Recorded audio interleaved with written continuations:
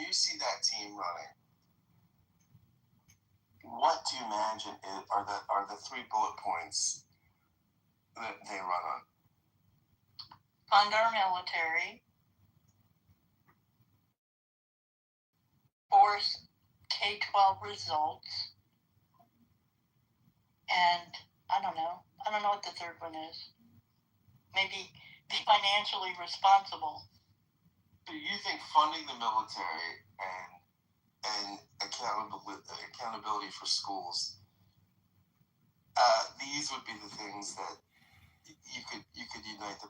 But Joe, isn't like when I look at your party, I see a bunch of people that don't want to fund the military, right? That want a more isolationist foreign policy. So I mean, do you think they're going to turn around the Republicans and make them back to a national security kind of Reagan-esque neocon state? I mean, you think that's really going to happen? Absolutely. Gladys, I have a question. How many of you hate the niggers? Oh, get out of here.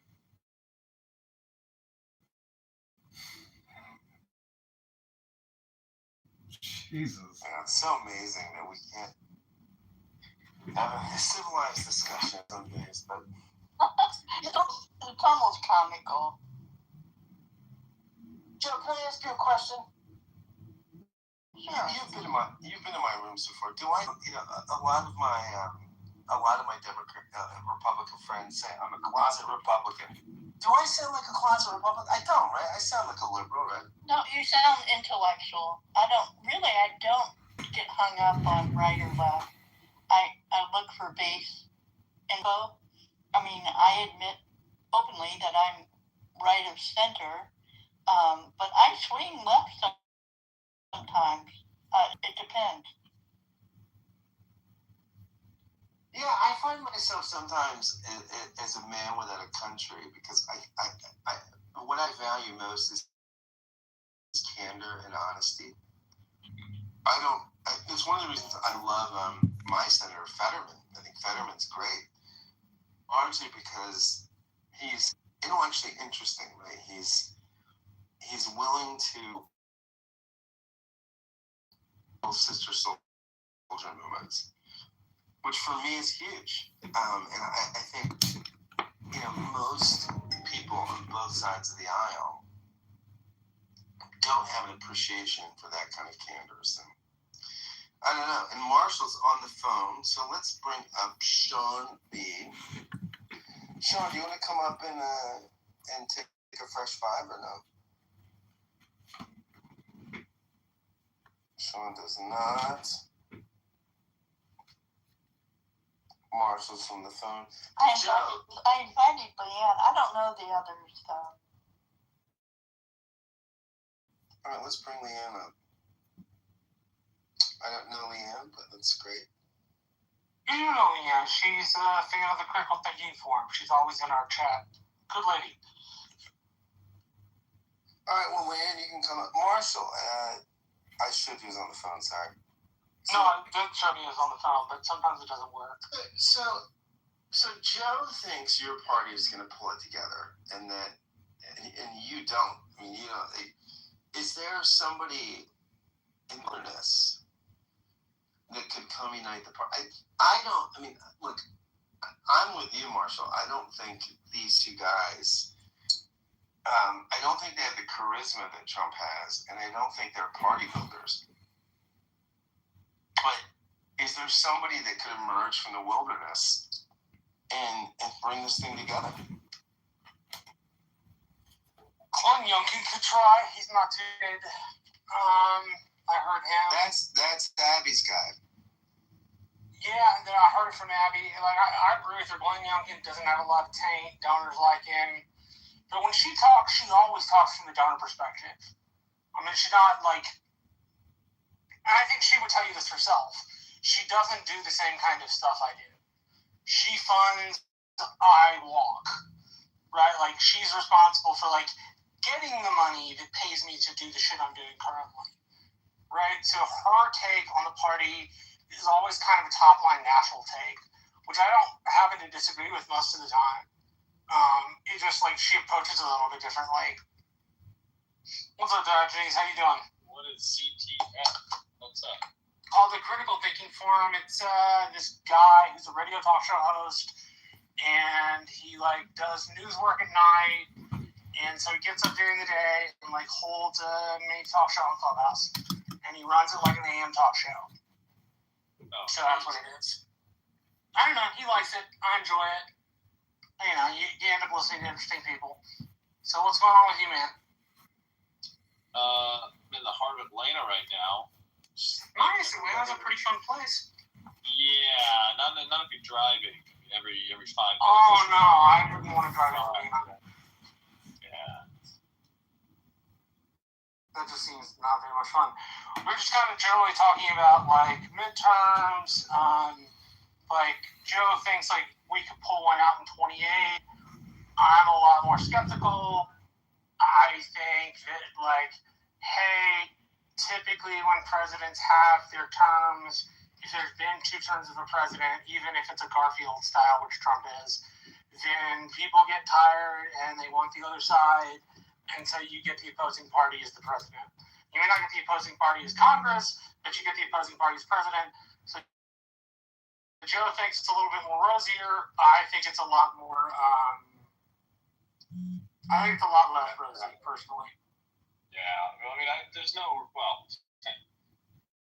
whether there's not going to be a Chip in however you feel like, man.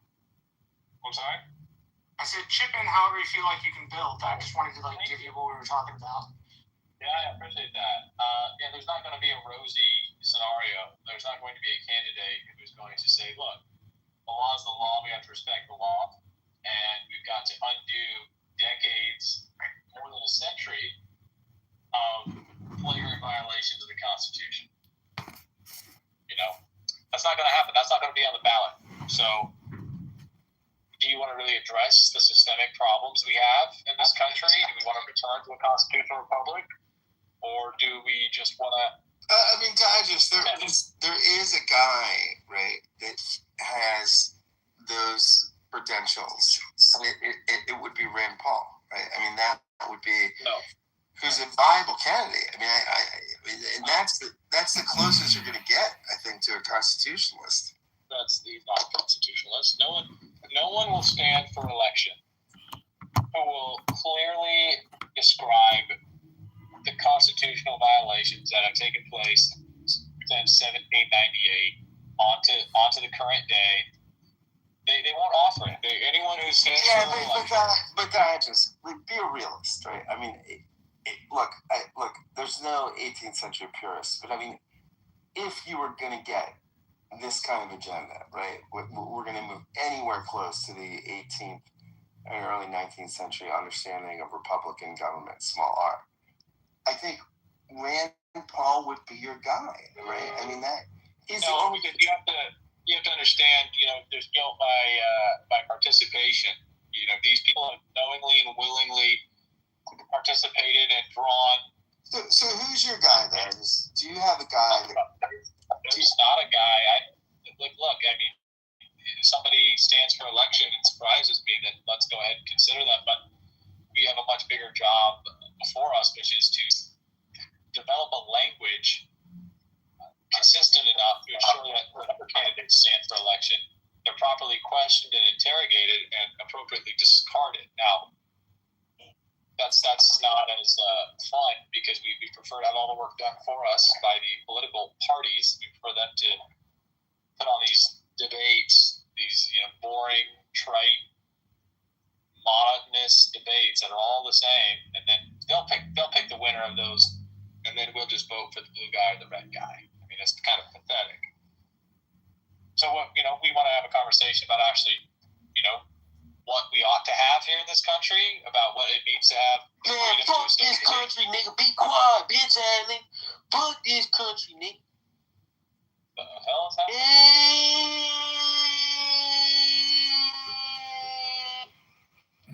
What is going on? Are you alright? We have a cantankerous room. P, what's going on? P, JP, What are your thoughts on the issue? I don't know how you vote, but what is your hope for the country in 2028? I'd hope that you held a national convention. Based. Yeah.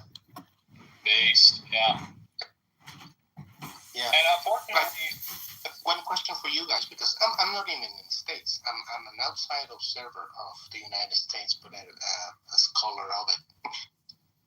But I want to ask people. I hate about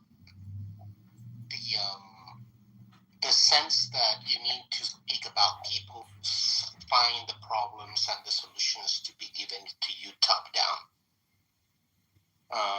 But if I must talk about people, because that's what people talk about, what do you think of Thomas Massey?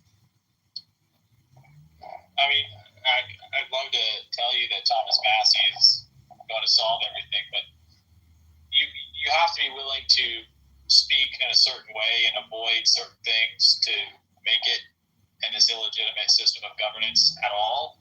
And he's been willing to do that. I assure you that he will not provide you with some relief. You really need to recognize how dire the problem is. You can send the best and the brightest to Congress, and they're going to get turned into another automaton. I mean, that's not speculation. That's fact. And then isn't part of the problem that if you're a House member, which is most of the Congress, you're basically spending all your money raising millions of dollars to keep a job that pays like $150,000. I mean, it's ludicrous. I mean, you're not spending your money. I mean, that's the problem, is that you're not spending your money. You're not being elected based on money you spend. You're being elected based on money other people spend to get you elected, and in order to get elected, you've had to play ball. And ultimately, the House of Representatives should be important. There's several. I mean, the United States has one representative in the House, and again, I'm violating, a policy here, one of my own policies, to tell you this. There's about 750 to 780,000 people per representative in Congress. That is the worst in the developed world. There's no one even close. I think the next on the low side, actually, the high side's about 1.2. 1.2 million? Yeah. The founders wanted about 30,000, but it's anywhere between about 700,000 and about 1.2 million. Yeah, the founders very clearly forgot. They didn't anticipate states willingly giving up their right to maximize the number of representatives that they would send. And then, in 1912, we stopped increasing the size of the House, and we end up with something that would not be necessary if we just did what the Constitution had originally laid out, which was that you need, okay, well, every 30,000 people I got, I'm sending another representative. A lot of California's complaints would be resolved immediately if they just demanded this, but they don't. So you have to understand, it's like when you tell somebody who's morbidly obese, you need to stop putting food in your mouth. It's like they'll give you these excuses. At the end of the day, they just won't stop putting food in their mouth. That's absolutely all there is to it. And as far as the Constitution, the rule of law is concerned in the United States, the prognosis is clear, the therapy is clear, everything is clear. No one is willing to do it because no one is going to hold them accountable if they don't. And we continue to play this game where we say there's a serious systemic problem, and then we just pick a personality and say, well, they've got the right stuff.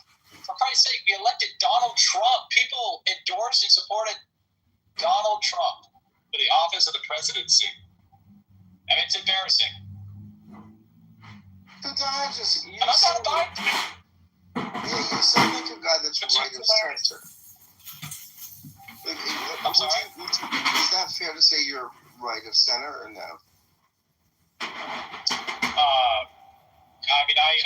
guess I probably consider right of center. So you and Joe. I don't know. I don't know. This is I don't think that you can put me. I don't think we should consider ourselves on a spectrum between the right and the left here, because as a matter of fact, this is irrelevant. The greatest boon to the constitutional republic is so great that I don't think anything short of a complete rebirth, reincarnation, a reassertion of cornerstone foundational law is going to preserve liberty and justice and prosperity. I mean, this is not just in the right and center, but what is the right elected Donald Trump? The right said the right was being accused of being far-right, Trump supporters, Nazis. I tell you, it's a competition. It's what allows to count the number of abortions the Nazi preppers had, and the amount of abortions the liberal crowd has had. Okay, it's pretty much close. It's not even that. It is what's going on. It's so Canadian.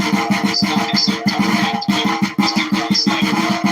It's the thing that the Canadians are different. It's absolutely splitting hairs. Because it's what you can't do. Just to make it up.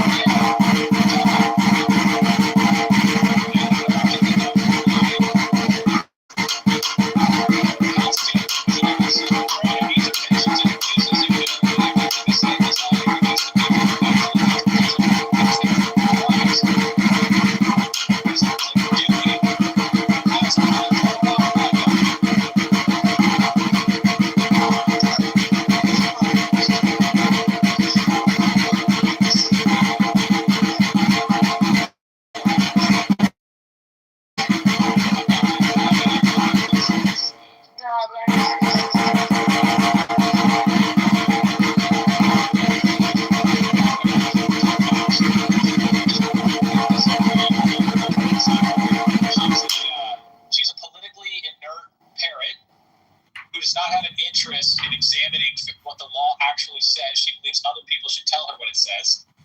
She believes that we should blindly and unquestioningly. Joe, I'm nodding heavy-handed today. Joe, what are you? That's not true. I'm not being heavy-handed. I'm just trying to keep the smart people on the stage. So, how do you respond to that, Joe? I mean, that sounded to me like somebody that's going to lose elections. I was responding to him. What he was saying is not true. I think the right takes each individual topic and measures it according to their core beliefs. And that's where the difference. The Democrats and the Republicans have different core beliefs. Yeah, I'm with you. I mean, I think my own party, I actually think the best chance we had at taking back the country was in 2016 with Bernie Sanders, because he was a working class guy.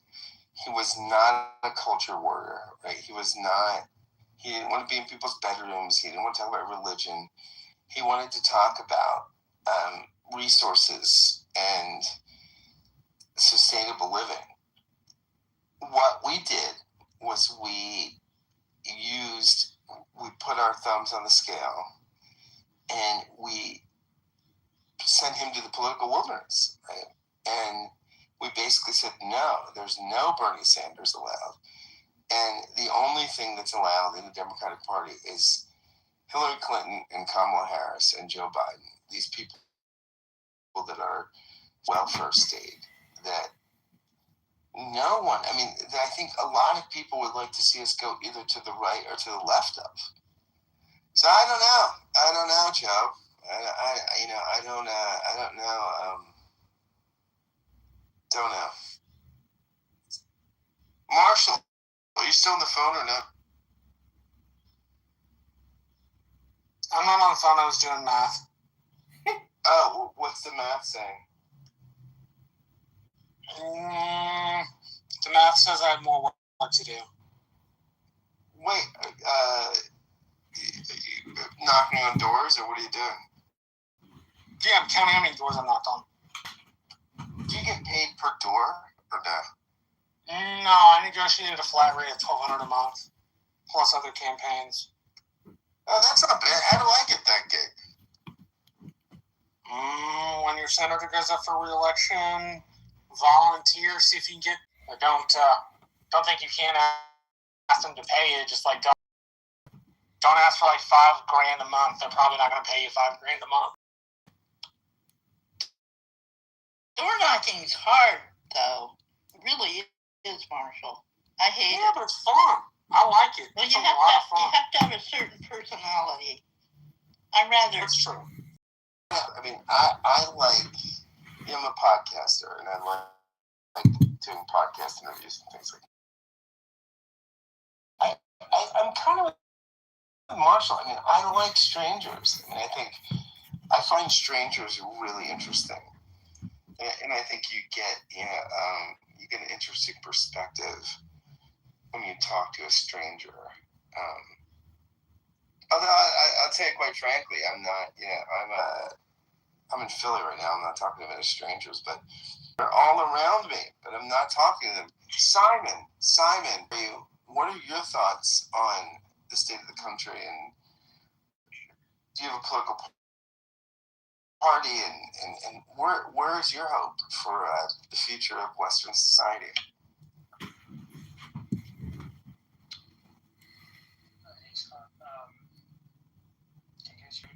Yeah, you sound Yeah, I can hear you, Simon. Go ahead. I'm extremely pessimistic for the future of Western civilization. I would not affiliate myself to any political party in the U.S. at the moment.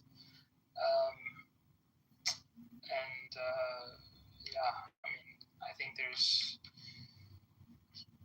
huge, strides that have to be made in order to reverse what's happening right now culturally. In favor of more freedom, and people have to have like a proper understanding of what that looks like. Because I don't see a cultural trend in any positive direction at the moment in the U.S. You know, Simon, that famous maxim, I would say, by Andrew Breitbart, that said, politics is downstream from culture. Yeah. So if you want to influence politics, you go upstream or downstream.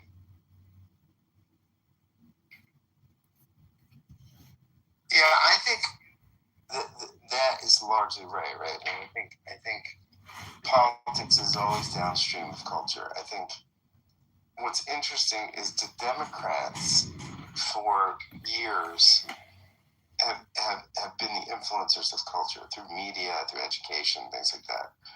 I think what's interesting is Trump turned that around. Like Trump is a one-man resistance to the left, and he's incredible at this. Right? I mean, I think he's basically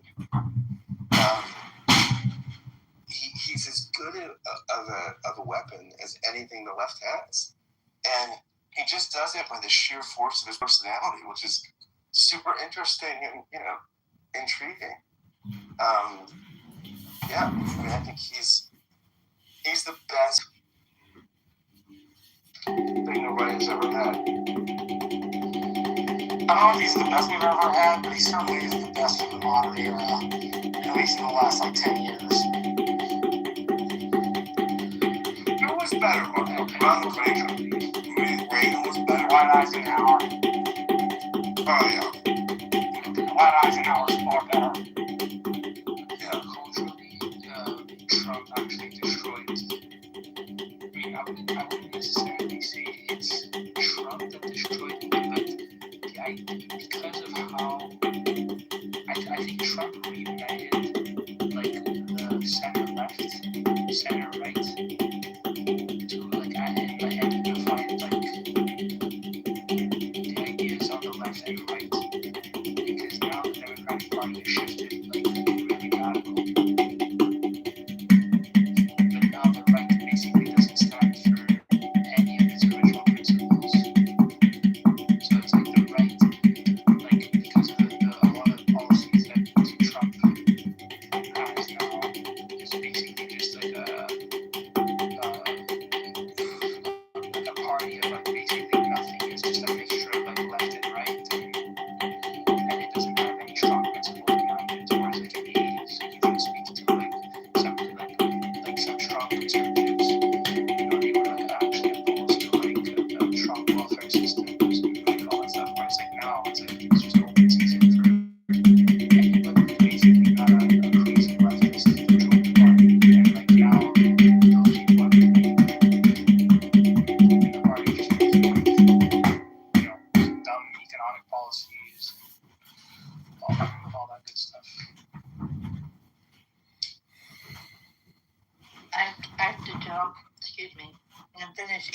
Sorry. Thank you for letting me speak, Scott and Marco. Oh, Joe, I'm a huge fan of yours. Come to any of my stages. I adore you. So, and I'm the only school choice Democrat on Clubhouse. So. That's right. Bye, you guys. Benjamin, Great to see you. Hi, Benjamin. Benjamin, look, my friend, I'm putting rooms. Oh yeah, you're opening a room. That's good. I have graduated from Clubhouse now. I'm now promoting my content and my new DVD, How to Survive in an Islamic Country. It's got all the things you need to know when an Islamic country comes to you, which it probably will come soon. Now, Benjamin, you're an interesting guy because I think you don't map very clearly politically. Yeah, no, I don't. No, on all your houses. Well, would you like a fresh five to tell us what's your vision for the country? I mean, what would you, if you could? I have a pretty simplistic view of history. I see history as being largely a conflict between the Zoroastrians and the Islamicists. And I see the West as being Zoroastrian. I don't acknowledge Judaism as a religion. I don't acknowledge Christianity as a religion. I just call them Zoroastrianism in drag. So you would say these traditions are part of this thing that came out of the Middle East that's largely monotheistic. It's a monotheistic dualism. Okay. Things are either good or bad and all this kind of categorization. And it matters how much good you do, and when you die, somebody gives a damn, right? All of that is Zoroastrian as far as I'm concerned. It's not really present. Like, if you read Job, you wouldn't get the notion that the dominant religious view is a monotheistic, dualistic religion, right? You get this weird kind of God character who plays with his food and has no other redeeming virtues. So I think that religious thought died a long time ago. And what we have today is much more aligned with what the Zoroastrians, the Persians, had 600 BC. And then we have Islam, which is dead set on destroying Zoroastrianism. And I think that one of them is better than the others. I think Zoroastrianism is pretty good. It's not great, but it's pretty good. And Islam is just a god-awful, horrible, nasty, and must be defeated. I think that it's a shame that we're going to have to elect monsters, cretins, that you wouldn't want your daughter to have anything to do with, right? Like the worst people in the world. In order to defend us from the Islamicists, because the people that you would want to have in government refuse to do it, are incapable of doing, are so confused, they can't bear to tie their own shoes. So we end up with the politicians we need, not the politicians we want. Because the only agenda item that matters is beating Islam, and that's the only agenda that's mattered for 2,000 years. So you're a Clash of Civilizations guy, and probably I am, right? This is all Clash of Civilizations. Yeah. I hate being that guy, but I'm in your camp.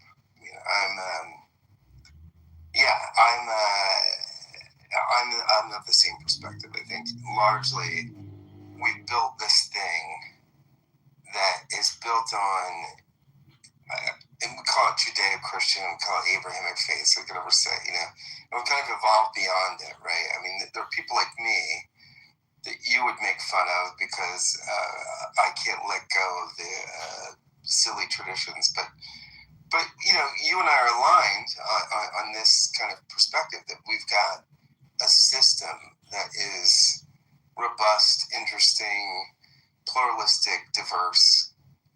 Most of world civilization doesn't do this, and we create tremendous amounts of wealth, right? And you're kind of saying we've got to hold on to it at any cost. And I don't think you're wrong, actually.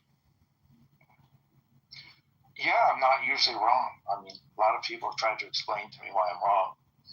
They tend to kind of gurgle a lot. Usually they reduce to something like an ad hom attack, where they say something like, well, you don't have a college degree, which seems to be their argument. And it's like, well, it's not really going to help you when the Muslims come and decide that you got to believe in Muhammad, or they're going to kill you with a sword.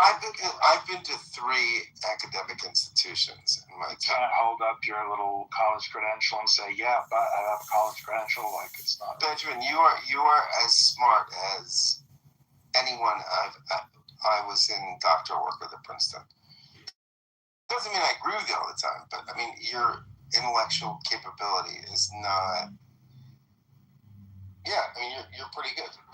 See, I gotta say this, you and I had the exact opposite reaction to like not having a college degree. I dug further into academia and books. I'm not saying you don't read, but you like seem to eschew college degrees and kind of what they represent. Maybe I'm getting your position a little wrong. I think I kind of am. So correct me, please. It seems like we took 2 totally different lessons from it. Like I want my 4-year degree. I think it's in my mind it's a bad thing that I didn't finish what I started, and so I want to finish it. I don't know if you ever had the same opportunity, if you just never went to college, but you seem to approach it in a totally different fashion. So. Well, I have sympathy for people like my friend Scott, who find it difficult to learn on their own, and they need help, and they've got to find somebody they can pay money to help them learn. It's really a tragic thing to be a human and not know how to, like paying somebody to teach you how to walk. But whatever. I mean, I'm a generous soul. I don't judge people. I was just hoping you would reflect on the difference between the two ways. I don't judge people for having to pay other people to help them learn. But look, I think there's a real problem with universities, which is they're sapping our economic vitality. And there's some good research that's come out and really pointed out that what happens is we take people who are kind of medium smart. I mean, smart people don't go to college, to be honest. You think Bill Gates is going to college? You think Mark Zuckerberg is going to spend more than 25 days in college? University is not for smart people. It's for people who want to be smart. Now, the second is the universities are taxing young people, and they're loading them up with debt. So they leave the university with $150,000 in debt, and that really curtails their options. So these people who should be going out and creating new businesses are instead going out and accepting kind of an old school job that they hate, and they sit in there and they rot and they don't do the job very well. They're not very productive. They're not creating new opportunities, and they kind of have to do this because they're sitting on a debt that they can't pay. And so they just kind of like end up winding out, and then they kind of like, they're just kind of like their life ends. And they've actually categorized the amount of new businesses that are missing because we've created a debt-oriented educational pseudo-education system. So yeah, I think the pseudo-educational system is at this point harming our vitality, our families. It delays the formation of families. It delays the formation of businesses. And we need families and businesses far more than we need credentials. And not much you can do with a credential. I don't know if you've ever tried to do anything with a credential, but pretty useless piece of paper. Exactly.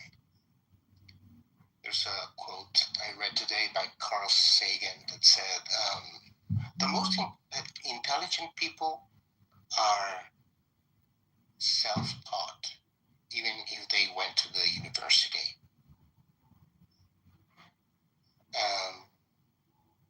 And so, and it proves true, you know. Elon wouldn't be, well, Elon did finish, but Gates wouldn't be Gates, or Jobs wouldn't be Jobs, you know. Yeah. I don't know. I think there's a case in which we've like overemphasized degrees and underemphasized practical learning.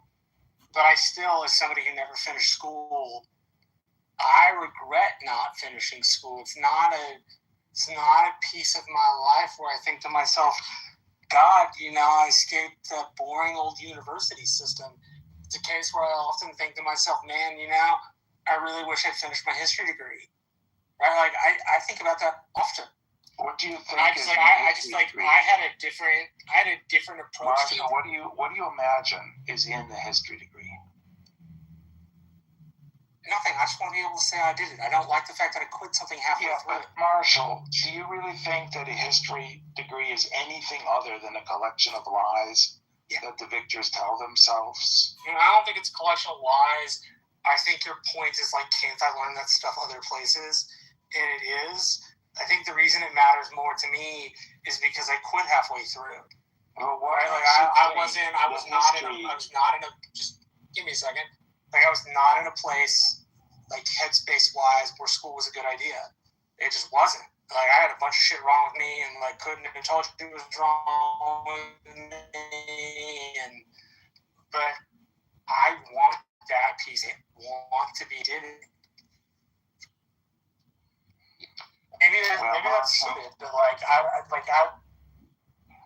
want to be able to say I finished what I started. There you go. So this is nice. This is wonderful. I'm gonna give some down. Thanks, guys. Is Marshall broken up for everybody here?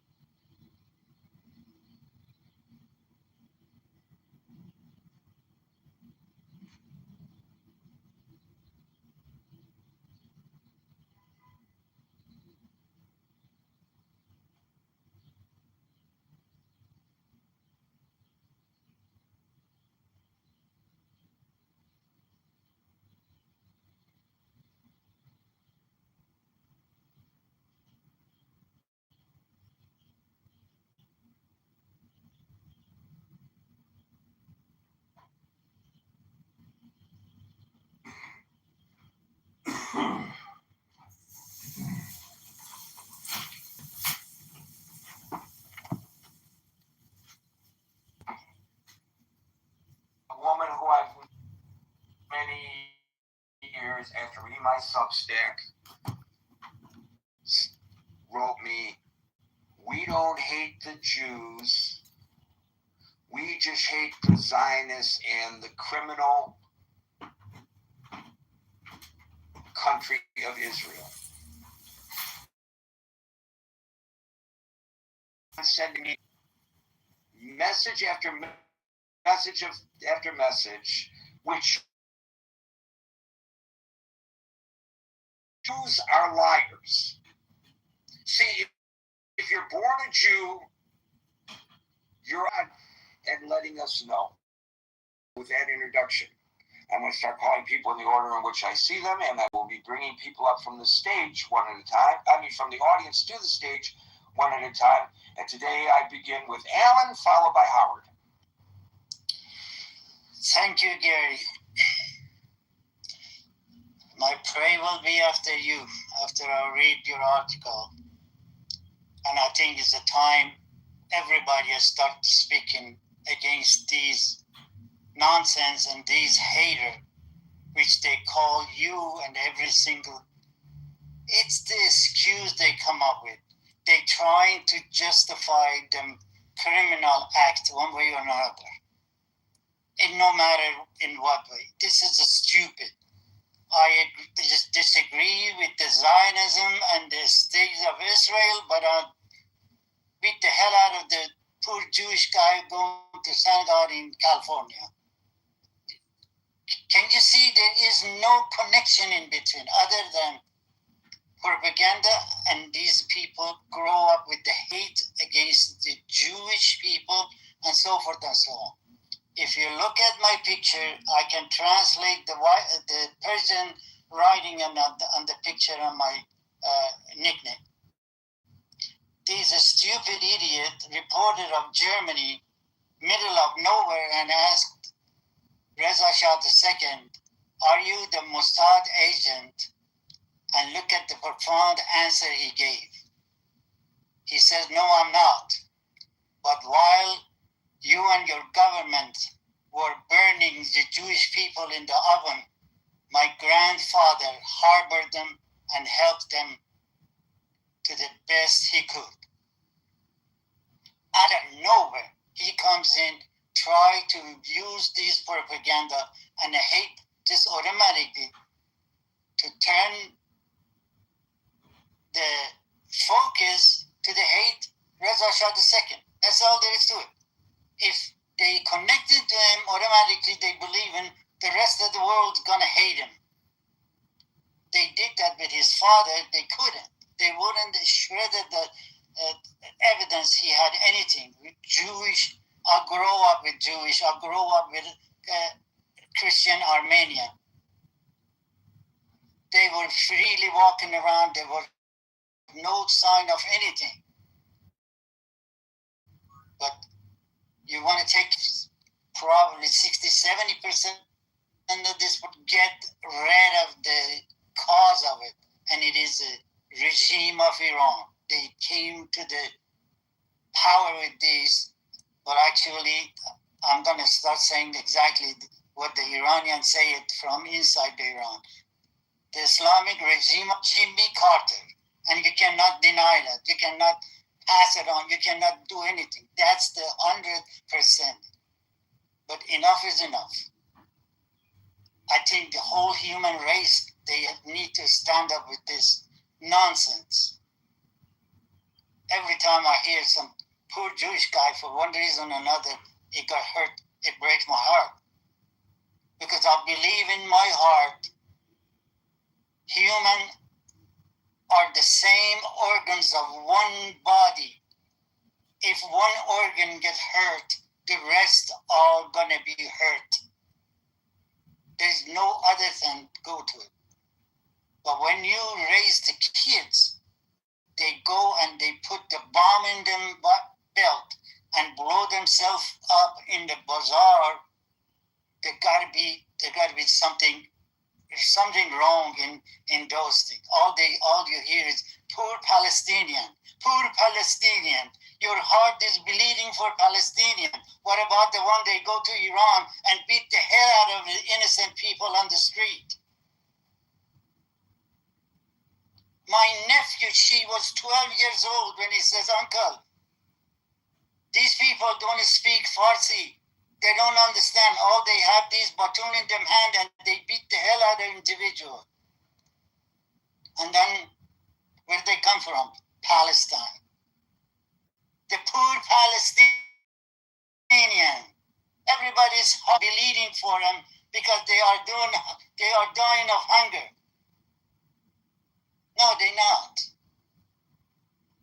They were the leftover, they were the criminal of the Egyptian, which they kicked out.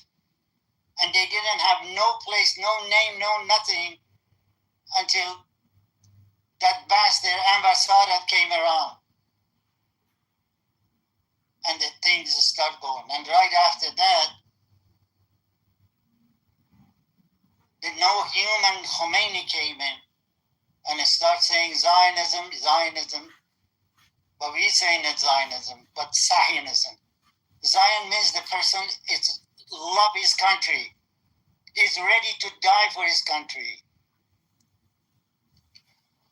Those 14, 15, 16, 17, 20 years old Jewish people, they joined the IDF by heart just to defend their own country. Back to you, Gary. But people need to start talking. So thank you very They much. stop doing exactly the same. So thank you, Alan. You're absolutely right that in modern Iran, there was an affinity between the actual body politic of the country by this regime. And it is also true, you're absolutely right, that they are the greatest exporter of terrorism in the world. And their number one targets are not just Israelis and Israel, but Jews. However, I just want to point out that when you're Jewish, you have to have your head on a swivel because it's not just coming from these Islamic extremists that are running the regime in Iran. It's coming from the far left and it's coming from the far right. And some of the comments that I'm getting as a result of my postings are indicative of commentary that's coming from people who are not necessarily Muslims or not necessarily Palestinians, but who just hate Jews, and they're using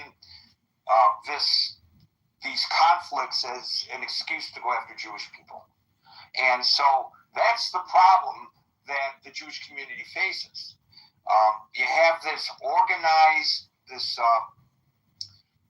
state-sponsored organized terrorism coming from one direction, and you have organized hatred coming from the far left, and you have organized hatred coming from the far right, and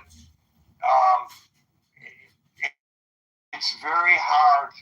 I mean, we have to seek in this country, as we discussed yesterday, and in the world, some moderation and some middle ground, because people look, and I truly believe what that minister said, Lutheran minister said during the Holocaust.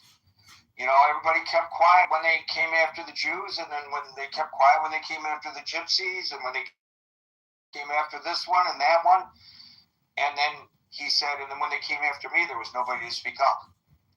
That's a paraphrase, but I think it was a very powerful comment that he made. And I think we have to be cautious that history not repeat itself. When people are suggesting gas ovens for the Jews, because allegedly because of what Israel is doing, whether you agree with them or not, is just absolutely indicative. And if they feel comfortable saying this out loud, not just in their little man caves or in their neighborhood pubs or whatever, now we've got a problem. Thank you for that, Alan. Howard, followed by Marshall. Thanks, Gary, and Alan, thanks for sharing your perspective. Gary, unfortunately, I don't really have any good things to add. I mean, this is an extremely serious issue that's festering. It's continuing to grow. Just to connect, a couple days ago on this stage, we were talking about the events that happened over the weekend with the correspondence dinner. You had someone on the stage who firmly believed like it was the Democrats calling for the president's assassination, and that person revealed, well, that's what they're seeing on their social media. They believe it. And Marshall said, yeah, it's an algorithm. And I don't want to put words in Marshall's mouth, but essentially Marshall was saying people get influenced by the algorithms. And I know today's social media is definitely not helping the cause. I know recently I have a person that I know very closely that is involved with a pretty big summer camp at a JCC in the country, and they've made the decision this summer, and they're going to have over 300 campers at one time, that they are not going to do any off-site field trips, no trips to the zoo, to the park, to a lake. They're keeping everything on the premises because of concerns about violence and the rise in anti-Semitism. And the last thing I'd like to add, Gary, is the thing I'm most concerned about, and especially when I think about my daughter and call it the next generation, that similar to what's happened, as one example, with school shootings, whether it was Columbine or what happened Parkland down in Florida, my other concern is with this rise in anti-Semitism, I think generally speaking, and it could be because of the way our habits are forming with our news cycles, there's a growing desensitization to it. That it's like, oh, it's another one. Like, it's not as big of a deal as the shocking and the horror of the actual event in isolation is. And then, Gary, there's one thing I will disagree with you on, because I see it personally in my interactions. You're saying the anti-Semitism, it's either far left or far right. There's growing anti-Semitism straight in the middle. Just people have views and attitudes based on current events. And I've come across people who actually are sharing their anti-Semitic viewpoints, and they're not radically on the left or on the right. They're basically someone who's a citizen in the middle. And with that, Gary, I'll crash Skylab right now. So that last observation is accurate, and I'm not disputing it. It's even worse. Having your head on swivel is not enough. You got to look straight ahead. And I think your descriptive analysis of what's going on with the summer camp. Can you imagine any other group getting together? A group of whatever it is that brings them all together, another religious group, having a summer camp, as many do, and you can't take the children to the zoo or the museum for fear of being attacked just because you are a member of a certain faith. Is that happening to any other faith group in the United States? I don't think so. And again, just because you're born into a faith doesn't mean you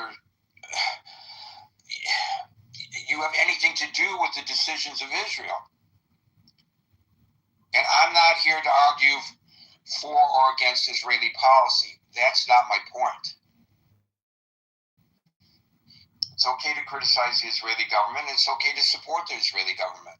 It's not okay to intimidate and attack Jewish people because of what the Israeli government does. And yet, it happens with a degree of impunity in our nation, and not enough people are standing up to it. That includes Jews. We need to be tougher, but that's another story. Thank you, Howard. Marshall, followed by Scott. Well, I feel for my Jewish friends. I wish there was something more I could do aside from speak out. I don't know what you can do personally other than when you find it, oppose it. Participate if your local synagogue needs something, like help out.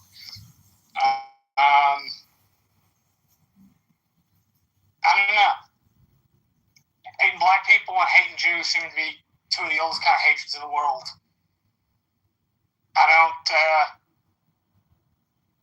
This is where I get pessimistic about human beings.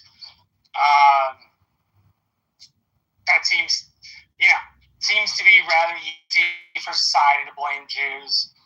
I don't know what the history of blaming Jews in China is, but seems like things get tough. You blame the Jews. I'm not talking about those that criticize the Israeli government. I agree with you. They have the right to have their opinion. I'm talking about the folks that are specifically anti-Jewish. That seems to be rising with an alarming regularity. And I don't know what to do about it. I wish I had something better to say or more encouraging. But I don't know what you do about it aside from in your private life. Stand up against it. Make sure where you have influence, you speak out against it. Make sure where you can put yourself in the way and protect people, you do. But short of that and joining organizations that help out, I don't know what an individual can do on their own. You know, I don't want it to be one of these things where we just like have this show and we just like to lament that this is happening. You know, if there are any organizations people get involved in, obviously that's the way to do it. You know, if my nonprofit's helping out, help out. That's about how that hits me. I don't know, if my local temple needs something, I'd be happy to help. So I'll leave it there. I don't know how to say much more. I think I've said all I have to say. Well, you know, Jews have been expelled and scapegoated for centuries, long before the establishment of the State of Israel. In 1290, expelled from England. In 1306, expelled from France. Establishment of the State of Israel in 1948. 1 million Jews forced out of Arab and Muslim countries, including Iraq, Yemen, Lebanon, Syria. Under the Roman Empire, there was an expulsion that triggered a nearly 2,000-year diaspora. Yeah, 70 AD, I think. Right. That was long before, obviously, the establishment of the State of Israel. And that doesn't include expulsion from specific cities or regions, not entire nations, you know, leading to forced migration. There's plenty of documentation of all of this. So, this nonsense that they're coming after the Jews because of Israel's treatment of the Palestinians is ridiculous. If it weren't the Palestinians, it would be another reason. I mean, previously it was they controlled the finances, or they control the media. Like I said, it seems to be like it's one of the oldest hatreds in the Western world. Right. And there's no history of the Jewish people rising up against their neighbors. So, one might argue with Israel, but one could also argue that this is in response on Israel, just like any other nation state might do. But there's, you know, historically the Jews did not get together and go massacre populations. And the number of Jews in the world is so minuscule. There's like 16 million people, something like that. I would have to look up the latest figures on it. It's 15 million, yeah. You know, it's like, okay, now, if you get rid of all the Jews, now what are you going to do? What are you going to do then? Who are you going to turn your hatred to then? Or are you going to be living in some kind of utopian world? Oh my God, the world suddenly got better. By the way, when it comes to the State of Israel, people who hate the State of Israel think it should be wiped off the map. Ought to look at all the contributions Israelis have made to society in the medical field, in the technology field. We wouldn't be talking on our iPhones right now if it weren't for what the Israelis developed. Others are building the iPhone, but it was the Israelis who developed it. We wouldn't be using our car navigation. We wouldn't have, maybe eventually somebody else would have come up with it, but we wouldn't have pacemakers and so many other things.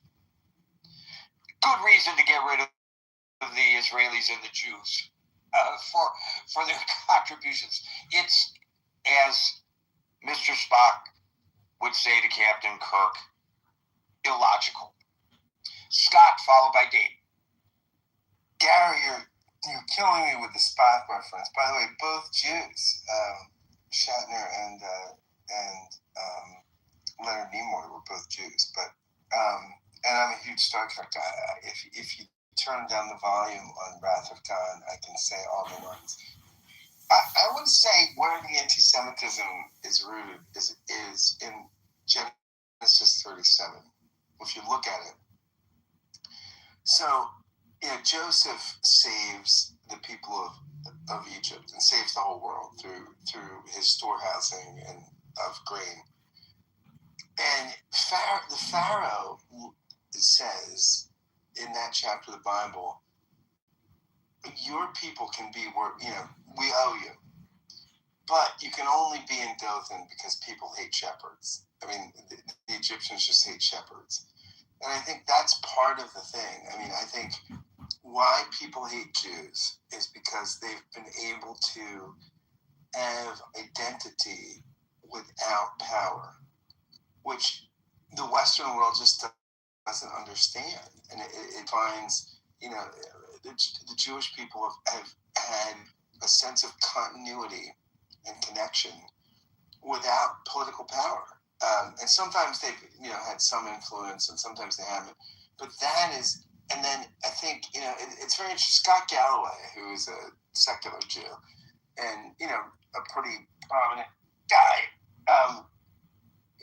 in public discourse, his argument was we're just not comfortable with Jews waging war the way Gentiles do. So we would have been comfortable with a defensive war or something, right? Which no one fights, right? Everybody fights asymmetrically.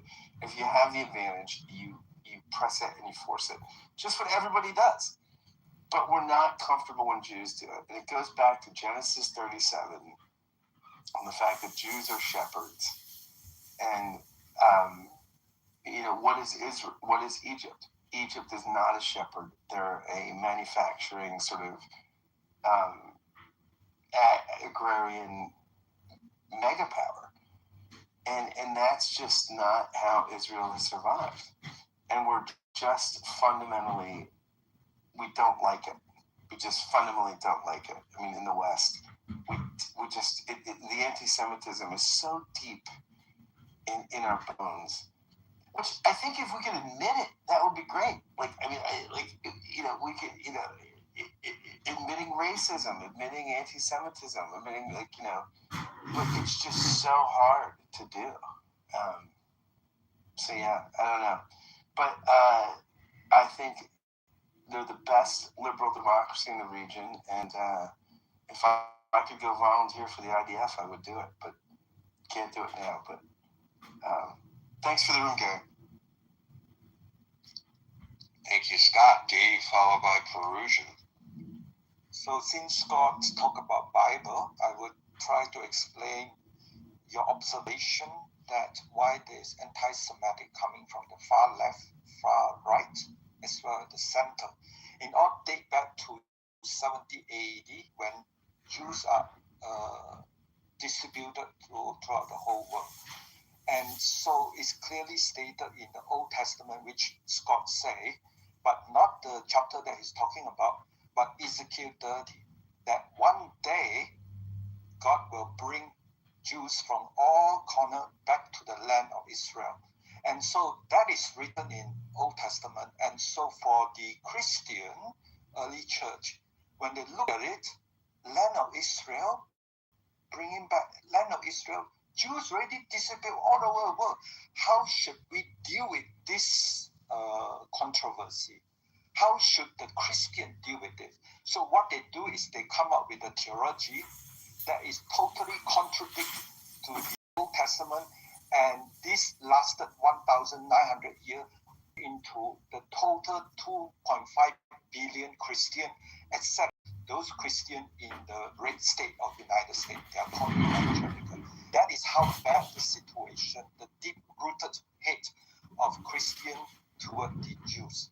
Because of this failure to have faith in what is written in Old Testament, and this problem lasted 1,900 years, And after the independence of Israel in 1948, the Pope had to struggle with this. What should we do? Now, the Bible in the Old Testament actually coming to the truth. And so the Pope in Vatican struggled for another 17 years before finally a Pope said, we have to start recognize there is a physical Israel. But in 2026, if you speak to Catholic from South America, from those swing states, from Europe and other part of the world, there's no physical Israel. It's contradiction. It's church replacing physical Israel. And this is why you have young Catholic like Candice Owen, all this shouting about anti-Semitic and so on. So that is the foundation, right? And then for the left is that after the exile of the Jews in 70 AD, then came Islam about 600 years later, and they say, look, the church is against the Jews, so shall we. And so there came the Quran, you have to kill Jews. And so this explains the far left, right? You have Hassan Piker, right? That the Democrat is endorsing. He's the #1 Democrat Party representative of anti-Zionist. And anti-Zionist is a bullshit of another word of anti-Semitic, right? So Hassan Piker is the loudest noise now in the left of the Democrat. And because of this and other factor, you have recently Alan Dershowitz, it's very hard to pronounce his name, right?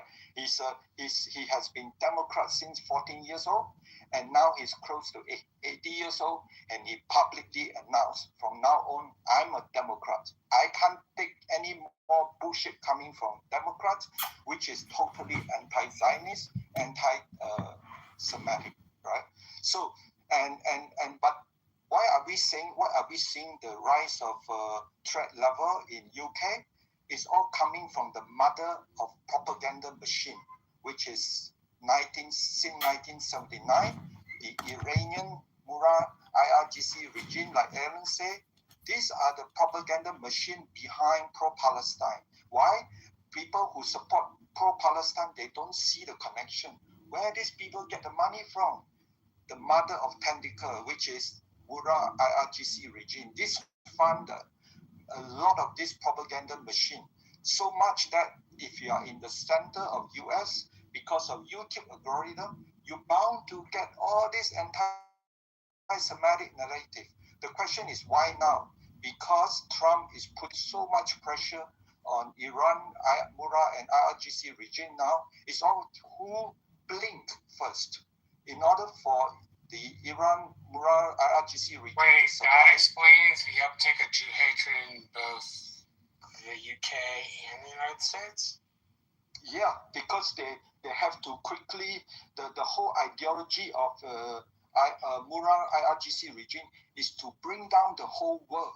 And I grant you they influence it, but I doubt the majority of Jew hatred in the United States is coming from the country of Iran. Let me explain. Okay. So the whole idea is the Murad regime promote end time of Islamic war, right? And this end time of Islamic war involve shooting missile to the Gulf state. And so the Muslims say, my God, we are in the end war. So we have to start killing Jews. Otherwise, by the time we reach the judgment day, we have to be peaceful. Unfortunately, a lot of the attacks on the Jews, probably most of the attacks on the Jews in the United States, I won't say this is true for Europe. It's not coming from the Muslims. All of this organized nonsense that occurred on the college campuses did not come from the Muslims. It came from the far left. So I think you speak too much in absolutes on this issue, David. So, for example, you said a moment ago that the Democratic Party is entirely anti-Semitic. And I think even you know that that's hyperbole on your part. Hakeem Jeffries, Cory Booker, Richie Torres, Dan Goldman, who is Jewish. These are just off the top of my head. They've been vocal supporters of Israel in combating anti-Semitism. There are democratic advocacy groups like the Democratic Majority for Israel, which is promotes pro-Israel policies within the party, and then they back candidates who support those views. And Jews are well represented within the Democratic Party. A significant percentage of Jews are Democratic elected officials in Congress. I don't know the exact number. I could look it up.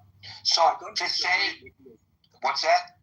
I don't disagree if you speak to Alan Dershowitz. He's a Democrat since 14 years old. Why he now publicly wrote that he's switching to Republicans? Well, because there is some within the Democratic Party anti-Semitism that is beginning to raise its head, and the party is struggling with how to handle that, because they have this open tent philosophy that we're open to everyone. So they try to accommodate everyone. So how do I accommodate the anti-Semite without? And the Michigan case is a prime example. The Muslim guy running for the Board of Regents as a Democrat at the University of Michigan at the state convention. I discussed it the other day. He was cheered on and nominated, acing out the incumbent Jewish guy after posting a tweet in support of Hezbollah. Because you don't want to be seen as a Democrat as, God forbid, being anti-Muslim, and if you stand up to this guy for his support of terrorism, it may be misinterpreted as being not anti-terrorism, but anti-Muslim. So the Democratic Party is having a difficult time, which you don't see institutionalized in the Republican Party. And so as a result of that, and as a result of some prominent members of the Democratic Party making statements about the right of Israel to exist, etc., and I know to whom I am referring, there are Jews who have traditionally been Democratic voters who are now leaving the party. Not just the example that you give, but I know many Jews who are at least considering themselves no longer Democrats and independents. Many of them now declaring themselves to be Republicans. So that's the reason. I think that's the reason why, David, it's far more nuanced, though, I believe, than the way you present. I agree. The way you point out is much more accurate. And what I want to go back is the campus. So the whole idea is the campus protest is a recruitment of the far left, recruitment of the student. How do you recruit them? Indoctrinate that into the university curriculum, and where the money come from the Middle East. The whole idea is the end time ideology bring down the whole world by systematically in the West, so that they have this idea of pro-Palestine. Everything is to bring down the whole world, recruit the far left, try to provoke the far right, and then keep on telling the Muslim living in the West, you want to kill the Jewish now, do it now. Otherwise, you are running out of time. Thank you. I think you're absolutely correct about the undue influence of certain Arab countries on our universities, and there's been some research into that recently as a result of the attacks on Jewish students on campus. Because once again, because they are Jewish, and because they might support the state of Israel, they are legitimate targets.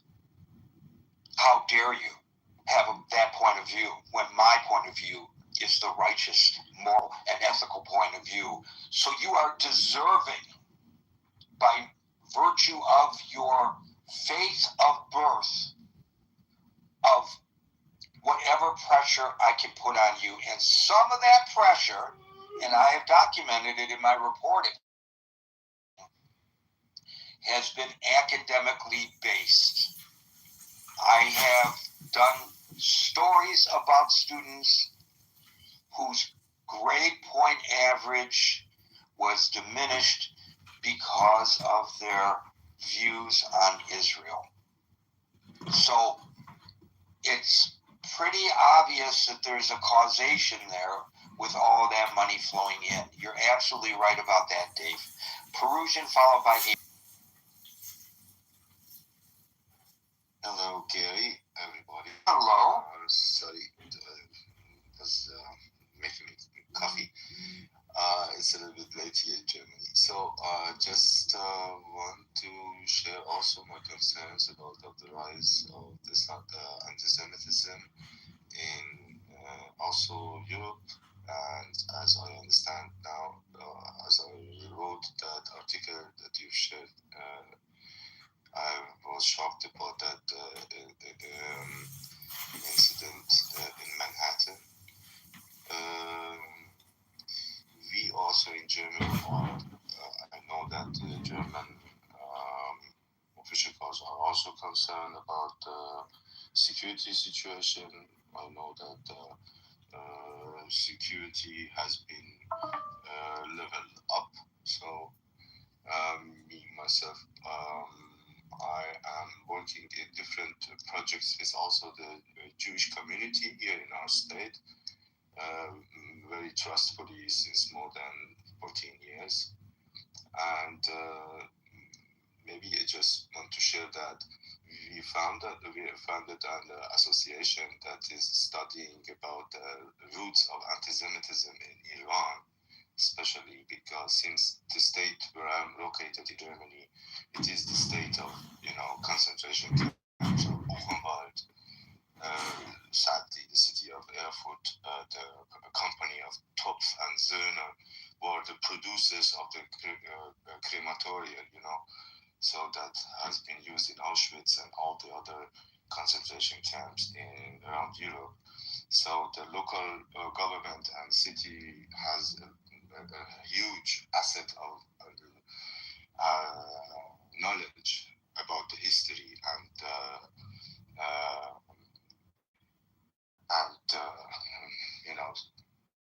unbelievable size of this, of the Shoah and of this human catastrophe. This is some kind of reason why we are trying to transfer and translate this knowledge for the Iranian audience to understand.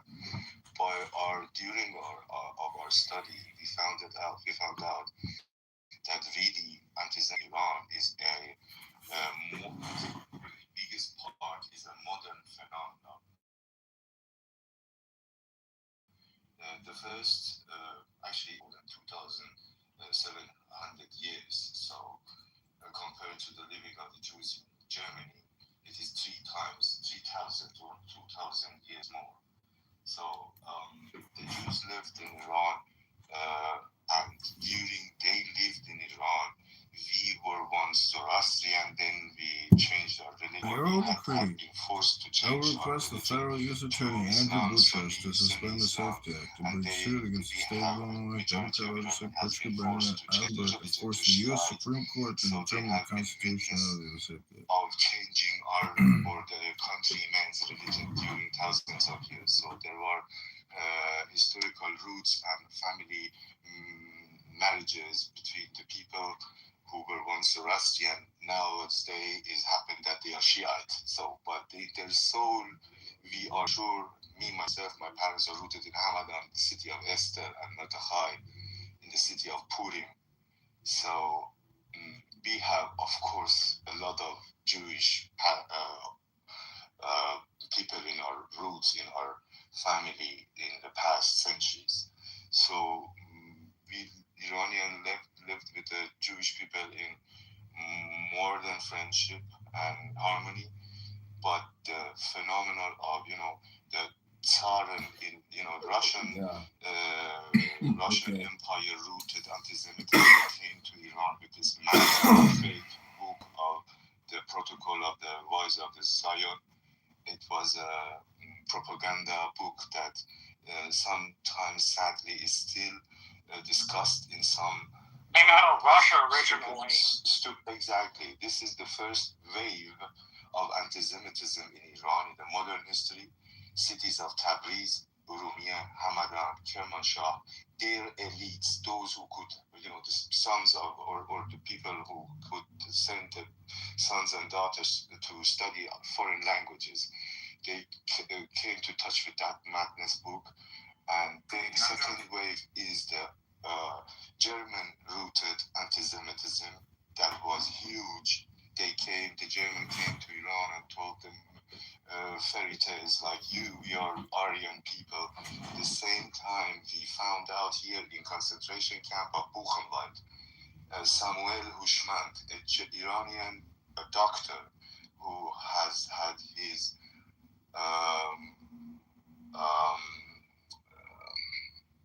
practice in Frankfurt am Main, was captured and killed and murdered in Buchenwald. 2 other Iranian people, we have found out their names and we have every information about them. And we are studying about it and translating the information for the Iranian audience, and open online information. So just want to land my point.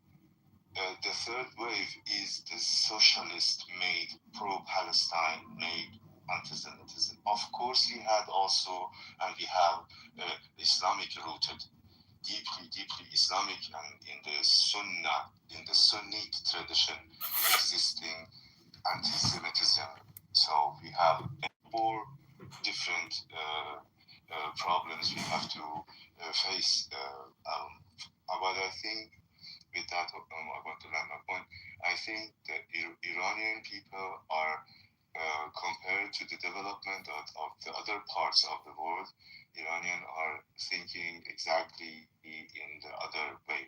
We want and we love to reduce the tensions with the Jewish people. We slowly but slowly are studying our own history and studying the roots of madness in Europe. We understand that the Jewish people has been once took hostage by the Romans and took in chains to Europe and the Roman Empire. And now, after all this pogroms, and all this, what they have seen in Spain, in Great Britain, in Germany, in Ukraine, in Poland, they have found back to their roots, to our neighborhoods, to Shalim, to the Holy Land. I would be happy and I would work for us to live in harmony, all the people of this Abrahamic religions to live together. Other solution, there ain't no other solution. Either we live all in peace together in harmony and let the Jewish people be back again in their roots, because me, honestly, I have to say that if I were a Jew, I couldn't count of the mercy of the British people to let them live there, or the mercy of the Germans to live them another time in Germany, for them to trust Germany that no, never ever will happen, that stuff. So it is necessary for them to have their own country.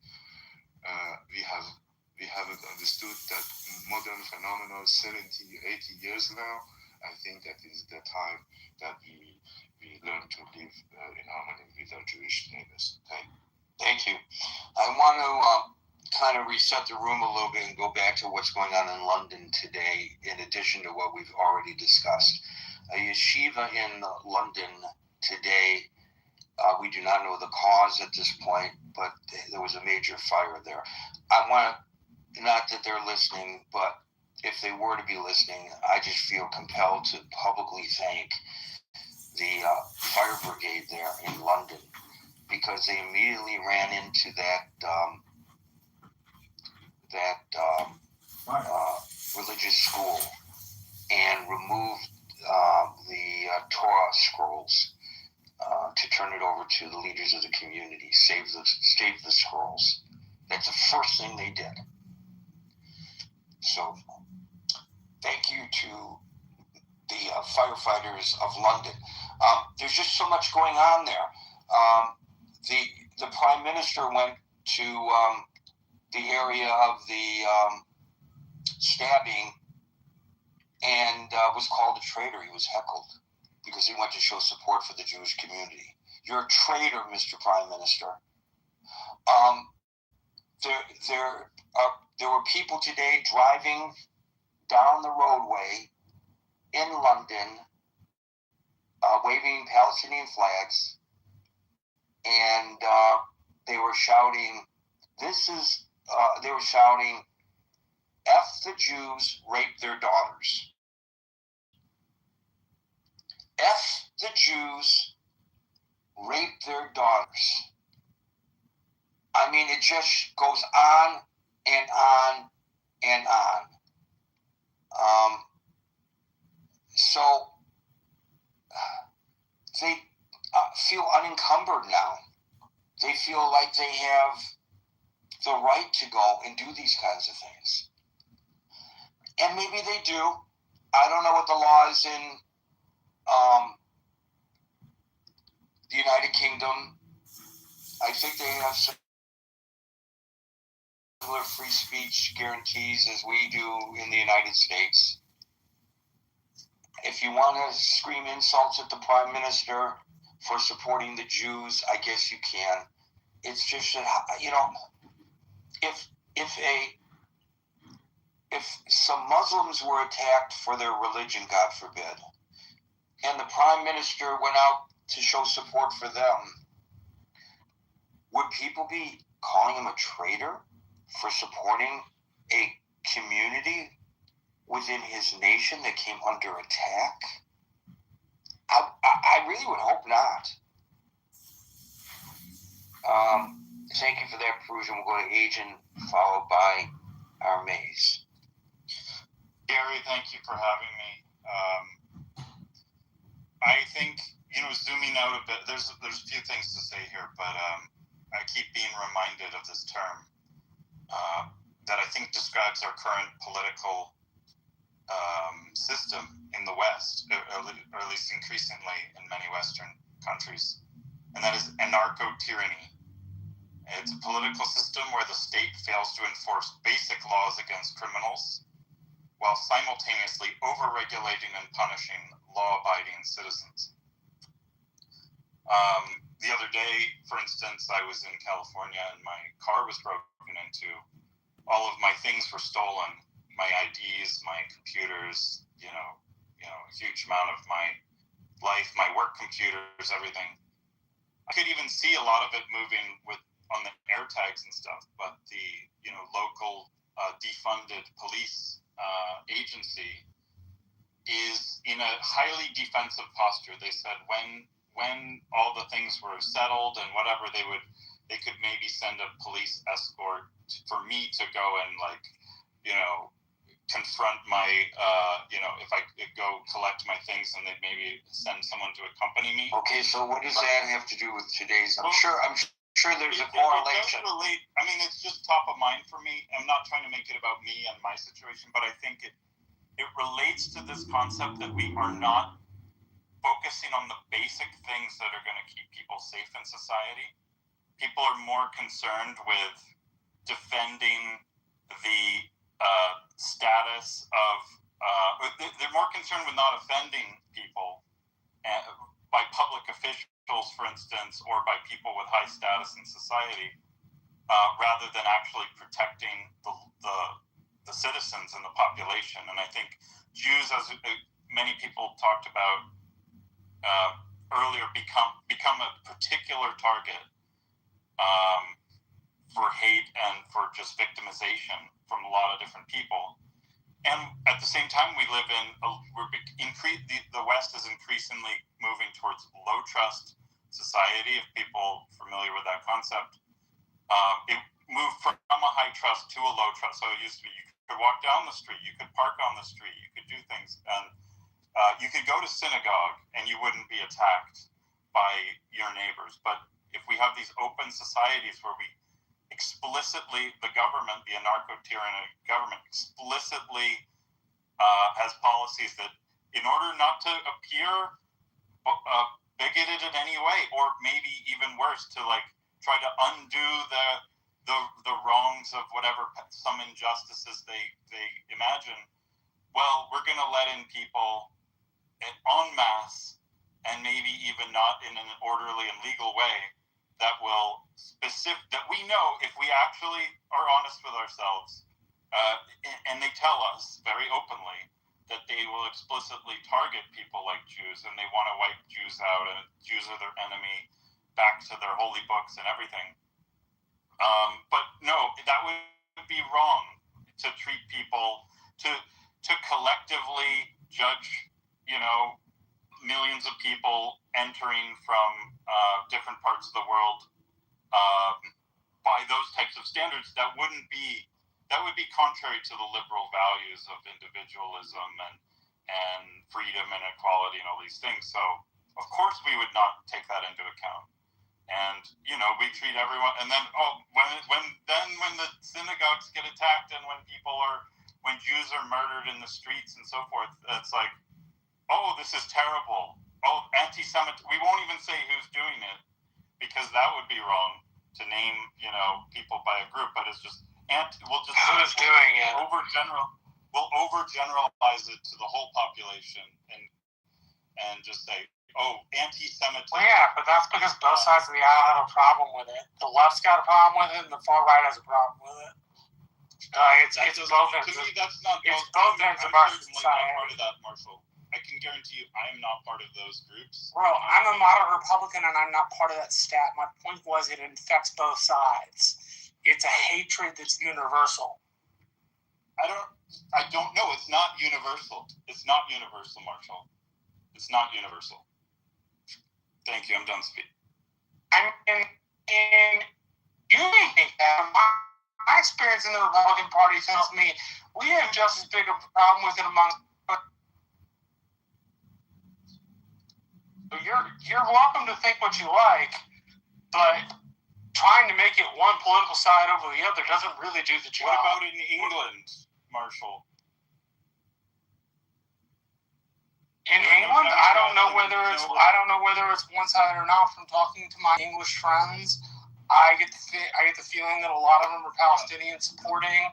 Map on your political party thing onto this, and I'm not even talking about political parties. Okay, thank you, Marshall and Agent. We'll go to Armaze, followed by Les. Thank you, Gary. Good evening, good afternoon, everyone, or good morning. This is really sad. I don't like to hear that kind of stuff where Jewish people or any other group is being attacked, right? Or the threats of attack. I'm always making references to Mexico, and we have a huge community, a Jewish community here in Mexico City, and we don't have problems like that. We have Claudia Sheinbaum, right? And Gary earlier was talking about how Jewish attorneys were protecting Black Americans when no one else would protect them.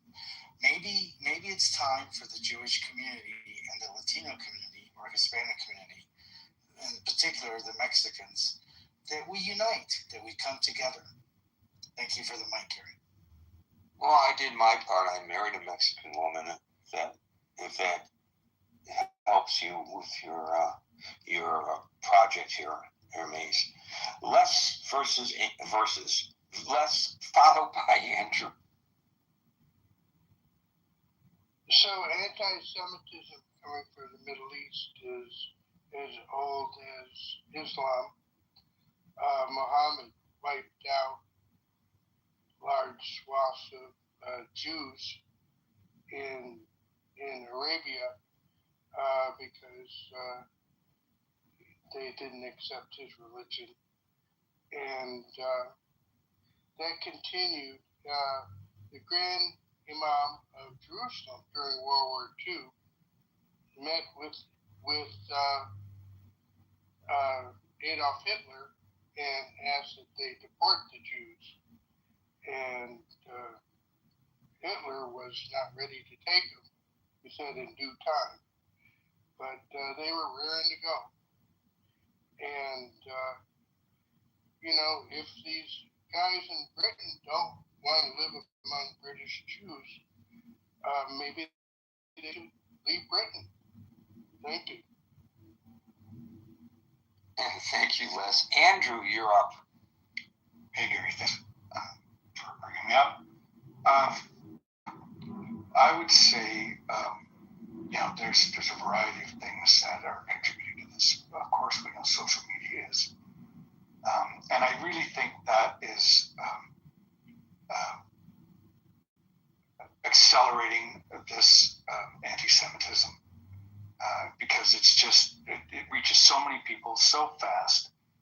So it is my opinion that if this isn't indeed an emergency, as you suggest, and as I think you're correct, that these media companies, these social media companies, these technology companies are held to a high standard above which they are not being held now, both in terms of regulation as well as in terms of prosecution. Because it is on their platform that these things are being done. We have a tool that they are cramming down our throats as the savior of mankind, and that is called AI.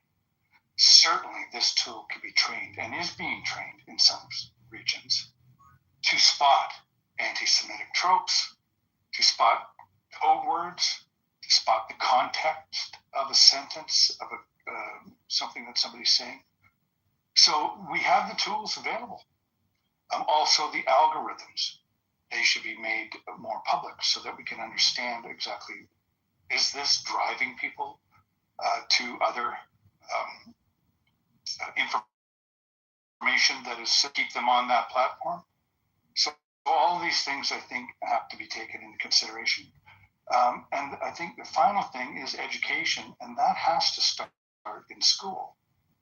I don't remember if I ever had any Holocaust education. They're now doing that in Alberta and Saskatchewan as mandatory courses. I just saw today, actually, which I think is a good thing. My introduction to this came at a little local store in Calgary where we would go, discount store. My mom would buy clothes and stuff there. And the proprietors were a Jewish couple from Eastern Europe. You could tell by their accent. They were heavily accented. Lovely people, lovely man. And he showed me his number. I didn't really understand then, maybe 12. I didn't really understand the significance of it, but it always stuck with me. And I then went on to find out myself. So that experience really hit me hard. And why would somebody have a tattoo on them? So a number tattoo. So I think that education has to be a critical element towards all this. All these things have to be taken together and used as remedies. It'll never go away. We were just talking about it, how long this has been around. There's always people out there that have these vile attitudes.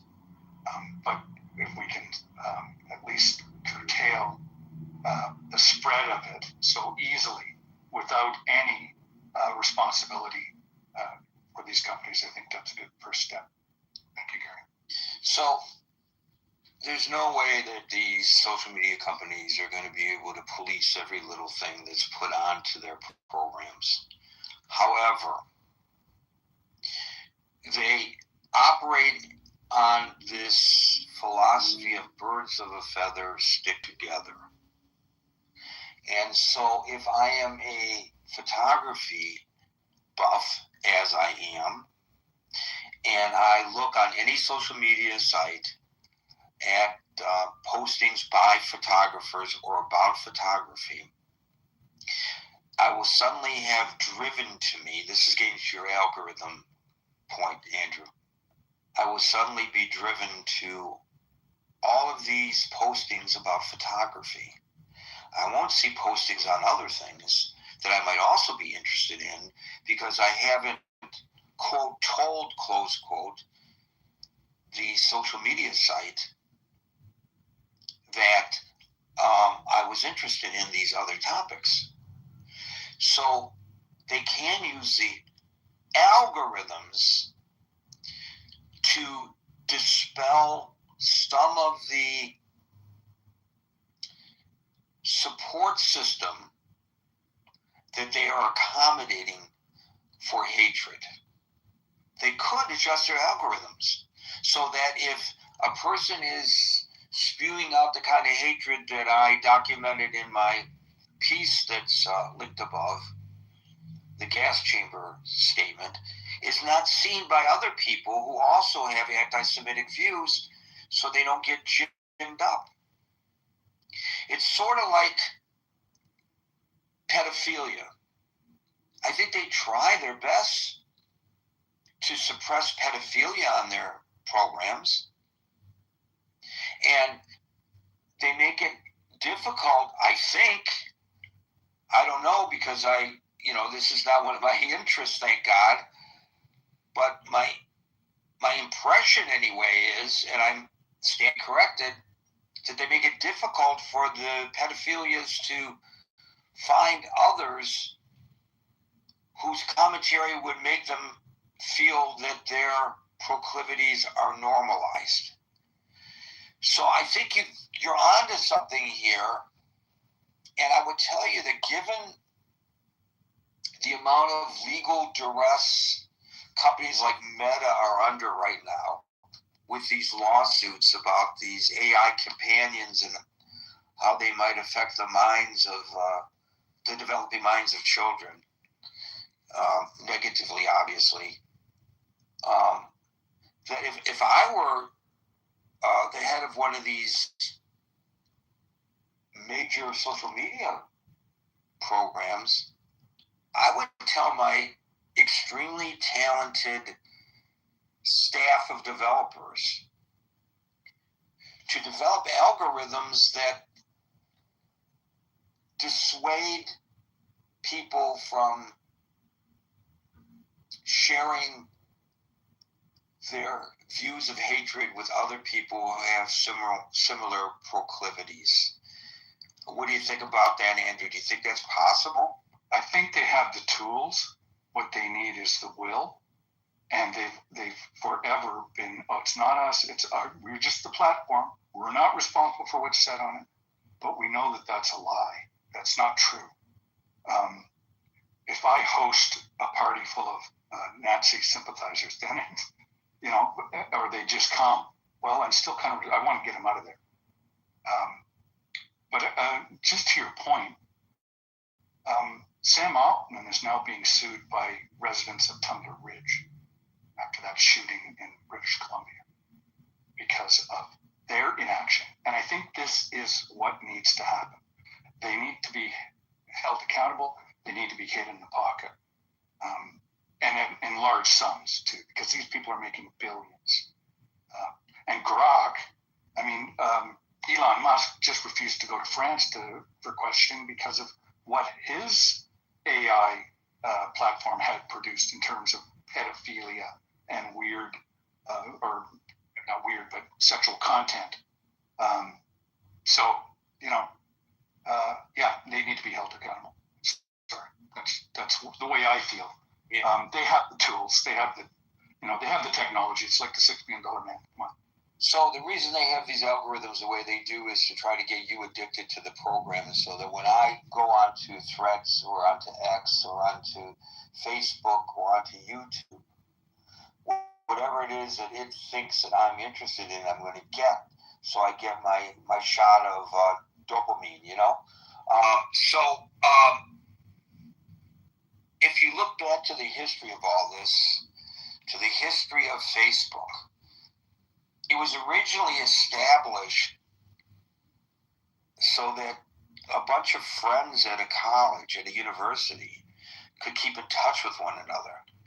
And then it expanded into a global community where we could keep in touch with our friends. And if you're an earlier user of Facebook, you will recall that on your timelines, you would see what your friends are doing. What's Scott up to today? What's Howard up to today? What's Austin doing? Because they're my friends on Facebook and they're posting things that are important to them and maybe things that are happening in their lives. Austin, a new job. He posts it so all of his friends can see it. He's not posting it so that strangers can see it. Why do strangers give a damn whether Austin got a new job? And so that's how their algorithms once worked. We were using Facebook to keep in touch with our friends.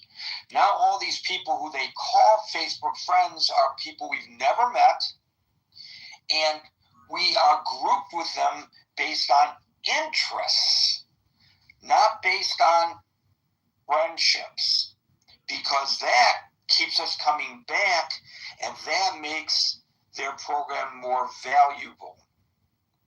That's why they do it. Yeah, so I think with the education, the digital literacy, that's also a key element for young people to learn how to use this technology, learn the pitfalls in this technology, learn to recognize misinformation, etc. It's hard for me to know what's misinformation, just by quote unquote looking at it, which I can't do. But I know it's out there, so I'm suspect. But you need to have that kind of suspect when you're on the internet. I remember my sister, when she got on the internet, the first thing I told her is, first off, it'll teach you how to use it. Secondly, don't believe anything you see on it. And if you go into these chat rooms, most of them are not going to be good chat rooms. They're going to be on subjects that you're not going to like. So just, you've got to be aware and you've got to be discerning. I hope the Critical Thinking Forum is the exception, Andrew. So far, it's okay. Thank you, Andrew. Austin, followed by David. Hey, thank you, Gary. Thank you for hosting this room. Is my microphone working well? It says I'm having some connection. Yeah, you're loud and clear. All right, perfect. Yeah, the first thing I wanted to say, out of joining the stage to mention, like, the greatest generation really is the greatest generation amongst British people who lived through the mid-century and the early part of the 20th century. And I'm an elder millennial, folks who had a lot of contact with the greatest generation. I think a lot of British identity around, we defeated the Nazis. And I imagine so many of these greatest generation would be rolling in their grave. Just imagine the side of the bombing of London, and they're seeing Nazi ideology circulate and be embraced by terrorists. It's utterly obscene. And then age when there was the mention of social media, we're dealing with a serious enemy and a seriously organized enemy. I was very young when 9/11 happened. I remember it, and I remember the changes, and I remember some of the harshness with having to remove my shoes to go through airplanes, and all this was established. How the hell did we forget this? Because the science of social media virality and the science of influence, it's not some dark art. You could learn it in like a 201, 301 class without a lot of marketing courses. This is accessible to so many people. We have had terrorist groups spreading misinformation, disinformation, and psychological warfare. And this is a very serious issue, and it's a true issue. Every clubhouse I'm friends with has heard that the Islamic Republic, Islam fascist nation, is putting together TikTok videos with Legos to create propaganda. Think about it. Legos. It's just utterly obscene. And we're not taking it seriously, and we have the science to take care of it. And I must say, I'm really glad that King Charles is in charge. I was very, as you mentioned, Gary, I'm so glad I sent you that link a while ago. He is an exceptional monarch.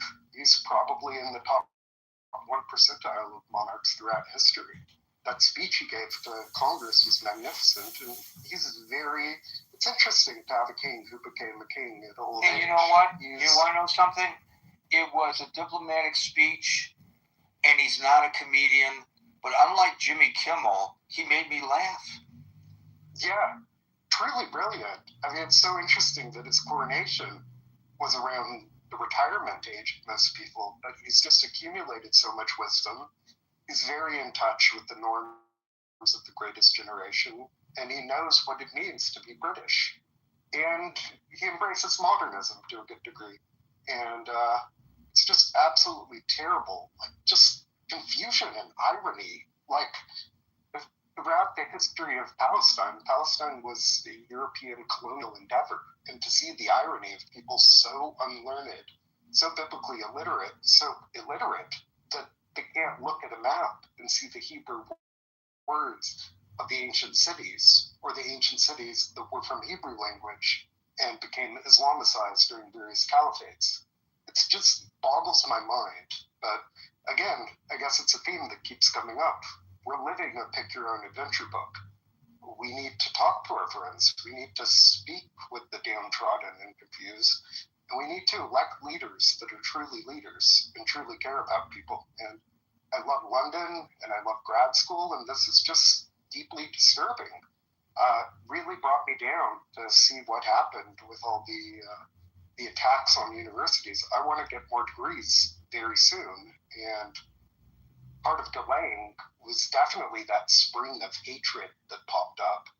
And it's just so strange. Like I said, like, what happened? We developed all these plans during 9/11. Are there these contingency plans that were drafted then, and someone just threw away the paper files, what to do if there's co-option or psychological information, disinformation, propaganda of terrorist groups? These are very concerning things. And this London being, I mean, I'm sure London's still fabulous for the most part, but it's such a cosmopolitan city. And higher education, what I loved about it is how collegial it was and how we came together as a community.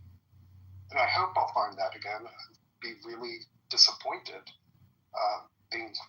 These days I'm really cognizant of my Ashkenazi roots and more connected with the spirituality. I'll be really disappointed. I cringe every time I see headlines of anti-Semitism on campus. It's antithetical to the purpose of a learned society. We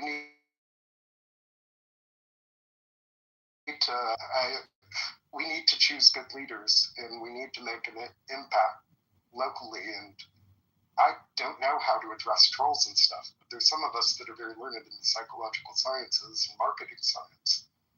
Maybe there needs to be like a service corps of public relations professionals, because I don't know what's happened with the PR, the public relations world, the perception of Israel.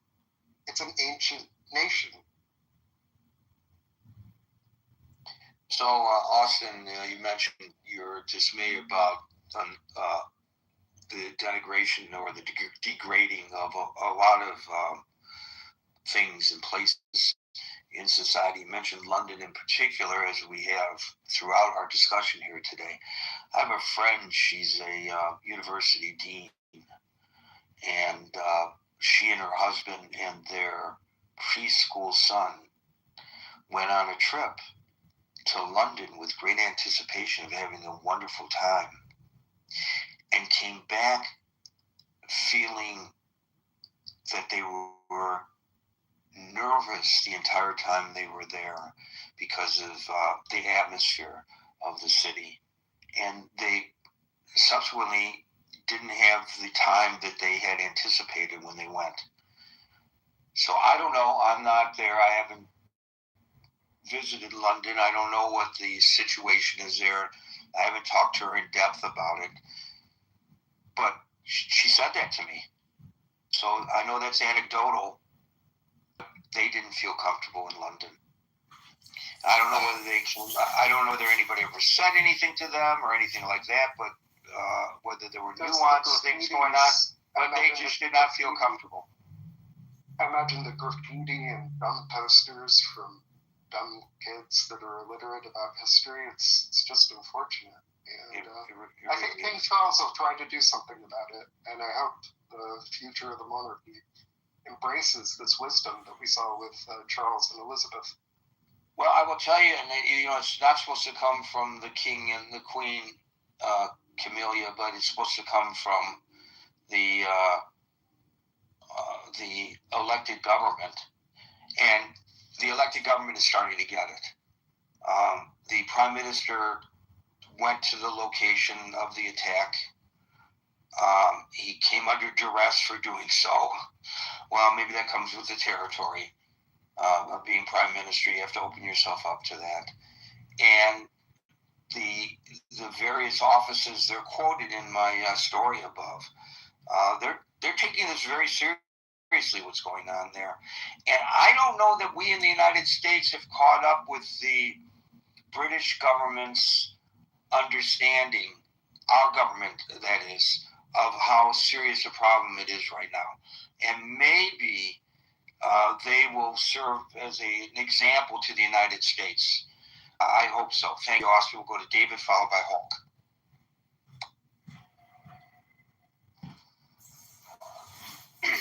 Yeah, another sobering topic, Gary, unfortunately.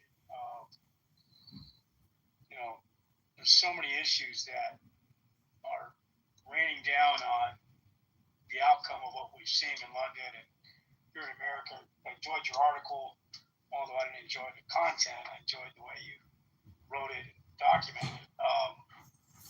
But there's a lot of hate in the world, Gary. I mean, there's a lot of hate that's being disseminated, and it comes from all sorts of sources and parts of the world. And when folks are aggrieved, or they feel backs against the wall, or they don't like what they're seeing, they want to blame somebody. They want to blame something. They want to attack, and they want to lash out. And a lot of times that is irrational.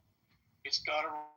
It's visceral, and it impacts minorities. It impacts the weakest in society, or the most vulnerably exposed to what it is they're perceiving as being the cause of the pain that they're seeing in the world today. I mean, God forbid, Gary, that this United States would produce such smart and sophisticated, or these educated children that have to score well on these SATs and write these commanding essays and to best their peers to get into these universities, to only then, as you put it, adopt these anti-Semitic positions against Jews or their fellow Jewish classmates in a rabid form of response to what they're seeing play out in the Middle East. But transpose that to a radical in London, somebody that's raised in a poor area of London and under theocratic strictures and not able to really enjoy the West or have the opportunities that the West provides. And then that person, I'm making the argument that a lot of the terrorism that London and the UK and other parts of Europe have experienced has been homegrown terrorism by actual residents born in those countries. They're not from another part of the world coming to London per se, although there are examples of that. But they're people who are brought up with these ideas toward the West, toward the very country that they're allowed to live in and have these freedoms. And so, we want answers, we want remedies, we want solutions for the problems and the pain and the stuff that we're involved with as a government, and particularly when there's military and arms involved and mass destruction of buildings and people and life, limb, and property. And nobody wants to sit down and have a dialogue about, okay, well, how did we get here? There's many arguments and articles being written, obviously, about this Iran war and the genesis of all these issues, and we can pinpoint that the oil and the control of that from the very get-go is a byproduct of the geopolitics that continue to haunt us today, and particularly with regard to terrorism and violence. I mean, obviously, anti-Semitism, which is somehow been married with the whole international issues that we face in the Middle East. But as you said, Gary, anti-Semitism has been around forever. What would we use as an excuse for what ails us as a society if Jews didn't exist? Who would we blame? There would be somebody else. There would be some other culture. There would be And of course, Gary, I want to just, again, we have a stage here. We have limited time. Other people want to speak. It's very hard to parse these massive issues out here on stage. But, for the most part, I think at the end of the day, the United States, Britain, the West, we need to do a better job of reminding. What's it going to do? Should we have a Holocaust museum in every city? And should we invest in that? Should we invest in that in Europe? Did we not do enough investment post World War II?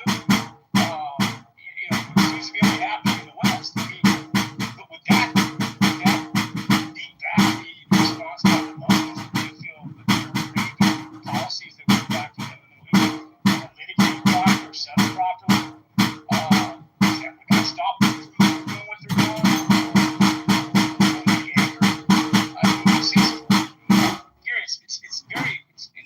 It's mind-boggling to think how we solve the problem, and how do we get to Abby's on the stage and she's articulated the money and the time and the energy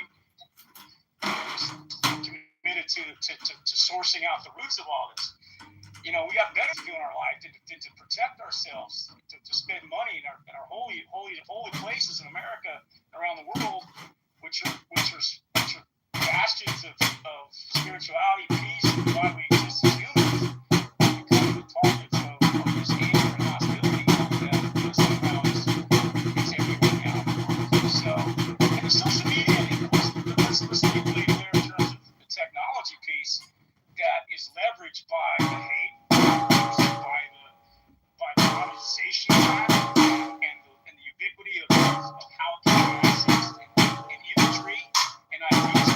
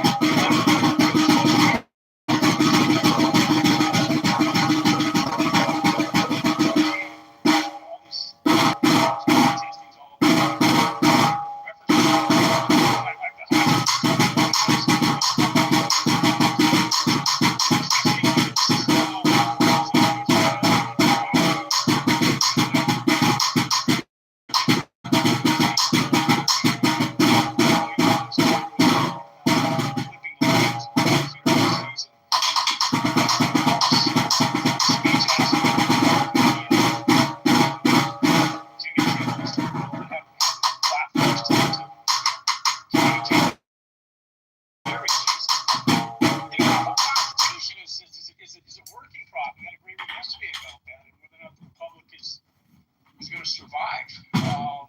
But I think it has to if we're going to continue to try to win this war against the anger, against the bad ideas, against the anti-Semitism, and how to basically check all that.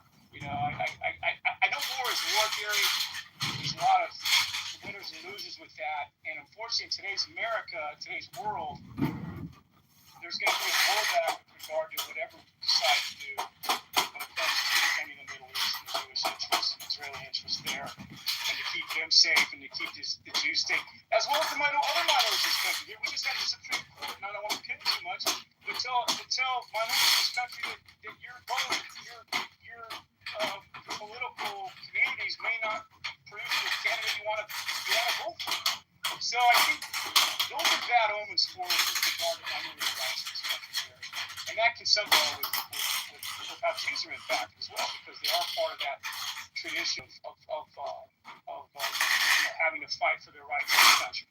So I think if we erode rights there, then we're not going to necessarily support rights over here. So I think the whole nation has to somehow get its arms around how feel we are now. I don't want to get too involved with the politics of Trump, but a lot of that is also playing out in a way that I've never seen before in this country.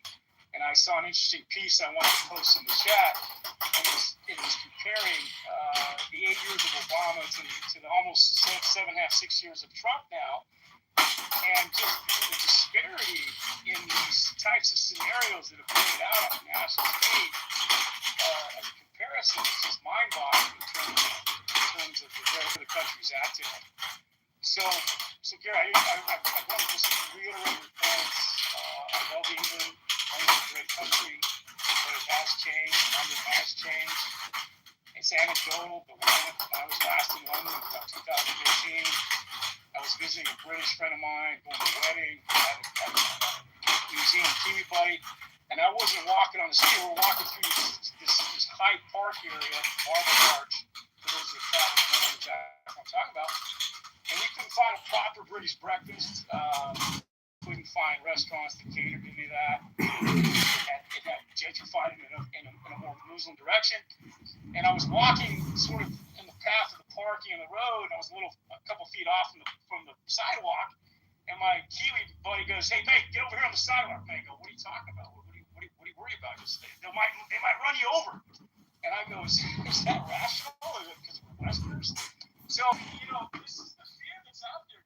This is the stuff that is haunting, our Western world on some level. And it was irrational. I'm kind of saying, "Hey, you're out of control here." But are we? Are we out of control?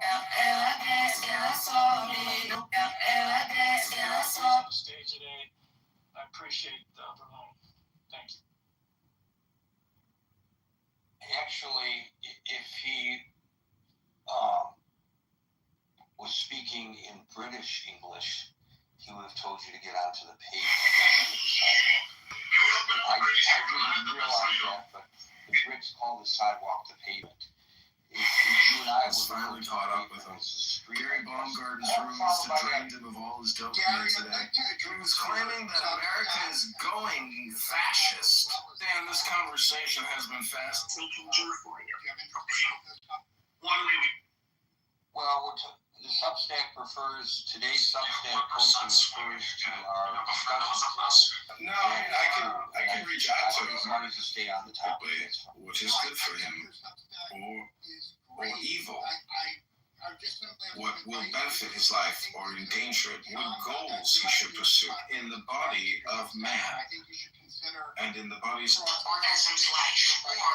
fundamental alternative in the universe, existence or non-existence. Thank you for that, Hulk. I think if you cross-post it's nothing. With regard to the United Kingdom, What was the numbers over the past 3 months?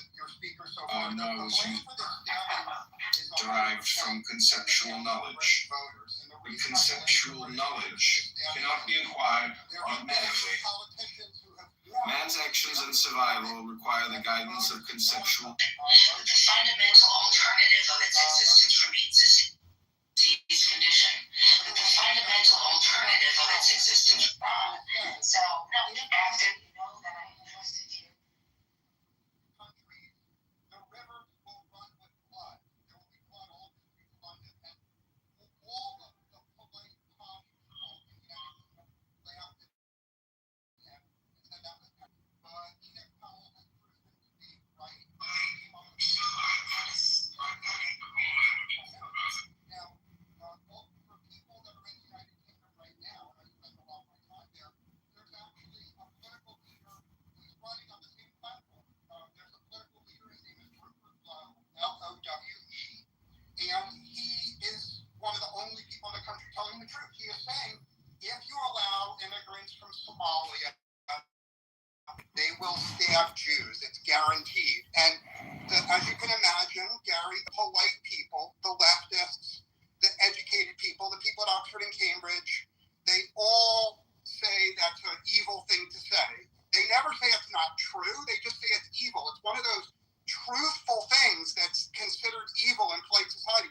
Not only is it considered evil in polite society, it's considered evil in polite society in Michigan. In fact, if you make that speech at the University of Michigan, you're likely to get beaten up because telling the truth about the immigration gets you banned from polite society in America. So shame on the voters of the United Kingdom because they let the Somalis in and they knew it was going to lead to stabbings. So the voters have blood all over them. And if anyone in this room is a British citizen and you want to rescue your country from a lot more stabbings, there's only one prime minister you could vote for, and his name is Rupert Lowe, and I'm done speaking yet. Well, I don't know whether I feel comfortable attacking an entire group of people, whether they are Somalians or Jews. But it is true that the attacker, who was, I mean, there's no question of who it was. It's all captured on video. You can see it for yourself, is a Somalian immigrant. Thank you, Hulk. Abby, you get the last word. Oh boy, really didn't want to have the last word here because I'm going to sound so redundant. And I hate having redundancy in your rooms and, sounding like I'm repeating over and over the mantra of what's going on, but it's definitely at an epidemic level. If we just talk about London itself, in those incidents that have happened, the community trust, which is the counterpart of what we do in the US with SCN, it's actually who we fashioned SCN after, is a very strong organization. And as you see in those videos, the Shomrim, the guards that they have, came to the rescue immediately in the stabbing incidents. And also, if you saw the videos of that, you saw two Israelis that were driving by and saw it and started screaming out of their car, and they were screaming in Hebrew and yelling, trying to get the people to notice there was a knife and what was happening. There is, the point why I'm saying this is there is definitely now a situational awareness that we have in our community, a real situational awareness.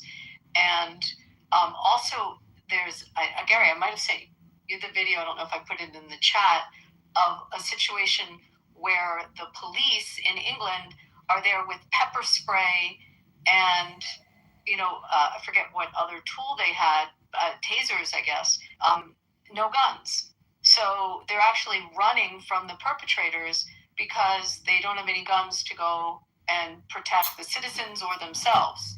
And it's, people can argue that they like the British system of not having the weapons, but they're also not protecting the citizens as a result of it. So, where does it leave us? It leaves us having to arm up, having to be not just situationally aware, but trained.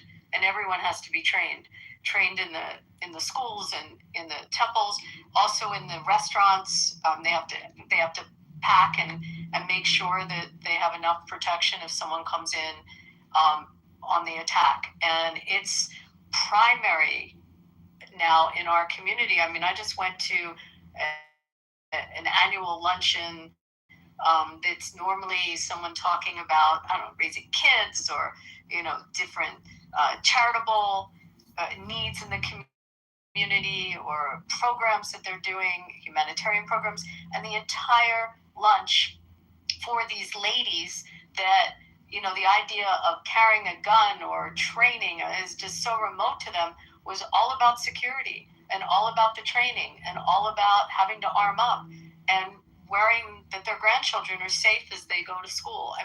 The whole tone has changed in our community and the paradigm has changed. And it's hard when I try to explain it to people that it is completely taken over the emphasis on what we're about. And there's so much in our faith and our culture to learn and to give and to study. And we unfortunately have to focus primarily on this, as well as our finances are now primarily on this. I listened to what David said and what other people said. What David's comments were very warming to me, and he has been in the past. And there were different political points of view. As much as I have embraced and supported both financially and with a lot of time, things like Holocaust museums, I sat on my governor appointed me to the commission here in my state, the Holocaust Education Commission. I don't think it's the answer right now. Unfortunately, our resources, as much as we have to educate and we have to teach that it can happen again, our resources have to go to the here and now and protection and making sure there are hate crimes that are prosecuted and that we take the time to meet with our district attorneys, our state attorney generals, our members of Congress, our state assemblymen, that these statutes are in place, that there's and that there's actual follow through and prosecutions as a result of it. I think that what we can do is make that a pretty loud statement that it's not going to be tolerated and people are going to go to jail for it. And they're not being prosecuted throughout. I mean, in England, and there's just story after story, but also in the United States, we have cities where we have district attorneys that are just not, they're not following through, they're not prosecuting. And what we can do is, and this is not the infamous Israel lobby or the Jewish lobby. These are American Jewish citizens that have to go to our elected representatives and tell this story and say, please help and please ensure that the legislation is there, or laws that are in place are actually enforced. I mean, I do as much as I can on that. Actually, tomorrow I'm supposed to go and testify at a hearing with respect to something with an education department in my state to make sure that the schools are safe and what they're doing to take affirmative action. I mean, silence by people is permission. And, you know, when we need, Jewish schools needs guards and students are hiding their Stars of David, and every parent and grandparent has to worry if it's safe to walk to synagogues, while, you know, you listen and you see mobs chanting slogans that make us feel like we're being hunted down where we live in places that we've called home for generations, and our parents and grandparents have fought to protect, and now we're at risk in those same cities. And in places like in England, when Jewish, that silence is not enough. And, you know, I just ask, and I hear it in people like David, and I thank him to stand with us and to help us, and that the solidarity means so much. And, you know, call it out for what it is when you see it. And it shouldn't be, it's a stain. It's just a stain on our civilization. And it's cowardly not to call it out. And that's you know, how I feel. And the last thing I wanted to say is, when I think about this with London, which is what the topic of your room is, the people that are perpetrating this or enabling it, or as the last speaker said, voting into office, those that just turning their backs on it, their own grandparents and maybe parents, you know, fought a global war so that it could never happen again. I mean, they literally gave their lives so that this couldn't happen again. And the English lives, the British lives, to stop it, and it's literally happening again. And they're just doing nothing about it. And we're angry, and we shouldn't have to beg for support. We should feel that the concept and the solidarity and never again, and that's really a slogan that's got to be on people's lips. And that's just what I want to say. I mean, that you got to turn the anger into something productive. And for me personally, it's getting people trained, it's getting people armed, it's getting people situationally aware, it's target hardening our facilities, it's making sure we know who the enemies are, where the problems are, it's researching, it's being, you know, it's just being on guard. And doing that is at a risk for a lot of us. We're mapped. They know who we are. They know where we live. We have to do extra protection for ourselves, but we have no choice. It's literally on our doorsteps, every day, multiple times a day, and that's the hard reality. And thanks for letting me talk. Sure, and I guess my microphone, I'm walking around doing things in my house and my microphone was stuck on. I hope that didn't distract from what Abby had to say. Very important points. Abby, I just want to ask you very quickly. I see Lena, who we invited up earlier, finally made it up to stage, so you're lucky you didn't have to be the last speaker. But I know you have been very critical of the Starmer administration, the prime ministership in the United Kingdom.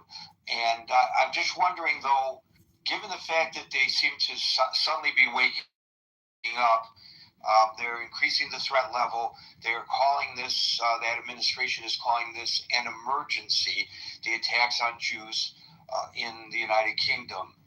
Are you a little frustrated that they're doing this and we're not hearing this in the United States from our government official? First of all, they need to list the Muslim Brotherhood and the IRGC as terrorist organizations. I mean, there's a lot more that Stormer has to do, and I'm very critical of him. I am hearing it now. I don't want to get political. I swore on this, and some other people did, but I am hearing a call to arms and a protection from some of the leadership in our government. I definitely hear it from senators. On the Republican side, I hear it on some moderate Democrats that have come out. You know, if you listen to people in Congress, like Josh Gottheimer, I mean, I can list off members of Congress that have been very vocal about it. Some that I don't agree on their other policies, but strong on this. I'm definitely hearing it from our senators. We've been hearing it from Marco Rubio. From when he was in the Senate, he's been a champion of this and still fighting it very loudly. And we're hearing it from the president. People can start bitching and moaning everything, and your chat can go as it goes in all those directions of the Trump issues and the Trump syndromes. But he has come out to our community. First of all, he changed Title VI in his first administration to protect our community. And the biggest issue from our government in the United States right now, when I said it's primary, it's not funding the National Holocaust, it's making sure the security grant money is there to protect these facilities. And the security grant money is not just for Jewish facilities, but they are for at-risk faith institutions and at-risk institutions in the United States. And that money comes from Congress, and Congress has appropriated it. There are problems with the program. There are problems with how you get the funding, and you have to put the money up front. And a lot of these institutions are poor, and they don't have $150,000 to put up front to pay for the systems that then ultimately it'll take them 2 years to get reimbursed. And they need to fix those programs and to make them user friendly. But there are people within our government that, Ted Cruz has been amazing and a real strong leader in the Senate on this. And there are people in the government, including Leo Terrell, who's exceptional. But I think our president is aware of it, and he's communicated that, and he has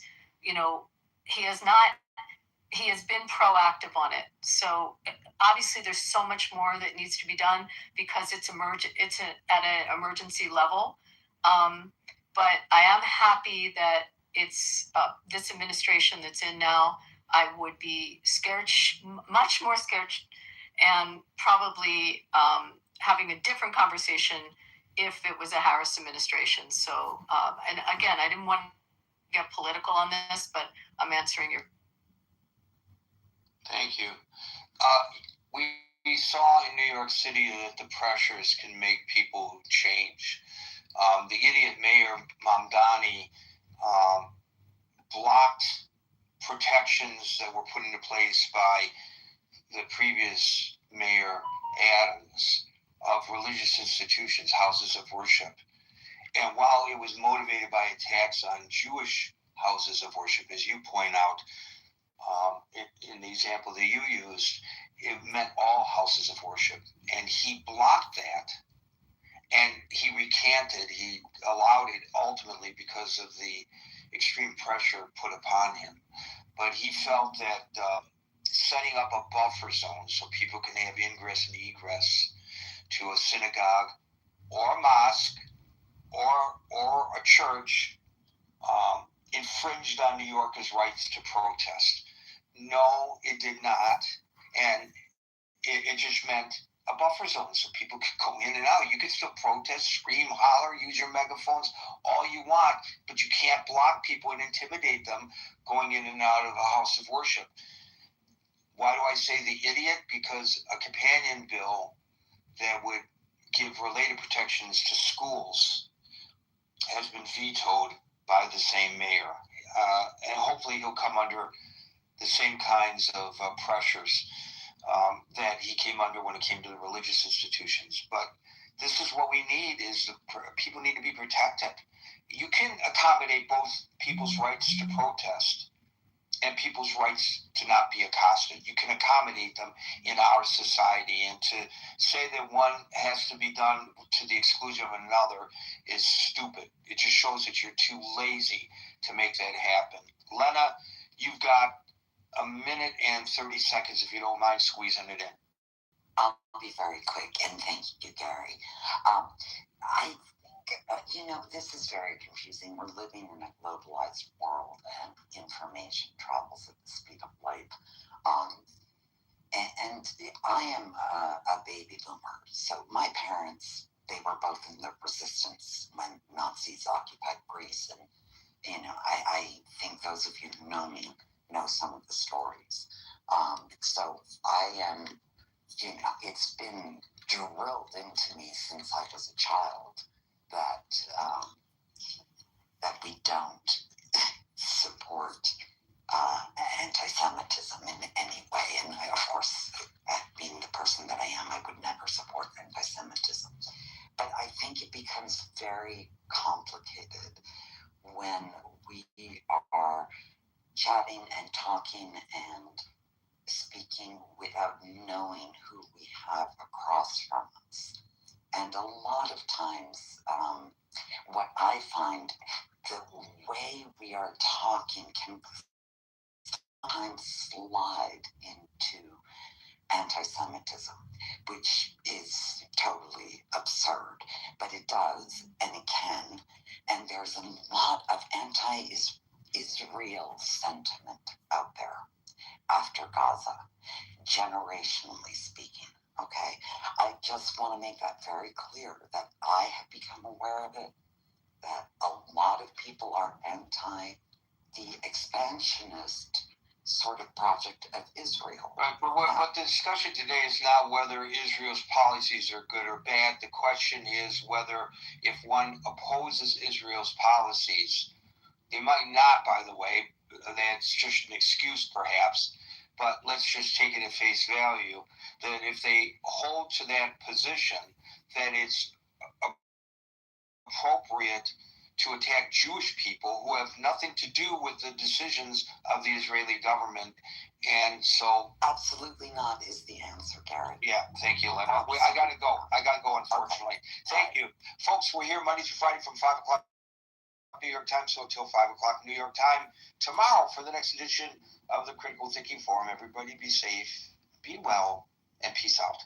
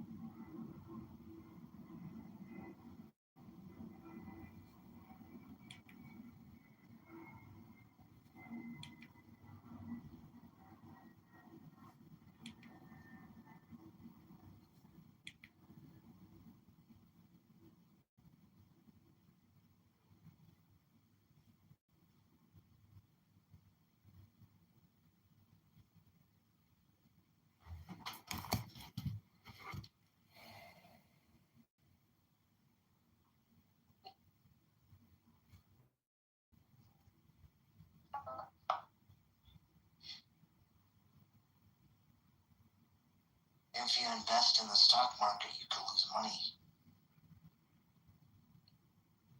What did you say?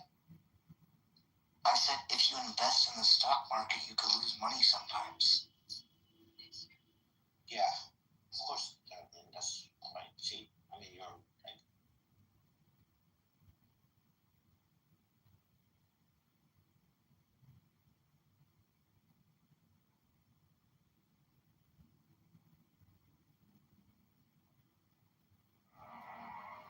Mine is the head of the man, and my insight is keen as the hawk's. By my head I invoke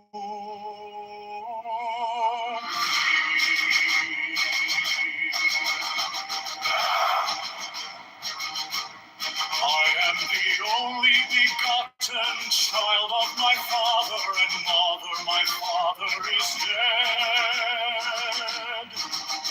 My mother bore me with labor and pain and fear. By my body I invoke thee. About me shine the diamonds of radiance white and pure. By their brightness I invoke thee. Mine is the red triangle, reverse the sign, given none save in thee, of thee, O Lord. By the Lamb and I invoke thee. Mine is the garment of white, sewn with gold, the passing of my land wear.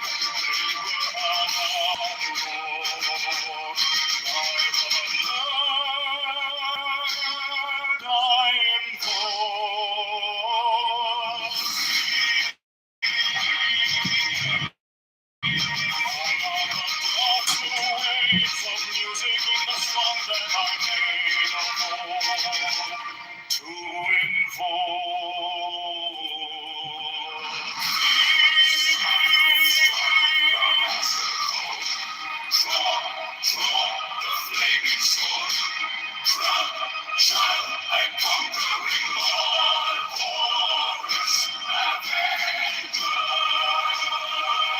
By the song I invoke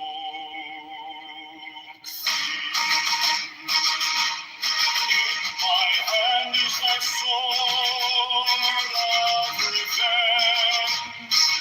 Let it strike at thy bidding. By the sword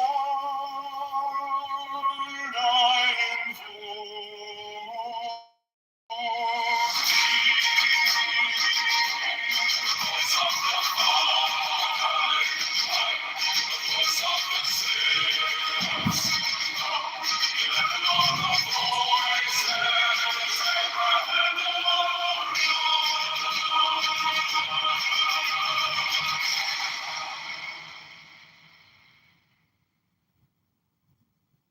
Mine is the head of a man, and my insight is keen as the hawk. By my bed I invoke thee. I am the only begotten child of my father and mother. My father is dead. My mother bore me with labor and pain and fear. By my body I invoke thee.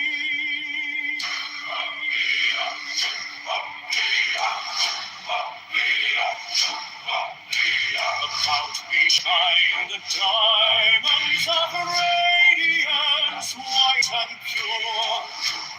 By their brightness I invoke thee. Mine is the red triangle, reverse the sign, given of none, save it he of thee, O Lord.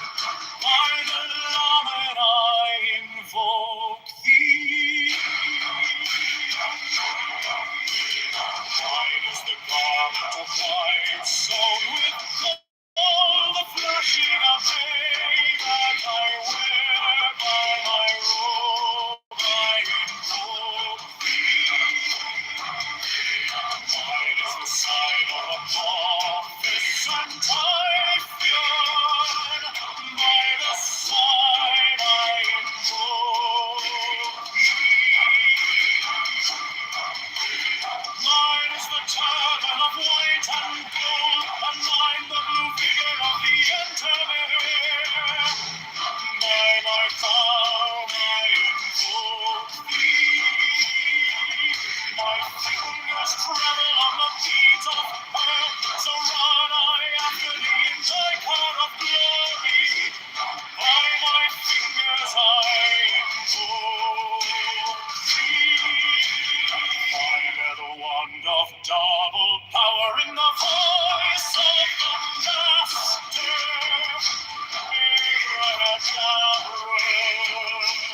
By the word I invoke thee.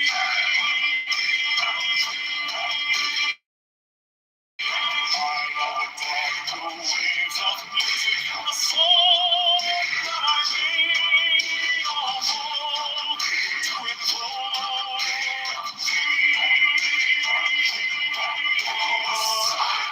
Strike the master chord, draw the flaming sword, child and conquering Lord, Horus Avenger.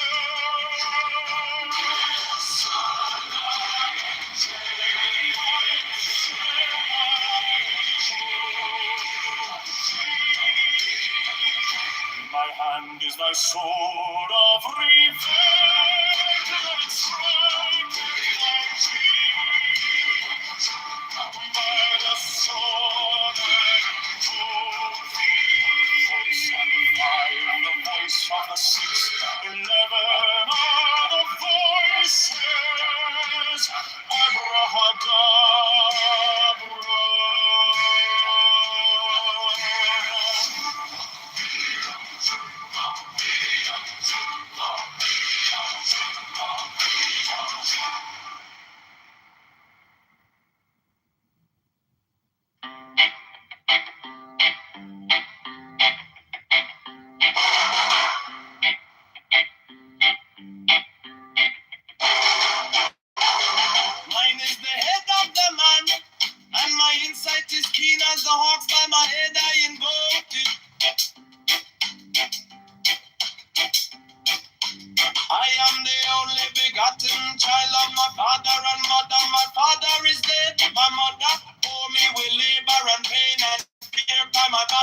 invoke thee.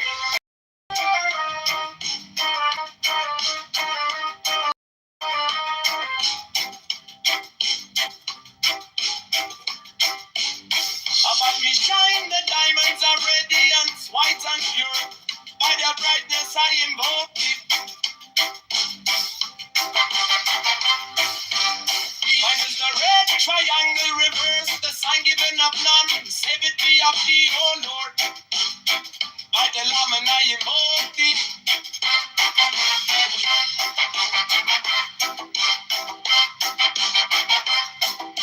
Free mine is the garment of white, sewn with gold. The flashing of eye that I wear by my robe, I invoke thee. Mine is the sign of a prophet and typhon. By the sign I invoke thee.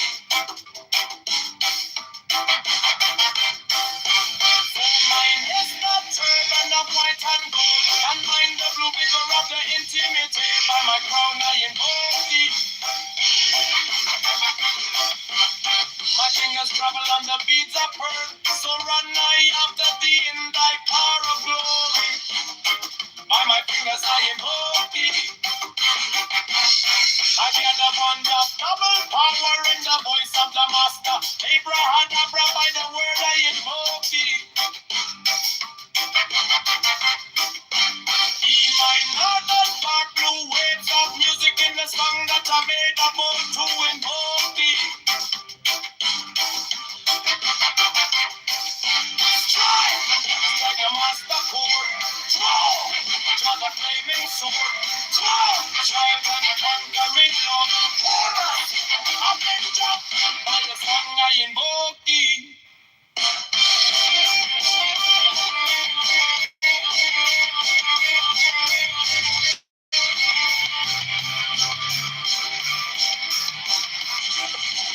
In my hand is my sword of revenge. Let it strike at my vision. By the sword I invoke thee. The voice of the fight, the voice of the sex, the voices. Abraham.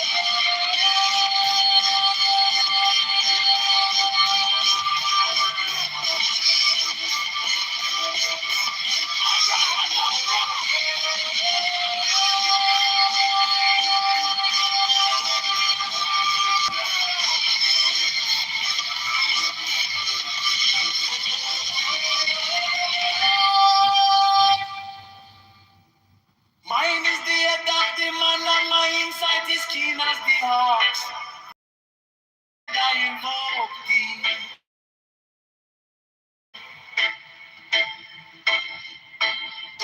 I am the only begotten child of my father and mother. My father is dead.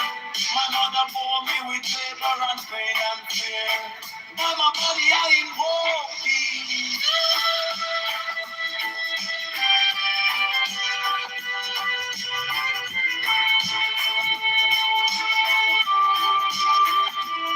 Above me shine the diamonds of radiance, white and pure. By their brightness I invoke thee. Mine is the red triangle reverse, the sign given of none. Save it be, O thee, O Lord. By the Lamb and I invoke thee.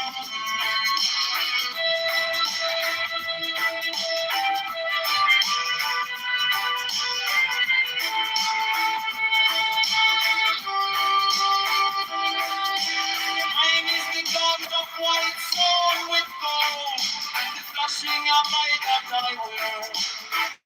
By my robe I invoke thee. Mine is the sign of a toughness and typhoon. By the sign I invoke thee.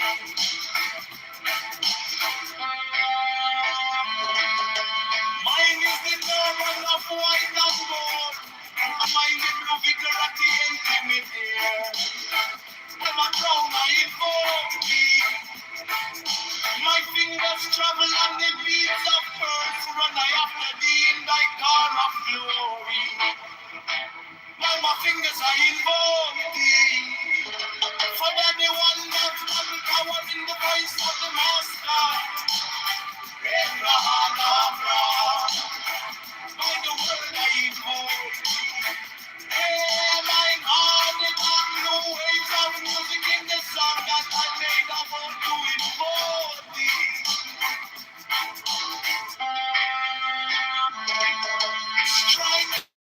Strike the master chord, strike the flaming sword, Johnny the conquering Lord, all hope, amen, God, by the sword I invoke.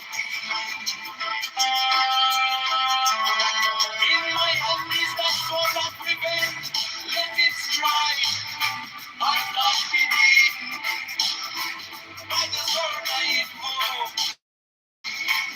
The voice of the fight, the voice of the six, 11 of the voices. Abra.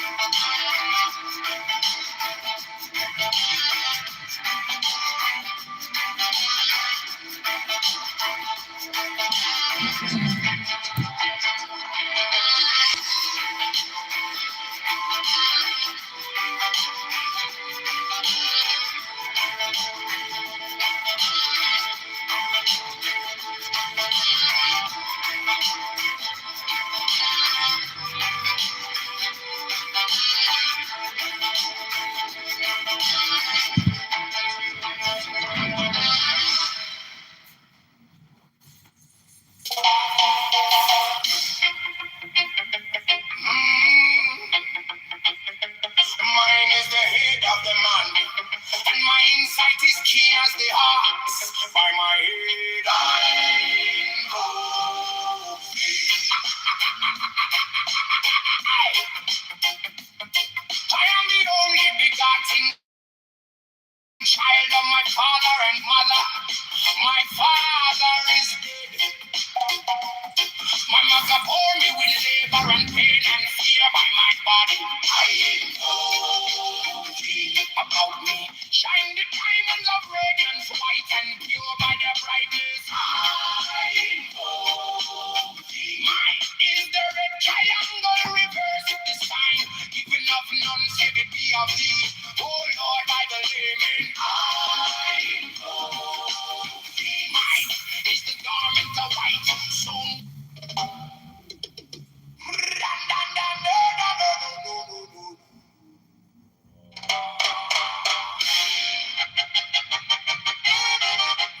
is the head of the man, and my insight is keen as the ox. By my head, I invoke thee.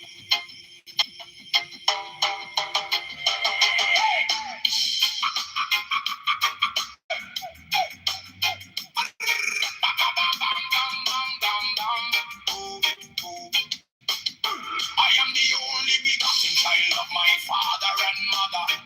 My father is dead. My mother bore me with labor and pain and fear by my body. I invoke thee. About me shine the diamonds of radiance, white and pure. By their brightness,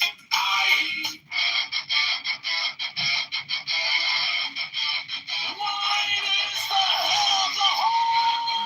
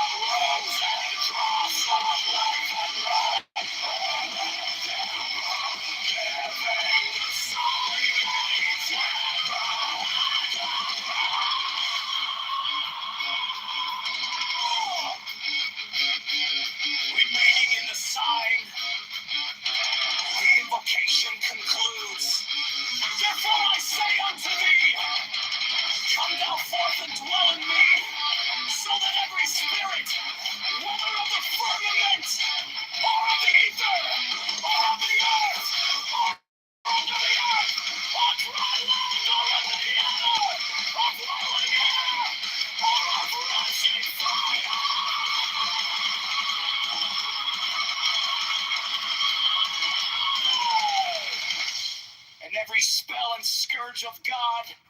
The fast one might be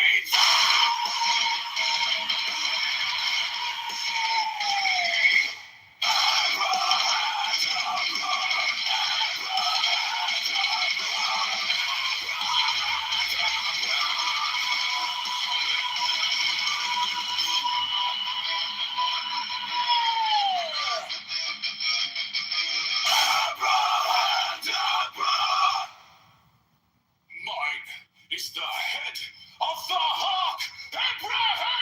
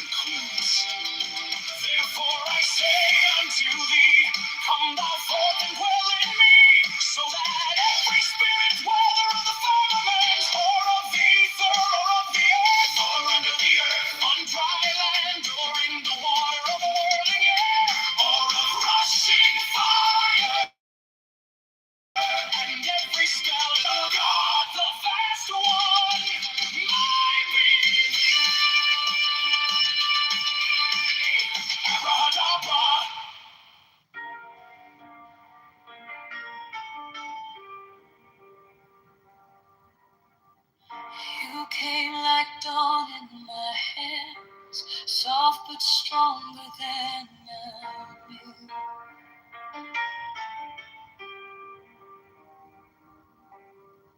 My fear turned gold in your eyes, and my whole night broke in two.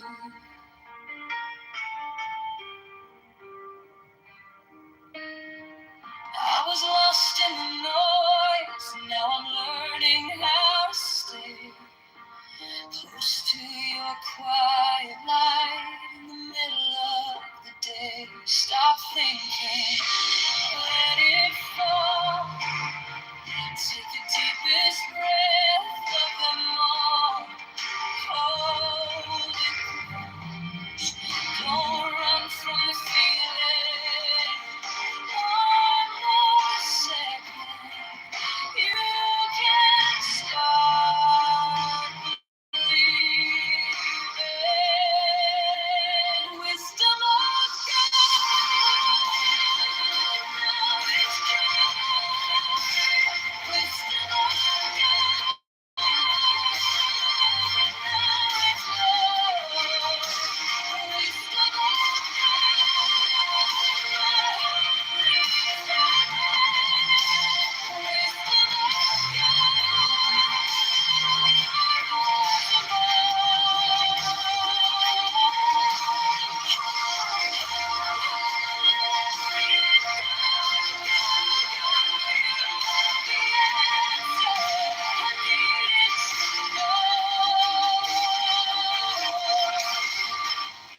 Your touch is a steady rain on the dust of who I was.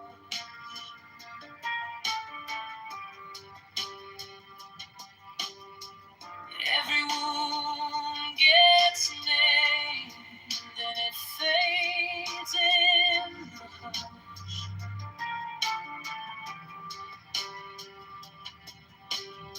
I don't need 1,000 signs when your name is in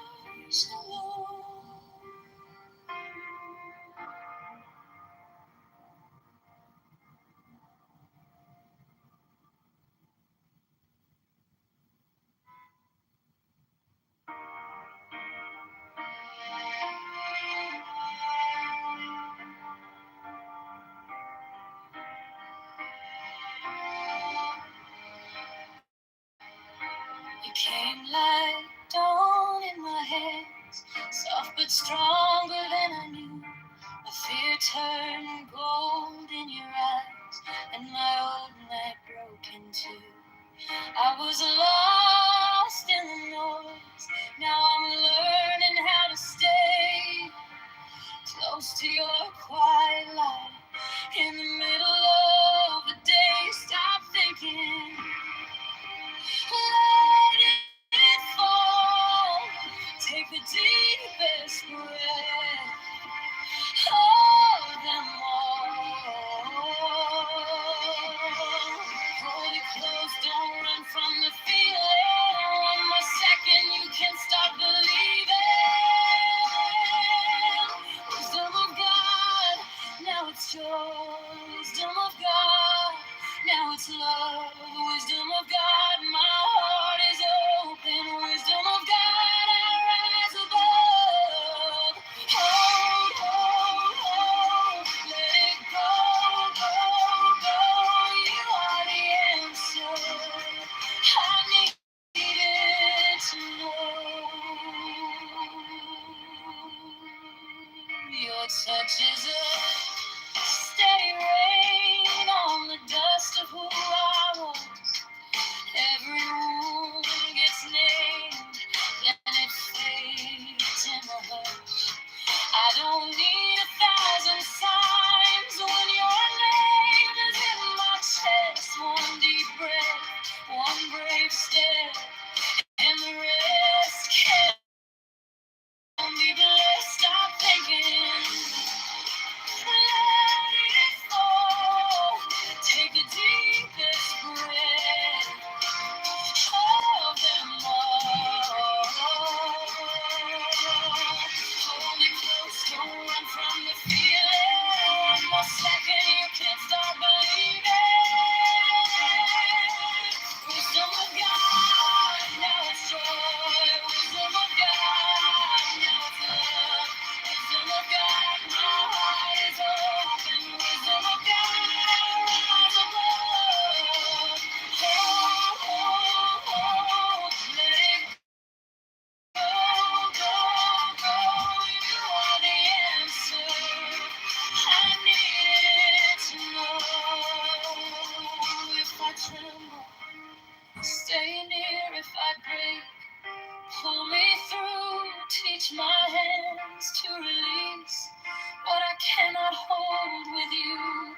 10 not 9, 10 not 11. I breathe in your holy code, and the storm in my head lays down like a pall. Wisdom of God, now it's joy.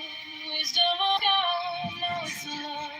Wisdom of God, my heart is open. Wisdom of God, I rise above. Hold, hold, hold, let it go, go, go. You are the answer I needed to know.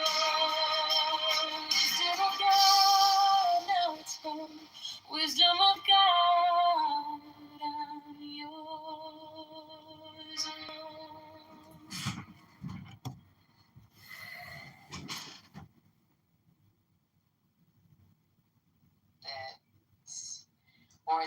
It's quieted down or minimized.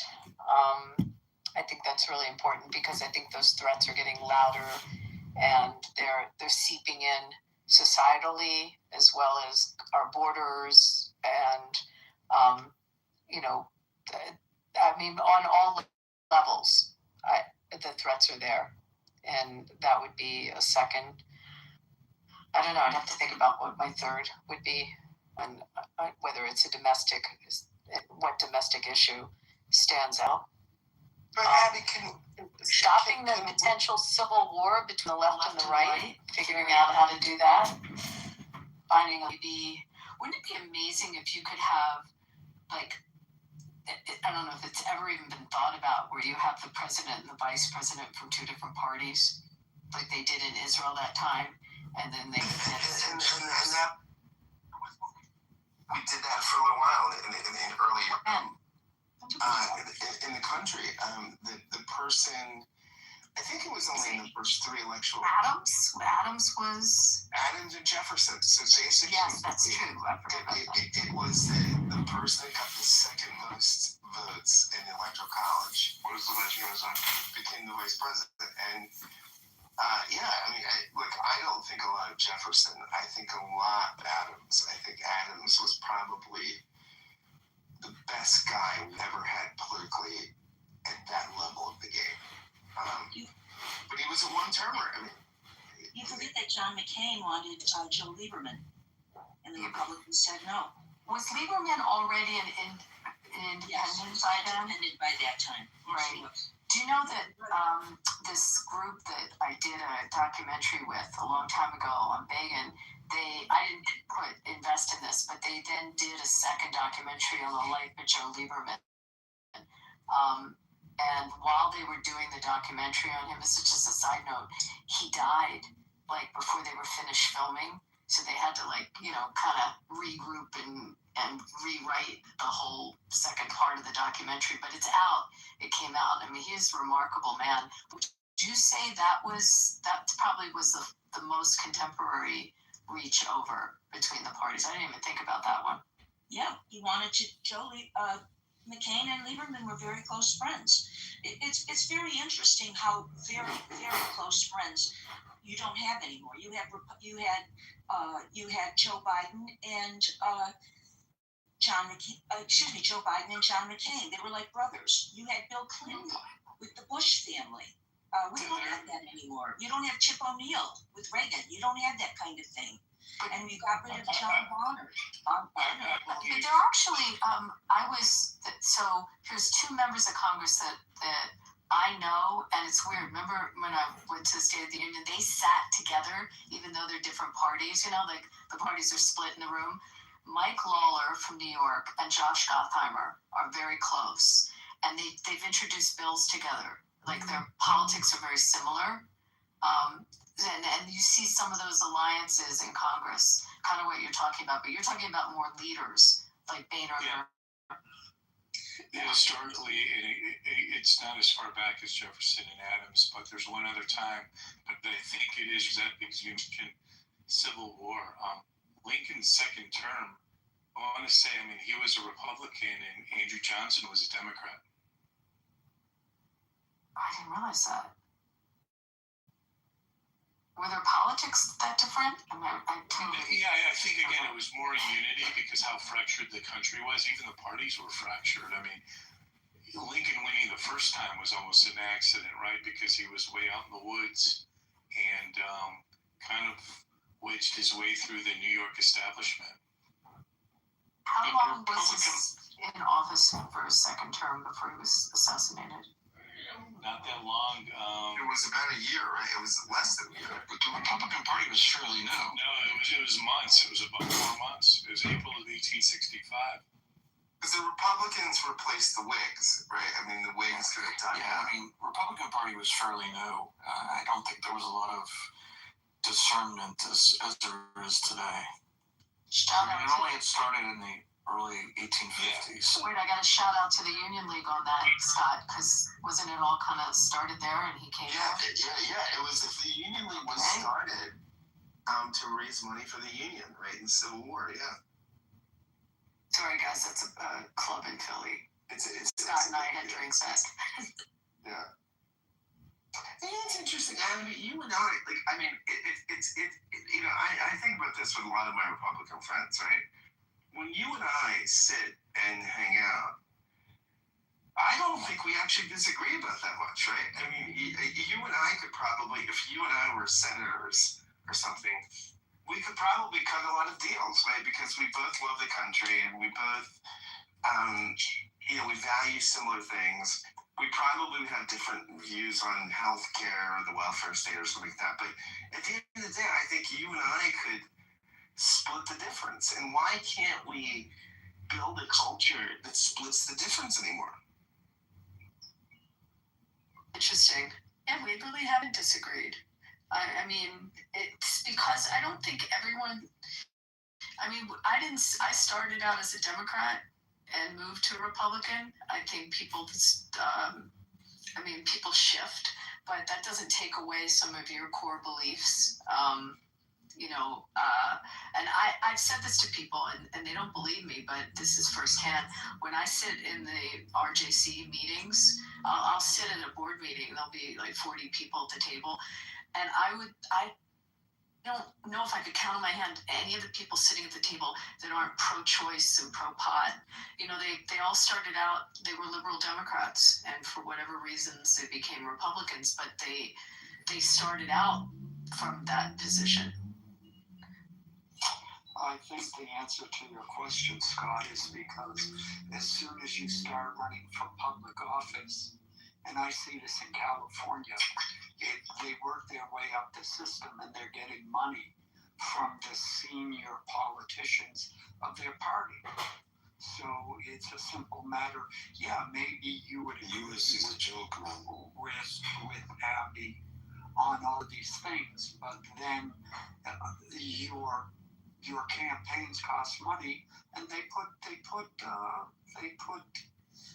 conditions on receiving that money from the party, from other candidates. So it's where, well, yeah, gee, I know you're really not big on abortion rights, but I'm using this as an example. You could pick any other one. I know you're kind of middle of the ground, but yeah, we'll give you $100,000 for your campaign. But yeah, you got to go in harder on abortion rights. None of this middle of the road, And so, you end up, if you want to run for office and win, which winning is always nice, it comes with a price tag. And so you and Abby will suddenly find that, Abby will come, gee, why did you vote on that bill? Well, Abby, this, that, I had my reason, whatever. And then Abby ends up, choking you to death. And then it becomes a big, scandal. And, and then you can't have that. So that last part might have been made up. Let's go to Universe. My man, John Kitover. John, I mean, you're an outlier, right? And you irritate most people on the app, but how would you heal the country? I mean, John, if you...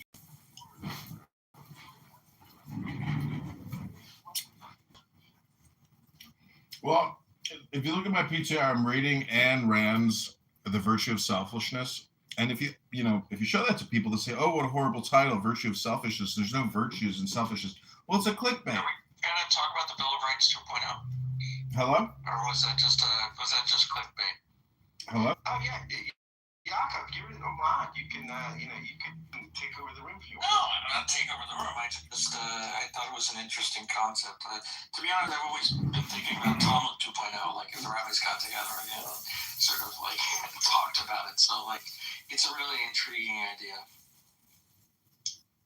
Yeah, I mean, I think on some level, right? I mean, part of the Bill of Rights, I think affordability is the issue, right? I mean, I think that's the thing that the parties, and they're both fumbling it, right? I mean, we don't know how to do this, right? Like basically, most Americans that are functional can't afford to live in the country, and it's awful, and I think that's that would be that would be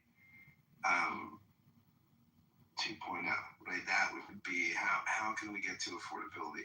And I think the left would say that you do it through taxation and redistribution. The right would say you do it through deregulation and lower taxes and prosperity. And I don't know that either party has been successful in making life affordable for most Americans. How do you come back from 9% inflation under Biden? That's what I'd like to know. Because we're still reeling from the effects of that. Yeah, so I think what Biden did was he made a strategic decision that we could say was a fail. I think he was facing a recession on his watch. So what he did was it's so great. The inflation, the Anti-Inflation Act or whatever. Inflation Reduction Act. Yeah, what he did is he drove up prices, right? I mean, he put $1 trillion into the economy. And I'm not an economist. I don't know anything about economics, but I do know if you have more money chasing the same amounts of goods, the prices go up. So he inflated prices. So, but I think it probably did stave off the recession.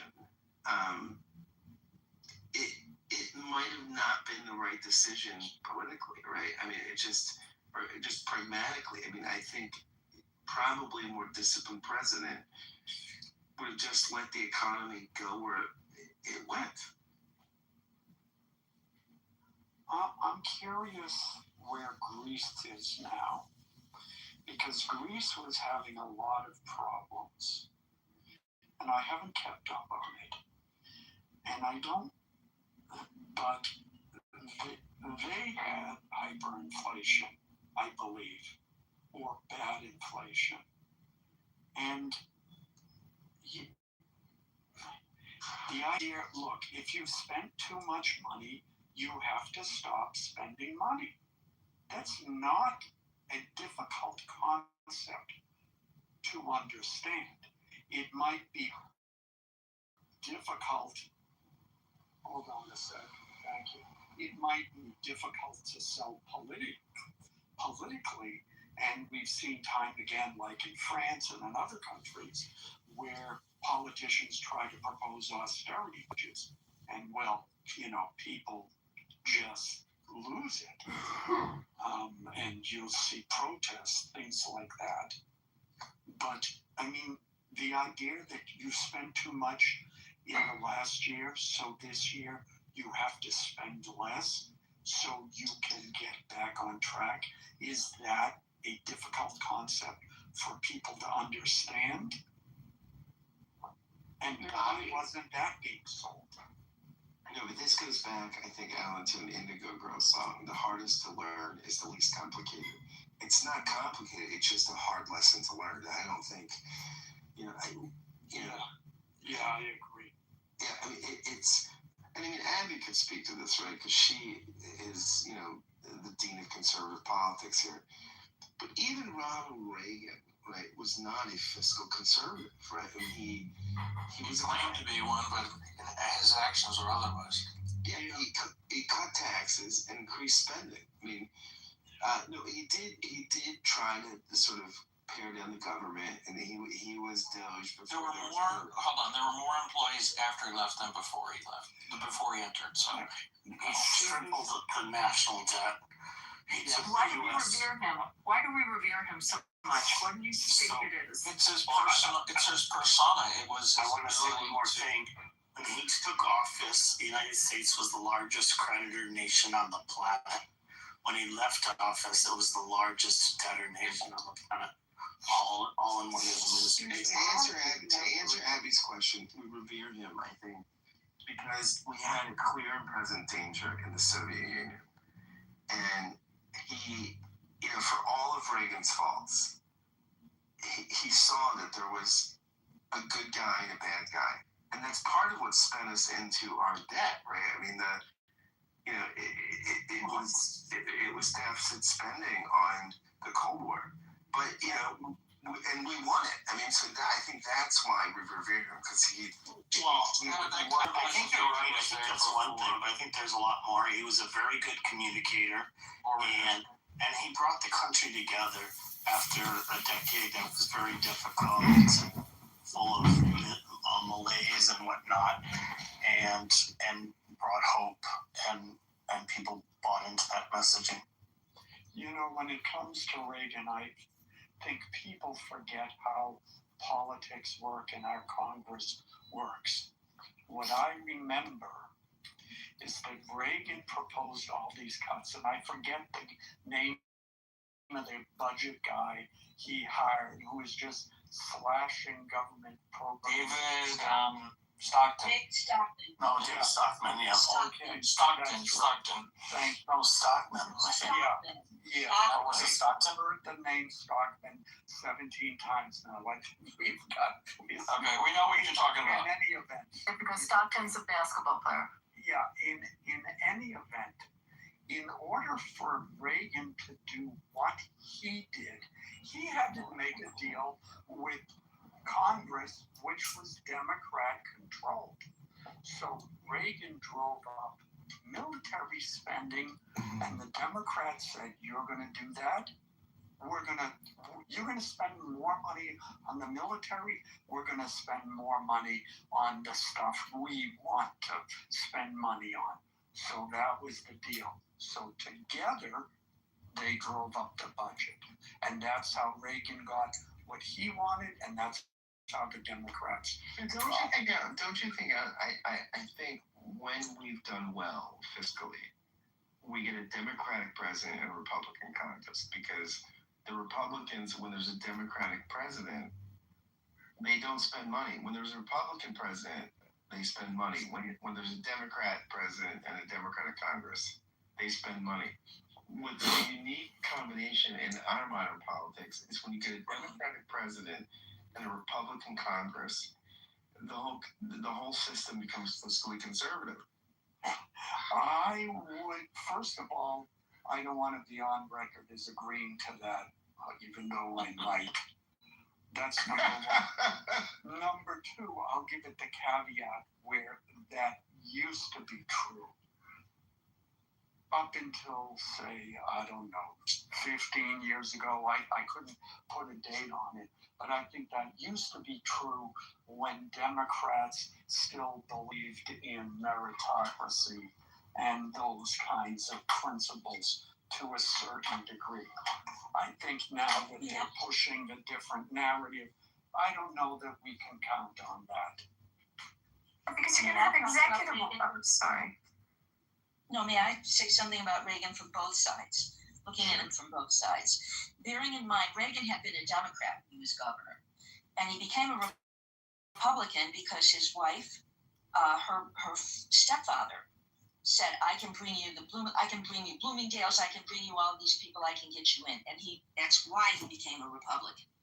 By the way, my parents, who were Democrats, became Reagan Democrats. They weren't happy afterwards, but they were Reagan Democrats. They did vote for him. My issue about Reagan is that two things. Most people have never gone back and looked at the McCarthy era, and he blackballed. He's somebody who blackballed people who died, people who lost their careers, people, he labeled them as communists, and it was a horrible thing that he did. And and then when he became president, he said he would never blackball anybody, and he denied ever having blackballed people. So I didn't like him for that. I didn't like trickle-down economics, and the person who came up with trickle-down economics swore afterwards, don't ever do it. He said never again. He said it was bad. Reagan, he was a great... And now Bush, they legislated this, right? I mean, Bush called it voodoo economics, right? I mean... Yeah, it was... A serious conservative guy, and he lost the argument.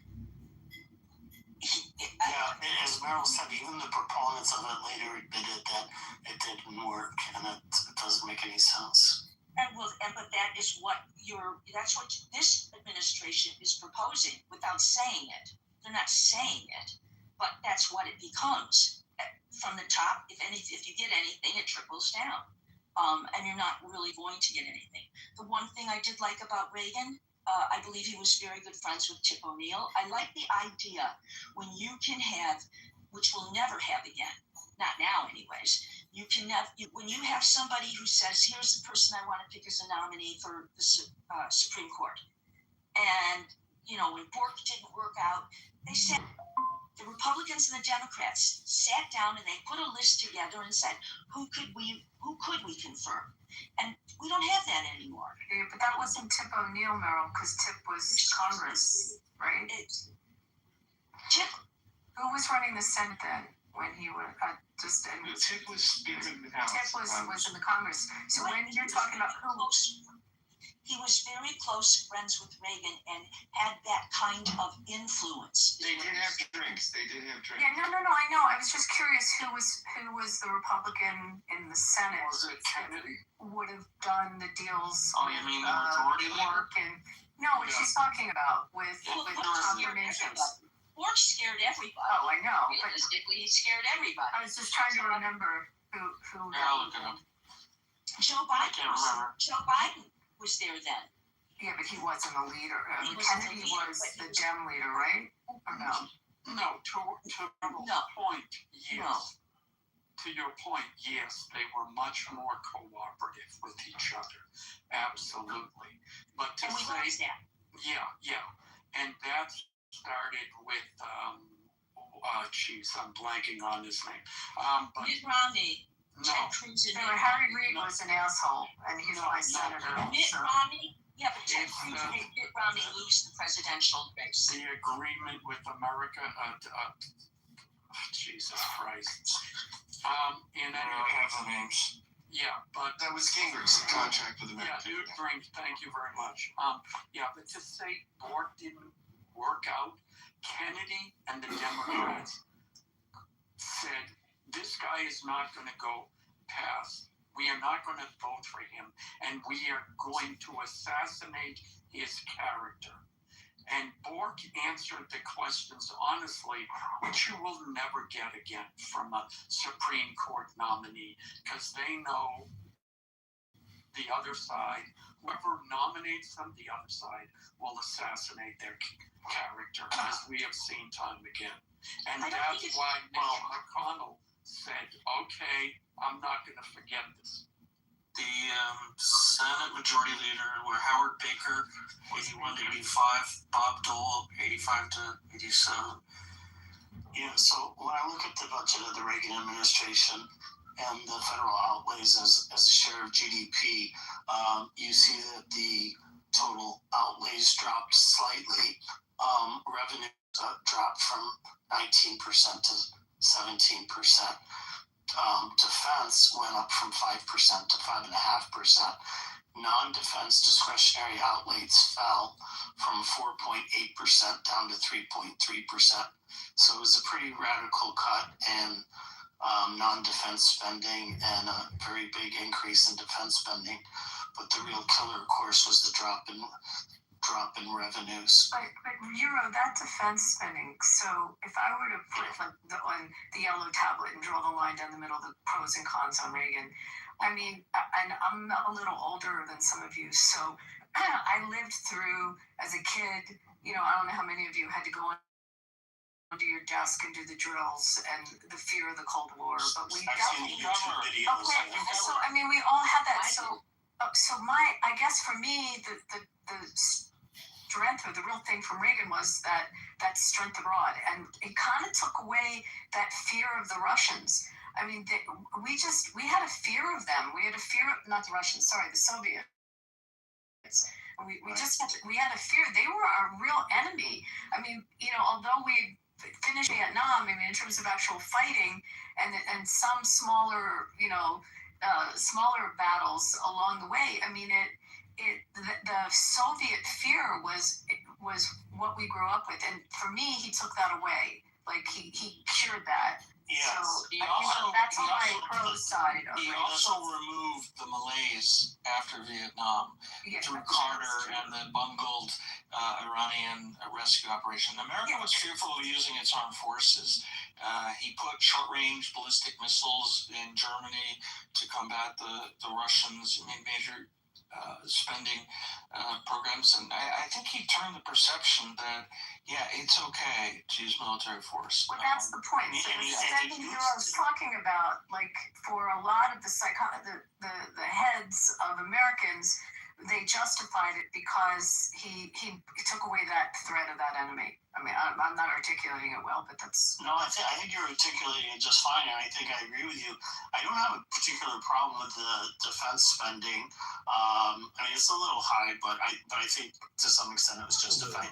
And, you know, he did have this little squabble, what was it, in Grenada and stuff like that. That lasted like 10 days. I mean, you do realize that was during him, right? Grenada was during him. when Reagan was president, we paid annually what we now pay monthly in interest expense. Annually. Now we pay it monthly. Yeah, so the big problem with Reagan, I don't think, was the defense spending. I really think it's more to do with the drop in revenues, like I said, which was significant. And like I said, the United States went from the largest creditor nation on the planet to the largest debtor nation on the planet. And I think that culture's bad. I've researched this, and I think his tax policies did increase revenue. Basically, when you deregulate, not as much as the economy grew. So that's why I said as a percentage of GDP it dropped. So it went from 19% down to 17%. So it's a pretty significant drop, which is one of the reasons. I mean, part of that is we did cut spending, right? I mean, the debt went up. This is what I'm saying. Like, you don't want debt to go. Like, it's not like a small difference in debt. He tripled the debt. So it's significant. There's something I don't understand, though. Merrill, you said that he started out as a Democrat. And yes. I'm having a fleeting memory of him being at the Republican convention and not getting the nomination. And he was 76. Yeah, okay, he was viewed as an extreme right wing. Like, he was extreme right. So it's weird that he started out as a Dem because he was perceived, compared to the other R's at that time, as like far right. No, that's actually incorrect, Abby. That's totally incorrect, Abby. Abby, that's totally wrong. No, Abby, he was a Barry Goldwater disciple, and Goldwater, I mean, it's interesting because Cheney was, in that administration, and I remember listening to in what role? Cheney was defense secretary. And they were basically, Cheney basically said, Cheney was an old school traditional Republican, and somebody, one of these supply side guys came in and said to Cheney, like, let me explain to you supply side economics. And it was the same thing that Bush said. It was voodoo economic. He's like, what we're going to do is we're going to lower taxes, and we're going to do all this, and it's all going to work out. We're going to increase military spending and lower taxes. And Cheney thought it was insane, but he went along with it. Reagan kind of came in, I think. And look, Reagan was a Bill Clinton type. So, Andy, to answer your question, it was 1962. So it was very Goldwater. Yeah, but the thing is, he was 51. Maybe they were considered extremists in a way, but they were not what we would consider far right. I mean, they were, if anything, kind of the left of I guess you would call them now like paleocons, like Richard Nixon and so forth. He was considered far right by the Republicans at the time in 1970. I mean, Buchanan was the really far right. That's what I'm saying. Like he's frightening. He was really frightening. Pat Buchanan was more the old school Republicans, similar. I guess you say more similar to Nixon than Goldwater. No, he was not old school Republican. Old school Republicans are more centrist, just like old school Democrats are more centrist. Kind of like the Rockefeller Republicans. Yeah. No. The thing is, so like I was saying, he switched in 1962 when he was 51, but he had already made an ideological shift in the 50s. So he was still a Democrat in name, but he was increasingly, once he took his position with General Electric, he started, promoting more like Republican ideas all the time. But when was from Democrat to Republican? When did that happen? Officially, party registration 62. Ideologically, in the 50s. From about 1954, he started. He was a Goldwater disciple. Because he was. I didn't know that. I didn't think of that. I thought about that it was his father-in-law who convinced him to become a Republican. No, he was a Barry Goldwater guy, and he knew Barry Goldwater personally. He was a TV host on General Electric Theater. On General Electric, I remember that. And then he started promoting GE publicly, and as part of that, he started shifting his explanation about American prosperity, and he would visit GE plants across the country and give speeches. So there were some other things about him that I found a little bit. His wife was a little bit troubling. He had to be. And once he was shot, every single trip he took was predicted. She used an astrologer. Yeah. She was so terrified, so she used an astrologer. So all of his movements and everything was determined by an astrologist. That's true love, Meryl. We should all be so lucky to have love like that in our lives. I read the love letters that he wrote her. Listen, this is the one thing, though, that we all condemned Joe Biden, saying, that he was not completely alert, let's say, at the end of his presidency. Neither was Ronald Reagan. He already was absolutely was not. With Alzheimer's. And he fell asleep at the Russian summit. And he was caught sleeping at the Russian summit. But he was already in the stages of early Alzheimer's. But he had a vice president that was, and Bush Sr. that was absolutely unbelievable. Probably the best person we've ever had in the White House. Most qualified. Now let's talk about Bush Sr. Bush Sr. was not a conservative. Bush he was for the Equal Rights Amendment. He and Barbara were very, very, I'm not going to say they were Democrats, they weren't, but they were very liberal in some of their policies of how they thought about. Who would you say they were like today in the Republican Party? Meryl, none of them are conservative. All want big government for different reasons. The only real conservatives are. What happened to Nick? What's the answer to my question? Who would be that today? Would be George Bush Sr.? Yeah, as you're describing Bush Sr. and his politics, who's there now? Once Reagan got the nomination and asked him to be vice president, he clicked overnight. He became immediately was the conservative, and then when he no longer was president, went back to being more liberal in certain policies. Even Reagan, he spoke conservative ideology, but he was often very pragmatic in terms of what he actually did.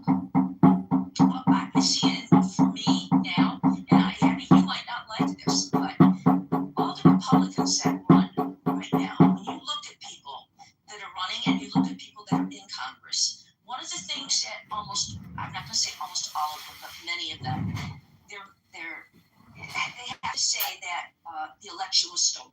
They still do that. No, they don't all say that. I know so many that don't say that. Abby, listen carefully to what I said. I didn't say all of them. Many of them still do. You just had he just testified before Congress for confirmation. He wouldn't say that Biden won the election. Everybody, they're all of Trump. Nobody wants to be primaried by Trump. And when you look at all of the Republicans that are running, including people you might endorse, Abby, they all say they are Trump, they're conservatives and their politics are more like Trump. They seem to want to say that because I don't believe it, but I believe I believe some of them are just bursting, wanting to bash him, but they're not going to because they want to win. But I can only think of a handful. Pardon? I can only think of a handful that would have said the election was stolen. That tended to be some of the bigger loudmouths some of them aren't even in Congress anymore. I agree. Marjorie Taylor Greene, for example. Yeah, they're not the voice of the Republican Party, Meryl. I hear what you're saying, but I go and I listen to these speeches, and they come to our conferences. I haven't heard one of them. Like, okay, we have a lot of them that present to us that have just talked about the election being stolen. Like, none of them, like the main ones in Senate, like Tom Cotton or Cruz doesn't say it. I mean, go through like the bigger personalities in the Senate. You don't hear anything from Graham. They're not saying the election's stolen. Like the outliers, Pepe's right. The Marjorie Taylor Greenes, and or the Matt Gaetz, and they're not there anymore. Like I'm trying to think of who still says it, but you really don't hear it anymore. Thank God. By the way, thank God that you don't hear it. That would be horrible. I can tell you some. Are you going to say that they are not Trump supporters? Are you going to say that they? No, I didn't say it. I don't think that one has to do with the other. They don't say it. Yeah, see, I'm with Abby here. I think politics is artful, right? And I think we're getting to a place, especially as Trump is on the back, where you can now say you're for Trump. And I think Trump has discarded this narrative, right? Because he's just bored. And I think he's a second term lame duck president. And I think he's, which most presidents in their second term turn to the world because domestically they can't do business with anybody. And so he's running around doing things like Venezuela and Iran. No, I'm with Abby on this. I think people are discarding this narrative because You're talking about the voter. You're not talking about the people in Congress. No, I'm talking about go through the list of Mitch McConnell is not saying it, okay? And I mean, how long was he in power? Running it. Thune is not saying it. Who's majority leader? I mean, I'm not hearing it from Marsha Blackburn. I mean, I go through the list of them. You talked about somebody, was it in South Carolina or North Carolina, a Republican who was a candidate. He had been, I believe, the head of the Republican Party, and you actually put in Milwaukee that you support. You thought he would be great. He was an election denier. I mean, I haven't about that. Right, but Meryl, as you pointed out, a lot of them say that not necessarily because they believe that, but because they're concerned about pressure that would be put on them. They would be primary against. Yeah, well, a lot of them are running. A lot of people who are running have taken that off their websites. They used to have it on their websites. I like Watley. I think he's a really smart guy. I think he did an amazing job with the RNC. He's a good, facilitator. I liked him. I mean, I don't remember if that was his mantra. It's definitely hasn't been his mantra. Now the party is what, Laura Trump and I think that's father wants because Trump. Right, but I'm not praising Laura Trump. I'm just talking about Michael Watley. I mean, I thought he was a very strong leader of the RNC.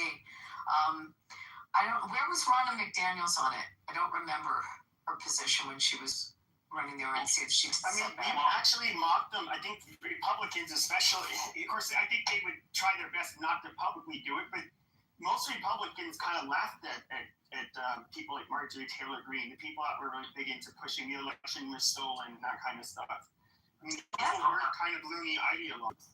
But you have to remember, her constituents voted for her.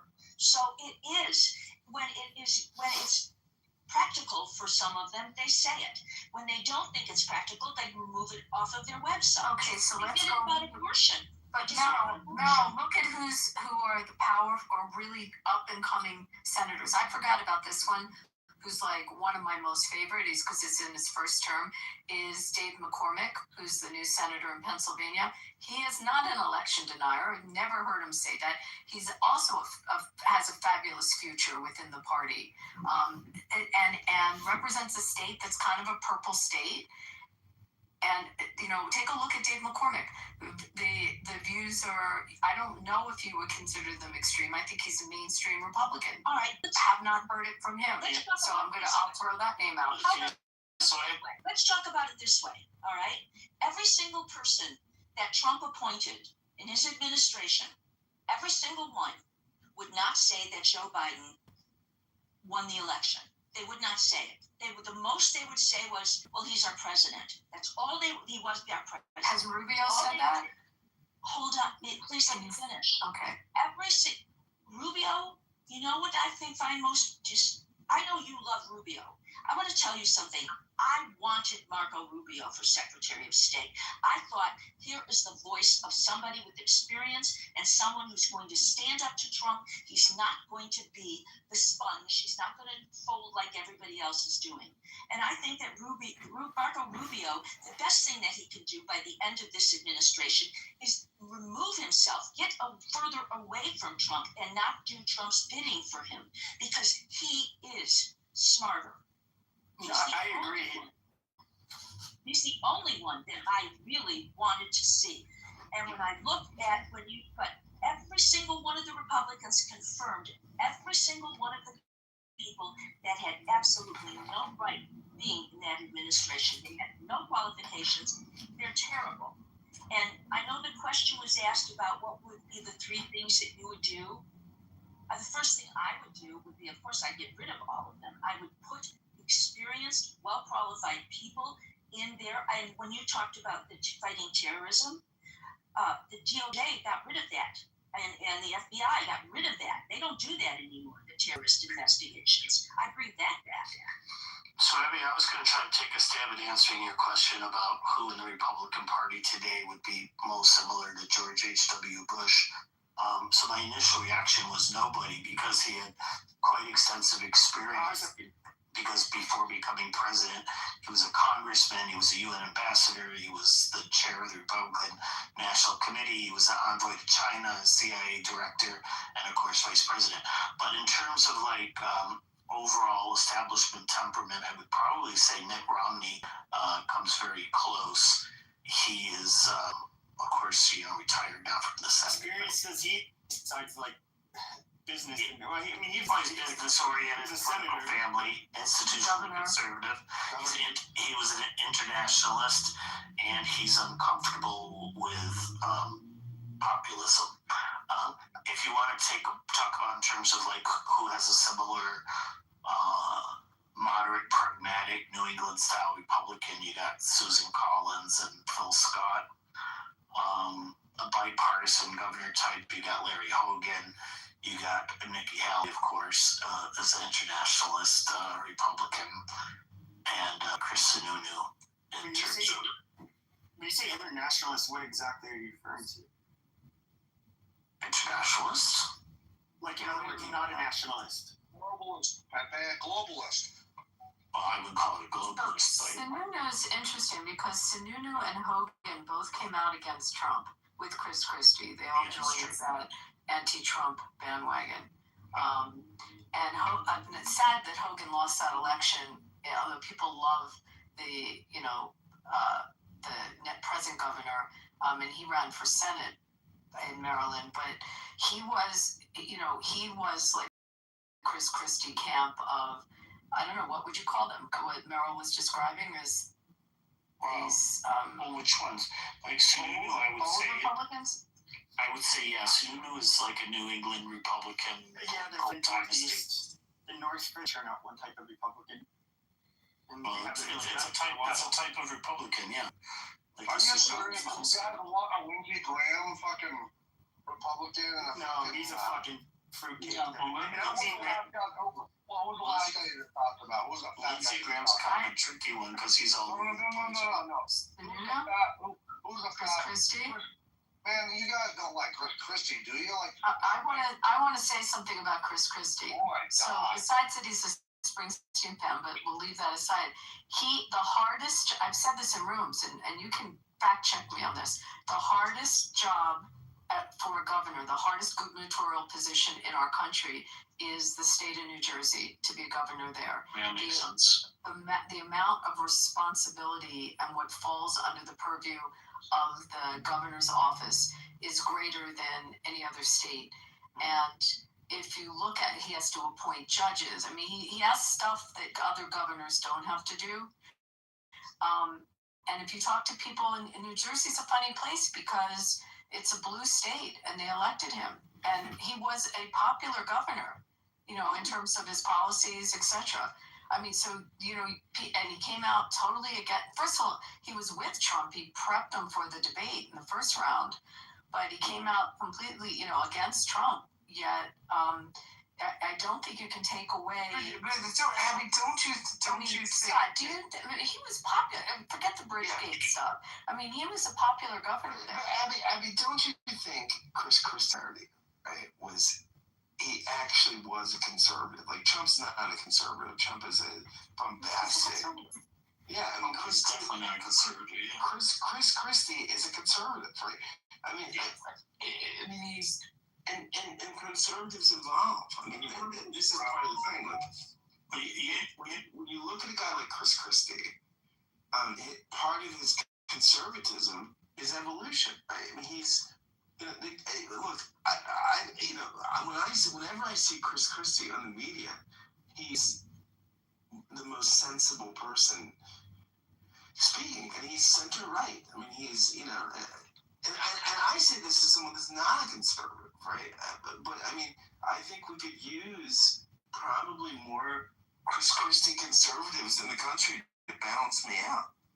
Okay, go to the 17 people that were up when Trump ran the first time. Do you remember all the 17 candidates? John Kasich, Okay, so Kasich, right? Jeb Bush. All right, so what were your thoughts about Jeb Bush? They thought was going to win. Absolutely, a lot of money was behind him. So what were your thoughts on Kasich and on Bush? All right, I personally, okay, remember I said yesterday, I don't know if you were in the show yesterday, I am a Democrat. However, I always look at the Republicans who are running and remind myself, which ones do I think would be good? If they win, can I live with that? Are they going to be good for our country? I might not agree with all their policies. However, I can still look at a Republican and say, I can live with this. And Jeb Bush was one. And I know everybody thought he was a warmonger, but I thought Jeb Bush was the smartest of all the Bushes. So I liked Jeb Bush. John Kasich, I liked him. I did not like a lot of his policies, but I did like John Kasich. By the way, Mitt Romney, I will tell you that I know many Republicans who would not vote for Mitt Romney because if he had been allowed to run for president as Mitt Romney, the governor, they would have, everybody, even I would have considered him. It was when he was told he had to, they were marketing him as too far to the right for people who were used to him being governor. And that was the problem. That was the problem. And but I think that, and then he came back. And then he came back and became who he really was. And who else was in that group now? You also have to vote against Romney. Paradise Now. 17 I'm talking about. Who? Yeah, I know all of them. Santorum. Oh, right, I forgot about him. Okay. He was to the right. You had Walker, Centurion. Walker. Wait, Walker. Do you remember Wisconsin? The governor of Wisconsin. Yeah, Scott Walker. Yes. Yeah, popular. Wait. Hold on Scott Walker. Popular governor, right? Yeah. There were some issues that later. By the way, Santorum, it came out that he won Iowa that year. I mean, it was when they sorted out all the votes, Santorum won Iowa. I was a Santorum fan, actually. Well, do you want to know why Trump won? Why some really good Republicans didn't win? That's the because he's better than the media. No, the media. He's so this is easy. You gotta give him some credit because he had 20% name recognition, right? They were covering all of everything he said and did, and all the other rallies weren't getting that. But Trump had to face a three-man field. Let's say it was Jeb Bush and Ted Cruz, and that was the field. Trump would not have won that election, right? I mean, he was able with 20% He ran against Ted Cruz. Don't you remember who was Scott came. Meryl's right. It came down to the three. It was because I remember it was in fact there was 18,000 of us at that policy conference, and it was three people presented, and it was Cruz, Trump, and Kasich. Those were the three that were left. Do you remember? It kind of came down to those three. And they could have been more different. They were so different. But I'm saying, if Trump had to start that race with three people in the field, like a normal Republican field, the reason Trump won, I mean, I remember, one of those debates where he was like, Kasich said something fictional, right? And Trump pulls out a scribbled piece of paper and says, you know what? The reason I'm like in the middle of the stage, okay, it's because I'm like at the top of the polls at like 20%, you're like 2%. That's why Trump won. I mean, he could not, I don't think Trump could have won if it was a normal primary without 16 people. Yeah, he definitely benefited from having a lot of people for a couple of the reasons that you're saying. So one is he already had high name recognition, which gave him relatively high poll ratings. And then the other thing he was very clever at, if you remember doing against the 16-17, whoever was the new number one that week, he became like their number one opponent. And he would just like constantly attack that person. And he would drop. Do you know what he did to Ted Cruz? Well, he would drop his previous. Oh, it was awful when he said he attacked the week before. Immoral. I mean, it was so terrible. What he did to Ted Cruz is more than until we had learned about the National Enquirer bit, we didn't know that. Do you remember how he accused Ted Cruz of having put nude photos of Melania, spreading nude photos of Melania? And do you want to know who gave the nude photos to Enquirer? It was Trump. He did that in order to blame Ted Cruz. And he also said, about your father being having breakfast with Lee Harvey Oswald and all of that stuff. And Ted Cruz fell for it. Ted Cruz did not fight back. Ted Cruz, he said, don't talk about my wife that way. But then he just was a sponge. He just was weak. None of them were good at responding to his style of attacks. And they didn't even try for many, many weeks. And it was only at the very end when Rubio and a few others tried to copy Trump's style, and it didn't work very well. No. Where is the country going, and how long will you live in the past? Absolutely. Thank you. You might pissed on this. I had a few as a reporter at the time, and we talked about the coverage. And the coverage of the rallies and things that Trump would say.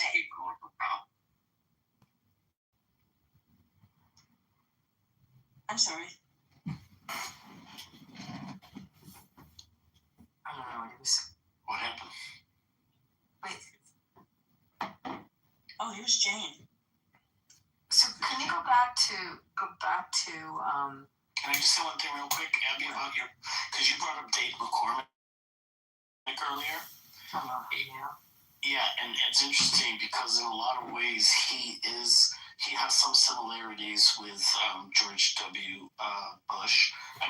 H. Bush, and he has that plus like a Trump adaptation, I would say. But they have very, very similar backgrounds. Really nice guy too, Euro. He's just pleasant and not like. Well, he's have you? I mean, you see him a lot on TV in Philly, but. Yeah, well, he's a West Point graduate, and he also got an MA and PhD from Princeton. He was a former CEO of Bridgewater, so it's like one of the world's largest hedge funds. And he served in the George W. Bush administration as Undersecretary of the Treasury for National Affairs.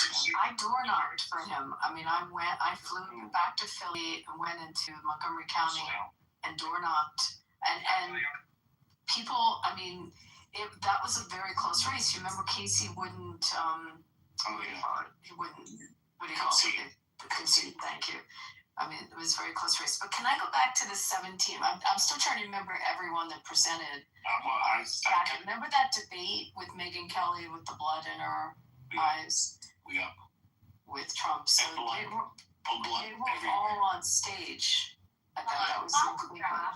So you had who did I say? Walker, Santorum. You had Marco Rubio, obviously. You had Rick Perry. You had Rand Paul. Rick Perry, I forgot about him. It was the most talented primary field I've ever seen.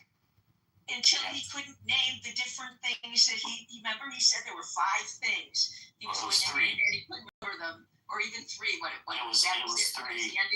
Yeah, and he could, and the problem was he's the one that brought up the 3, so that makes it really, really bad. It's like I got 3 things I want to change, and they are 1 and 2. Oh, I can't remember the 3rd one. So it's like it just instant loss of credibility, right? As a Democrat watching, as a Democrat watching, you looked and you said, okay, that's the next Saturday Night Live sketch. You know, you look at them, and that was really bad. Same thing. Democrats had the same thing, but it was you looked at that one and said, "Oh, that's going to be on Saturday Night Live." That's it, and that was the end of him. Yeah, and he made a joke about it. He was very self-deprecating about it as well. So yeah, I mean that one's embarrassing. It's just like you had some vice presidents like that were just really terrible speakers. Dan Quayle. Dan Quayle's the one I was thinking of. I couldn't remember his name. You had Rand Paul, the senator from Kentucky, who ran. Pataki, governor of New York, former governor of New York. Kasich, the governor of Ohio. He would have been an interesting candidate, maybe. I liked Kasich. I just not all of his policies, though, but at the end, when we were coming down to the end, I was looking and saying, now which one could I live with? I could live with Kasich. I had some faith in him. So remember, he also was one who took issue with Trump saying about grabbing women by their genitals or whatever. So why did Jeb Bush implode, and whatever happened to him? Jeb Bush didn't implode. He just couldn't get. What happened with Jeb Bush is you have to remember. First of all, they had him out there. They had him out there saying he's going to win, he's going to win, he's going to win, and it's in the very beginning. And along comes Trump. And Trump is saying the most outrageous things at his rallies, and the press is that's all they're doing is covering the outrageous things. And also, do you remember, Meryl, the one thing? So first, I think Jeb Bush was a laboratory candidate, right? It's the person you create in a lab, right? Like, oh, this will be the great guy. But do you remember in the debate when he said it was an early debate, and he said, "My brother kept us safe," and Trump says, "Not on 9/11, they didn't," and that was it. I mean, that was the fait accompli, right? I mean, his brother had nothing to do with 9/11. No, but I mean, it just was a fumble, right? I mean, it was just. Yeah, I know. It was just one of those moments where. Well, there were 2 other things about Jeb Bush. He was married to somebody, I believe she was Latin. And he was not hard on immigration. Fluent Spanish speaker. Fluent Spanish, yeah. Pardon? I think it just had more to do with the fact that Trump was all over whoever was the favorite at the time. That's right. So when Jeb Bush was the favorite, so he would just hammer him so hard that somebody else would become the new number 1. And then he would relax his pressure on Bush and go after whoever the new number 1 is. And he just kept doing that. So nobody was going back. Nobody was right. Going back. So Trump was always number 2. So it was just a matter of time that Trump would win, you know? Everybody's campaign. And that's all you were focused on. Meryl, He had investigative reporting in those days. Investigative reporting, it would have been different. Well, the thing is he got the other candidates to also gang up on the number 1. So the person that he attacked in the previous week, he was nice to this week, and then that person would reciprocate nice back to Trump. So then they'd go after the new person. So Trump ended up just being the leader just because he was like the leader of the opposition, so to speak. Meryl, if you could, who is your dream candidate? Like, My dream candidate? Yeah, who are you running I have a dream candidate. You're all going to get me for this one. I happen to have liked Hillary Clinton. Not because, I understood all the deficits, but I also understood how good I voted for her. I was a huge Hillary Clinton fan. So I have no problem. I never held my nose when I voted. But in 2028, right? I mean, you're not going to like this one. I'm looking at Rahm Emanuel right now. I'm trying to. I love Rahm Emanuel. I think he's amazing. I think that you cannot dispute how experienced he is, and quite frankly, when you deal in a presidential race as a Democrat, the one thing that makes him stand out from any other is, pardon my French, he's not going to take shit from anybody. He's a fighter. Our country would not elect a Jew, Meryl. The country won't. I understand that. And I'm not a Shapiro. I'm not a fan of his for a lot of reasons. Oh, I know you weren't. I know. But I have valid reasons. And it's not from a Republican standpoint. It's like letting down his community. However, if you took all of that away, and looked at his politics, they wouldn't elect him. And Rahm Emanuel, I agree with you. I like him more than Shapiro, and I think that he's more qualified. I don't disagree with you, but in the state of affairs as it is, even if you're looking in 2028, do you think things will calm down by then? That they would ever consider that? I think he's a particularly strong candidate. He gave me an exclusive interview a few years ago, and I was really impressed with his performance because I really drilled him, and he just responded very well. I think of him. I know people say it's too soon to say anything good about Pritzker, but he's there. I'm waiting to see. I want to see all the candidates. Overweight. I think it's one of those things you can't be that overweight to be president. It's shallow. It's dumb. But Pritzker's. You can't be that fat and be president. It's just he's overweight. What are you talking about? Don't. He'll be. But believe me, by then he'll have taken some medication and he will be thinner.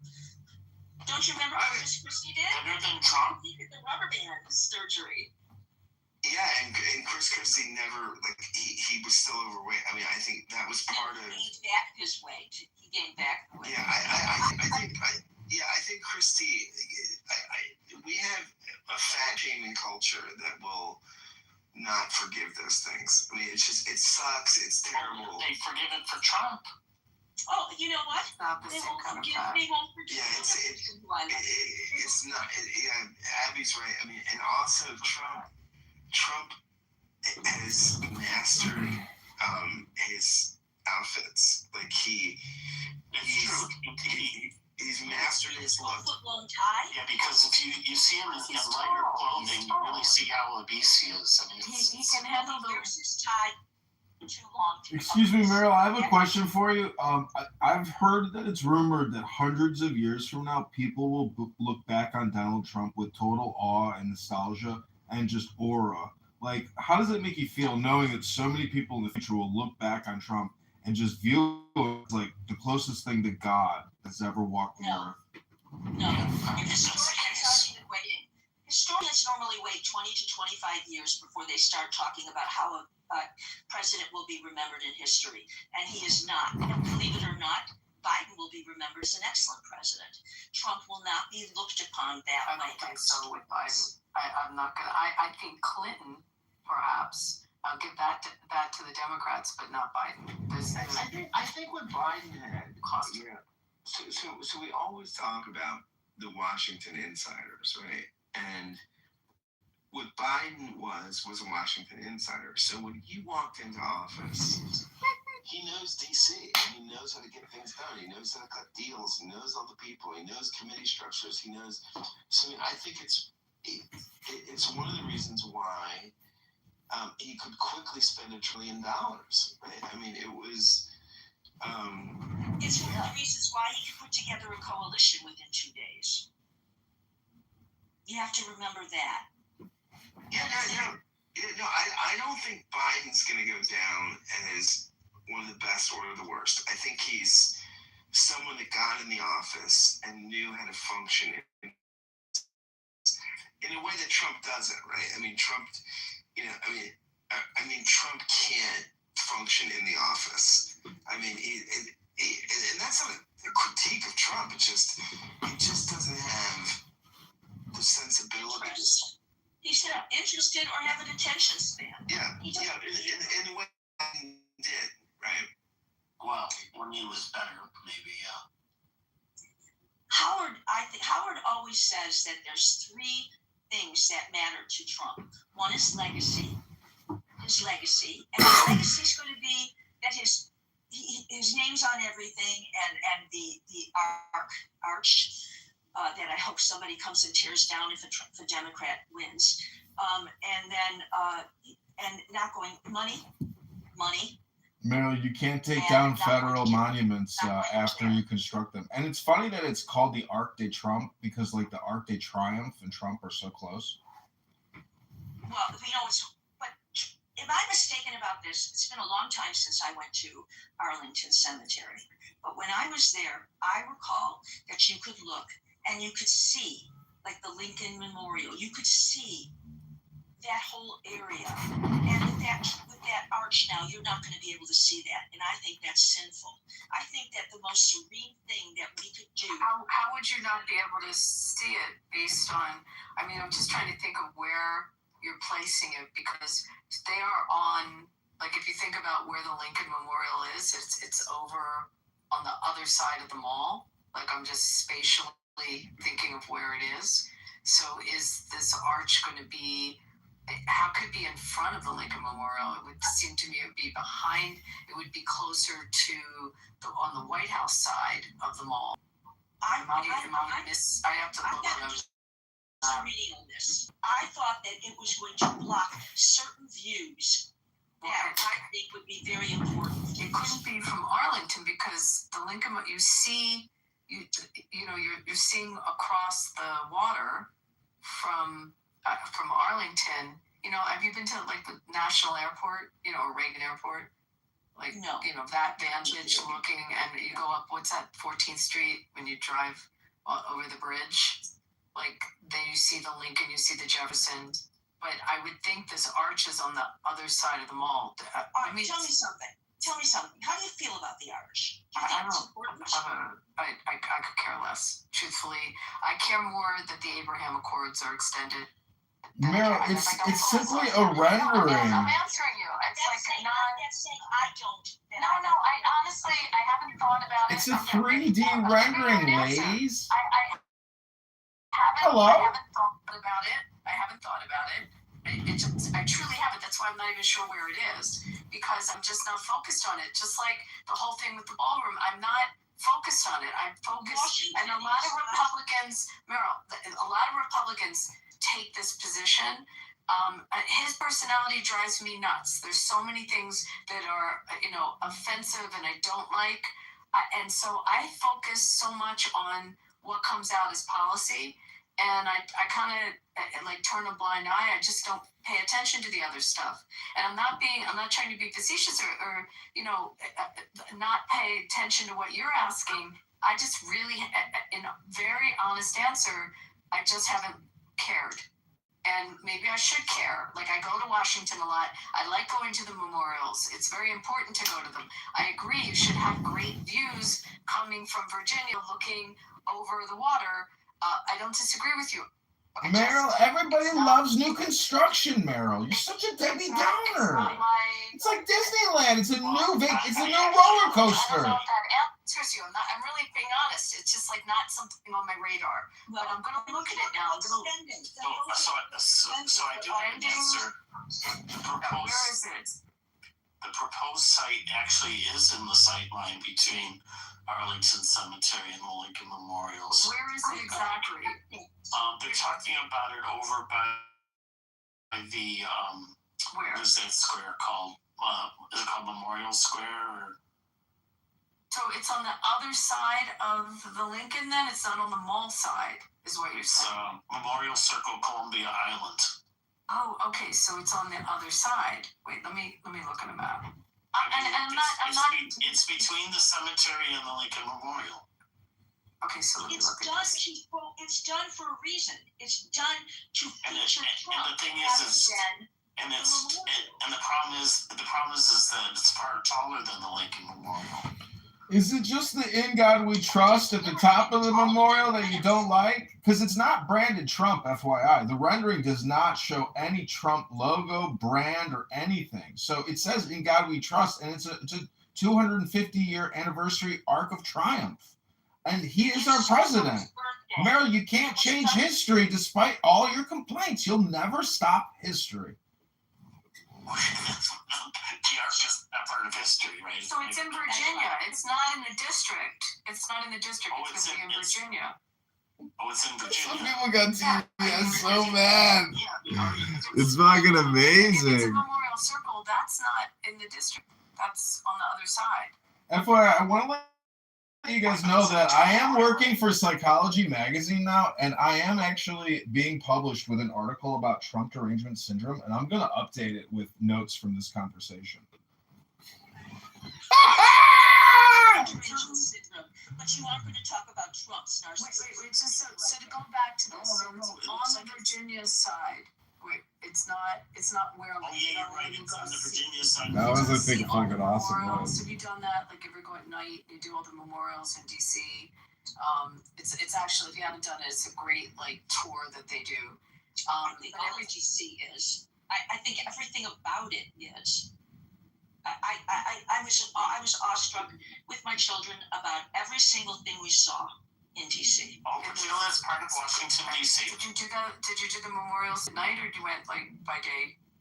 I don't know if we did them at night. I think we did them by day. And it was how many years ago? So Abby, was the place we went. So Abby, it would actually be in D.C. by the way. Excuse me, Abby, I have a question for you. It's about the Holocaust Museum in Washington, D.C. Abby, this is a trivia question. What is the geographic shape of the flooring in the Holocaust concentration camp? I can tell you actually a lot about that museum because I remember when they were building it, and I knew some of the people that were the first round of running it. So I.M. Pei was the architect. If you know who I.M. Pei is, it's No, I don't know. Architect. He's the same guy that did the pyramid in front of the Louvre. Yeah, many other. Do you know who, Abby? Do you know who the Apt BT? Oh, they're one of the most successful Jewish families in America. You should look them up. They own ABT.com, which is one of the nation's largest electronic retailers. And when you leave the Holocaust Museum, it says this wing was donated by Mr. Apt. So I texted his son.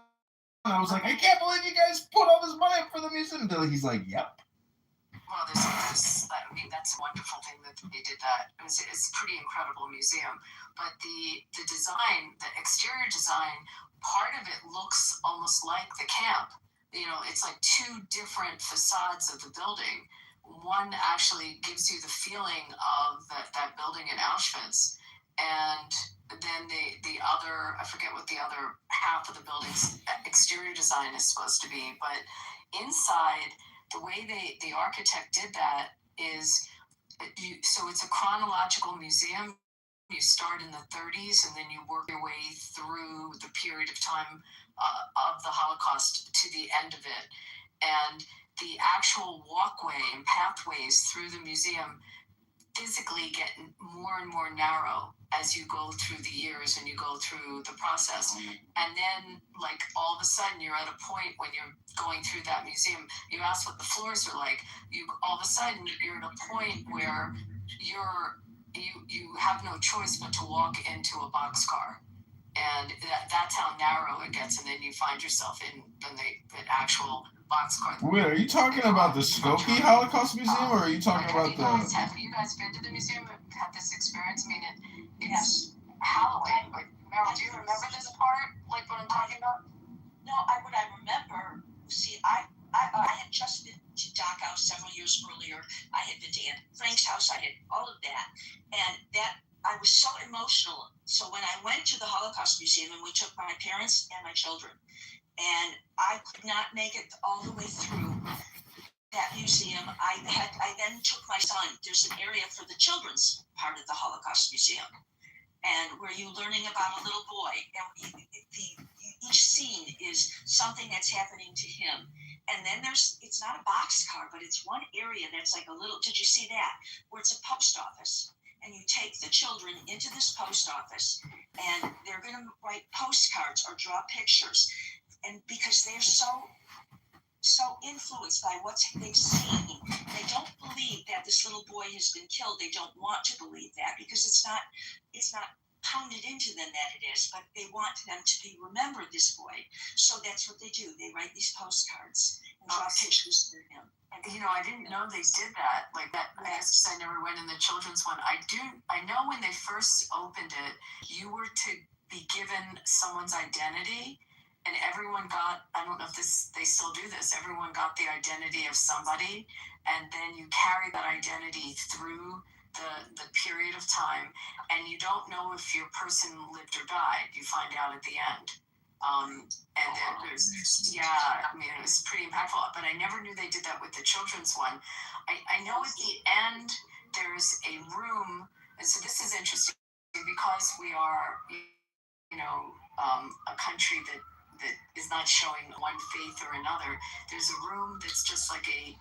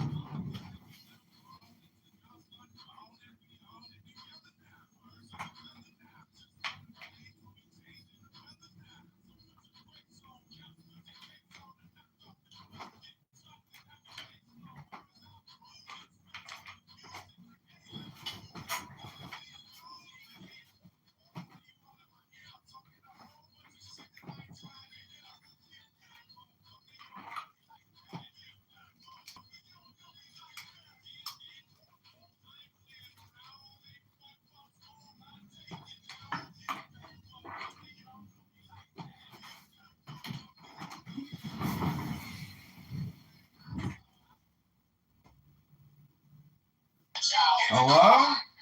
Hello, moderators. Do you know how to use the fucking app? Hello? Is that DJ Pooh? I'm gonna pack you up, DJ Pooh, and put you in a goddamn Subway sandwich and put a bunch of tomato, motherfucking lettuce, and some mayo. I'm gonna pack you up, DJ Pooh. I'm gonna put some pepper, some salt, some vinegar, some balsamic vinaigrette. I'm gonna pack you up and put you in a bag for lunch. You ain't nothing but a Subway sandwich, Dr. Pooh. DJ Pooh! I'm gonna get you, DJ Pooh!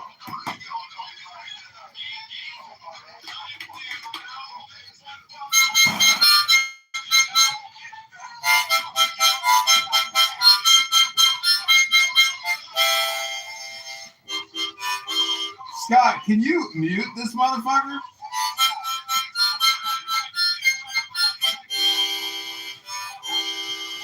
Howard, kick this motherfucker!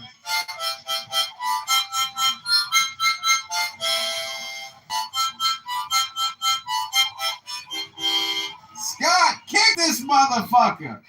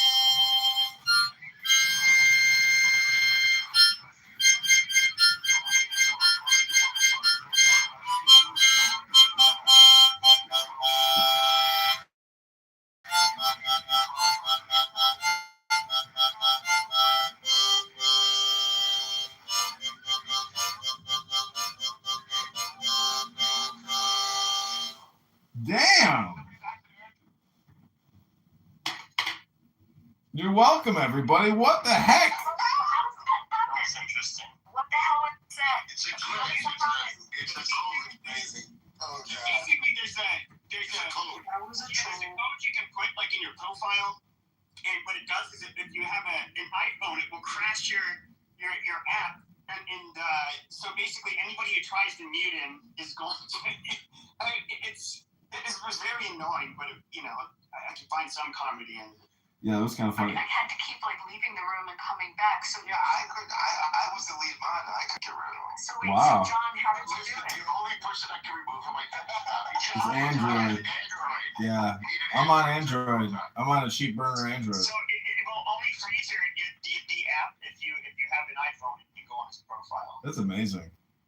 I know that guy. He has been on this app for a long time, and he is one wild motherfucker. But he does this thing where he packs you up and makes you into a sandwich and screams that he has the craziest, most toxic abuse rooms you've ever heard on this app. That guy is fucking whack. What was his name? DJ Pooh, I think he goes by. I think so. He's got a couple of names probably. Listen, gay, black, transsexual men who are entertainers. I mean, as long as they're not violent, like they're exceptional performers. They're very funny. But BB, I didn't kick you from that room earlier because I was recording something, and I know you wanted to talk, but I was right in the middle of making a recording with Bima. We were reading Ayn Rand's book on selfishness. It was great. It took No, that was me. I kicked you. Ran a bunch of shit. And that's how y'all white people been doing every other country y'all pull up through. Y'all just code a whole bunch of noise. Can't nobody. Yeah. That guy colonized the room, right, Big Mac? That was a colonization. Did that colonize the whole room? Yeah. We was enslaved to that shit. Yeah, we were all enslaved. Like we were in each other's slaves. David, I wanted to thank you for your comments today in Gary's room. I really appreciate them. Oh yeah, no, you're welcome. That was really nice. I don't know if they added to the. Yeah, no, I was just doing a deep thought into what, it's just mind-boggling. It's funny that you came in here, David, and Meryl came back. We got rid of that guy. John figured out how to get rid of him. Don't click on his account if he comes back. I don't know. My conspiracy theory is that was perhaps another profile that John had. No. Howard, can you please go explore the app and watch, what real hell sounds like? Have you explored the 10th layers of hell?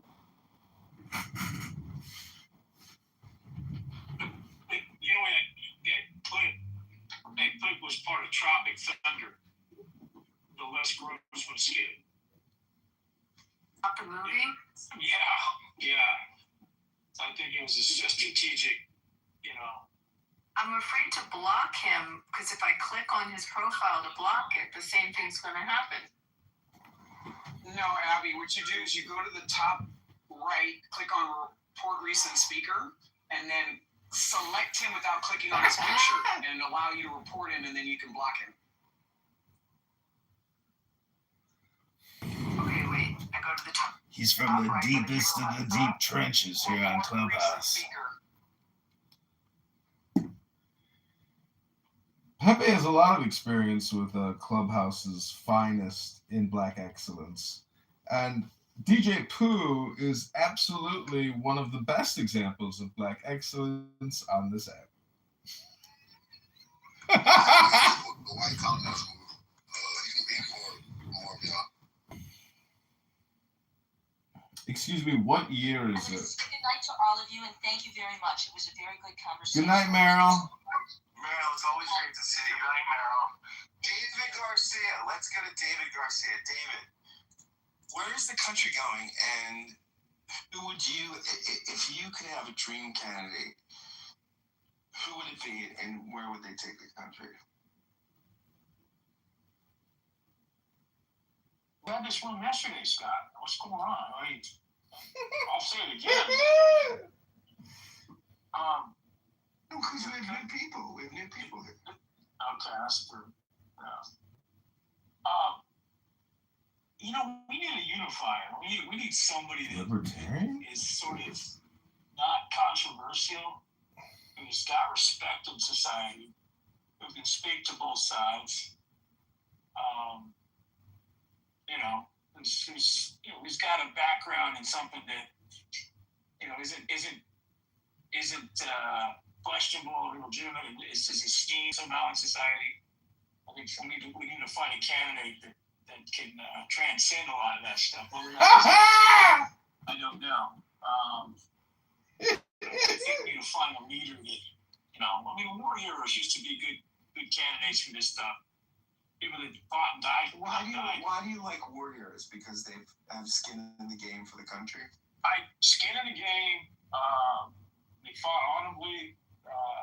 It's about country. It's about putting your life on the line for the country, which we're seeing less and less of that on some level, other than the men and women in uniforms now today that are out there fighting, of course. So I don't want to forget those folks. Yeah, absolutely. David, they better be intelligent though, right? I'm not saying put anybody stupid. What are you talking about? Yeah. Well, it just doesn't seem to me in today's communication paradigm, just because you served overseas honorably and fought in combat to a certain degree. I mean, we have a lot of veterans in Congress or in the Senate that are traitor backstabbers and are veterans to the hilt. And they lost their legs, but they still complain nonstop about Trump.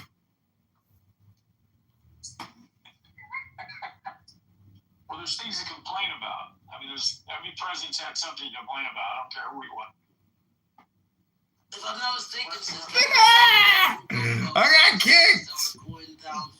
I got kicked. Either Boston or I don't know the states up here. They're going down to I think it was Florida or one of those states that they just went missing. The whole car, the kids,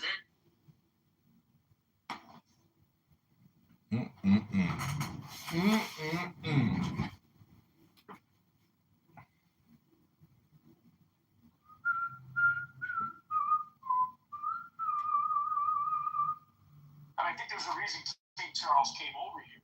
I think he came over here to kick us in the ass a little bit and wake us up. I think his say what you want about the man. He's obviously silver spoon, bloodlines, what have you.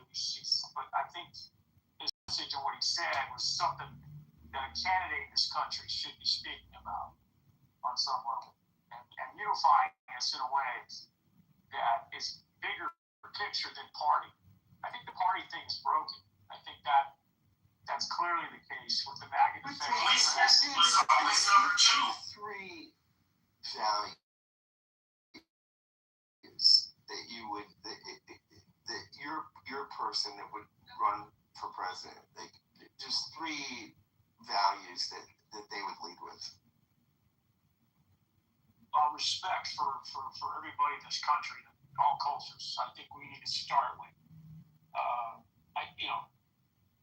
elevating everybody that's contributed to this country on some, have a message that speaks to that Ellis Island legacy that built this country. I think we got to start there.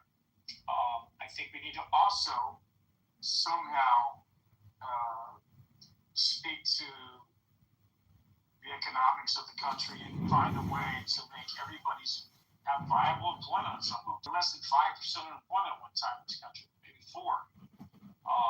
I think we need to figure out how to make this country productive again, and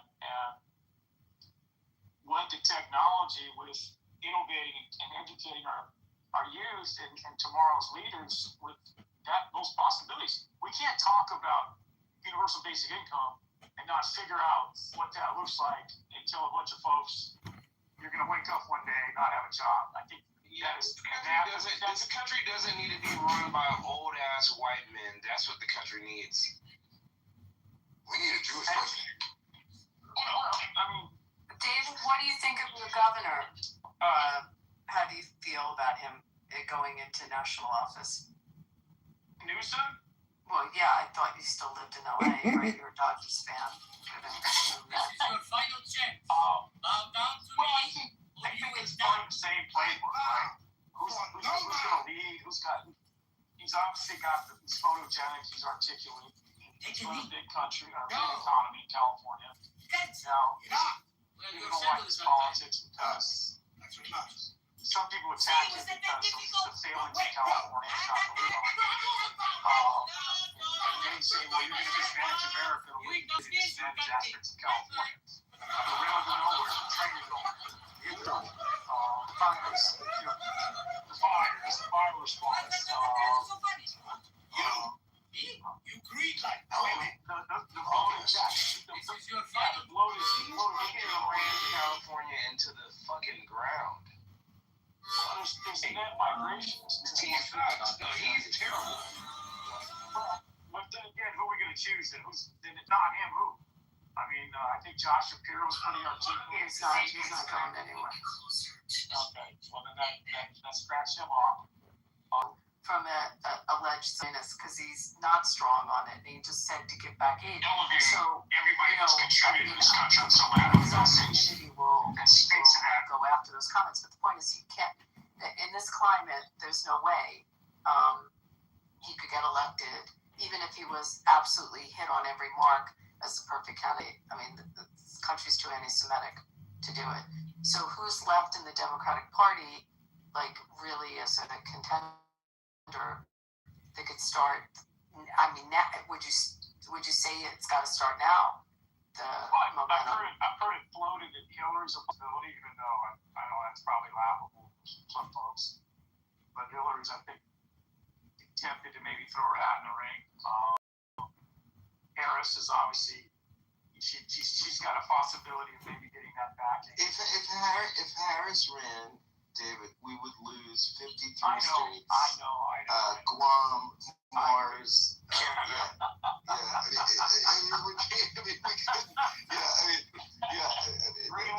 would be the worst mistake we could ever make. I know, it's probably not going to happen. Yeah. But I think Newsom's the guy, really. I really do. And I think, but I think. Isn't he under investigation for fraud by the hundreds of millions? Hundreds of millions. Well, there's entities that he oversees that are obviously being investigated, and who whether that can be laid at his feet or his doorstep remains to be seen. But there's a lot. The hospice stuff you're talking about? Not just the hospice stuff. There's that, and there's the homeless. The homeless audit, the big, massive homeless audit in Los Angeles that is unearthing, no accountability of where the money went.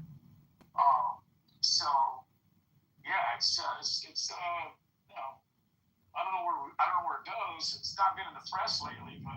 David, what would the Republican Party? I mean, you're a pretty moderate guy. I mean, with a big heart, and I think you're one of the more intelligent people on the app.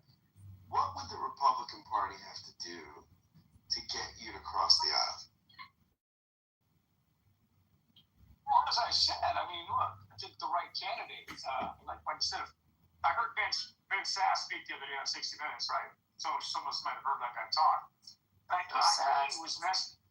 Yeah, he's dying, obviously. So the way the guy speaks and the way he's grounded in his faith and his family and he was listing all these things that you should be about outside of your title, outside of your political position. And to me, that was a refreshing outlook on public service. And I said, if this guy was going to live and continue to go on, he'd be a guy that I should vote for, because he's not going to demonize the left. He's not going to come out the right or the Democratic side. He's going to find consensus. I think we need consensus builders. I mean, there's a reason they call Reagan the Reagan Democrat, right? He's figured it out. Clinton figured it out. He gave Newt Gingrich, he said, look, dude, what do you need? Okay, you want a crime bill? Let's go craft a crime bill. He met those guys on every turn. He said, look, I know I can't fight you. Let's find a common ground. And that's why he had 8 years absent the Monica Lewinsky debacle. I think he had a fantastic 8 years. Somebody like that, that can work the room and work the country and speak to all sides. Like you said, Scott, we can't have a politician that can't talk to the other side. Otherwise, they're going to lose, right? So I think you got to take care of the That would be the worst mistake we could ever make. I know, it's probably not going to happen. Parts of the nation. But I think, so I think Newsom's the guy, really. I really do. But I think investigation for fraud. Fundamentally,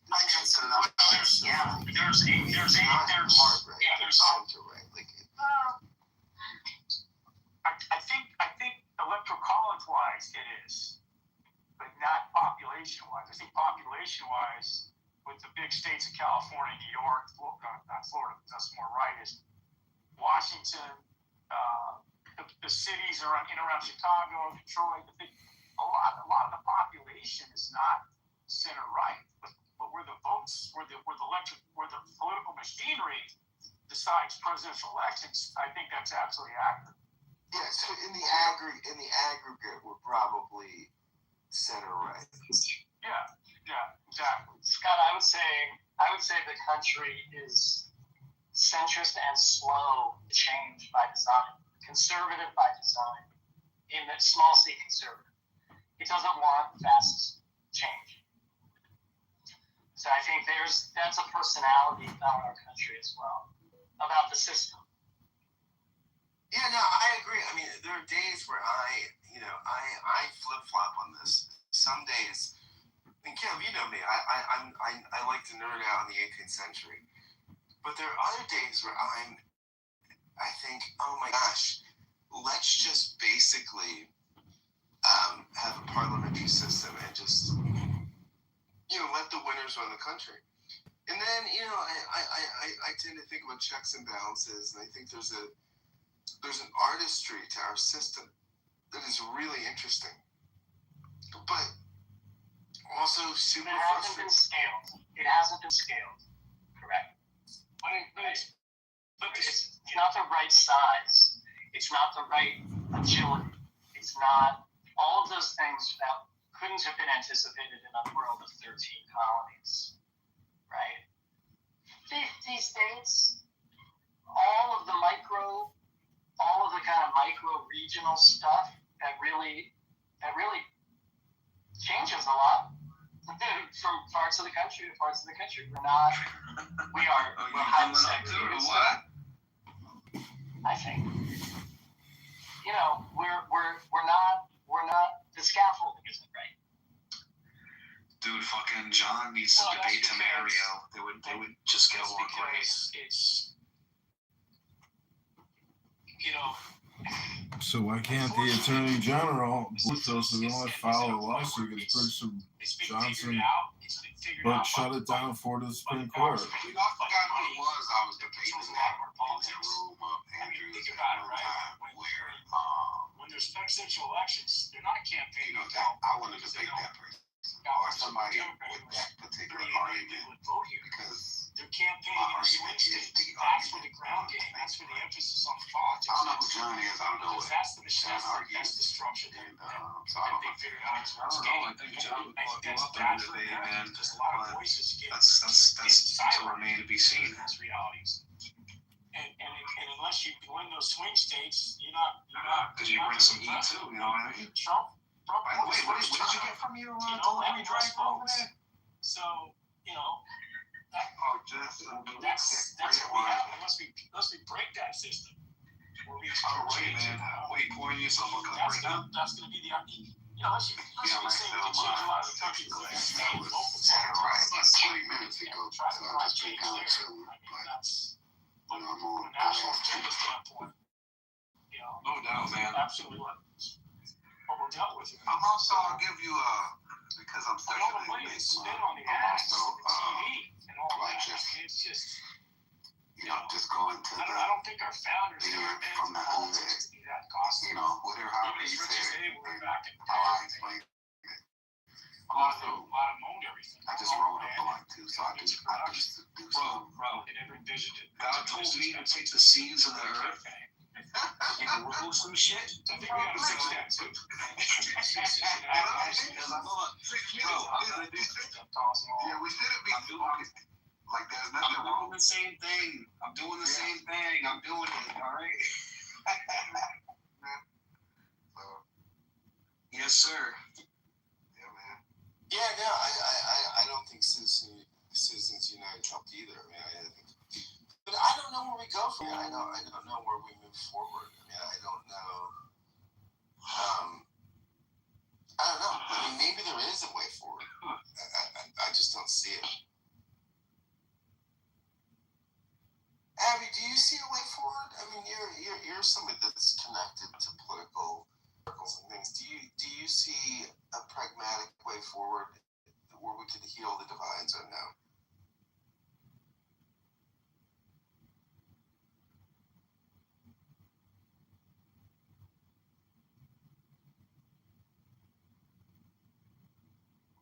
Going once, Abby going twice. Let's go to Dr. Adams. What's going on? Dr. Adams going once. Let's go to Maria. Maria, do you see a way forward? Pepe, I don't even. Yeah, okay, go ahead.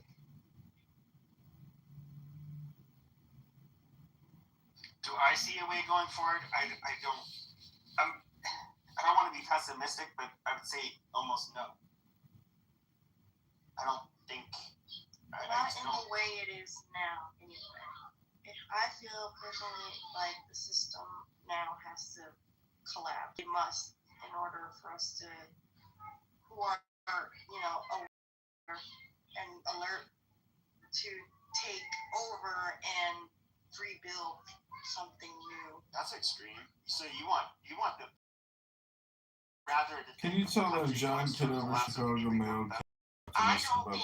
I mean, everyone who has the power to do something is either on the wrong side or not doing anything at all. And then the rest of us who have to work day to day, paying our fucking shit way through life, have no other choice but to do, just sit here right now, unfortunately. It even says it in the Bible. It's not only affecting local effect. It's like, it's huge. And unfortunately, my right-wing folks who are blindsided by the cult propaganda and narrative just cannot seem to stop living in a state of oblivion.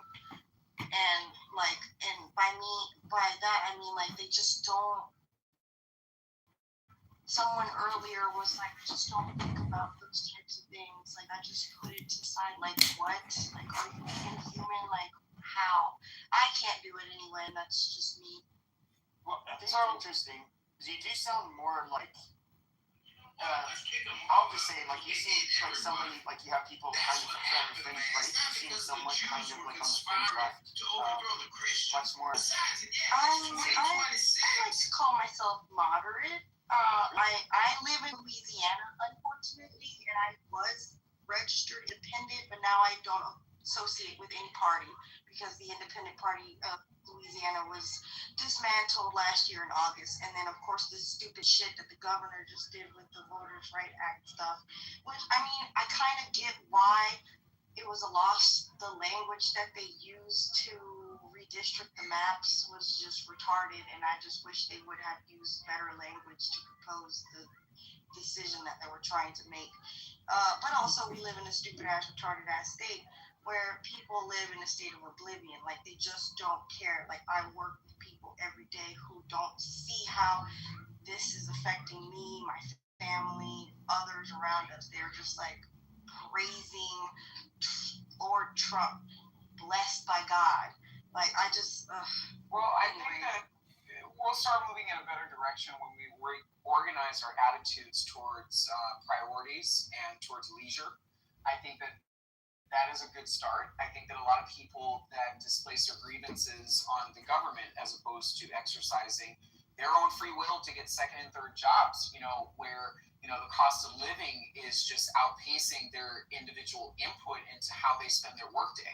So I think that when we reorganize people's attitudes towards leisures, luxuries, and necessities, I think that we can get more towards a relevant conversation as to who is doing what, who has earned what, who has what, who doesn't, and why. I feel like a lot of that balance really has been ignored for quite some time.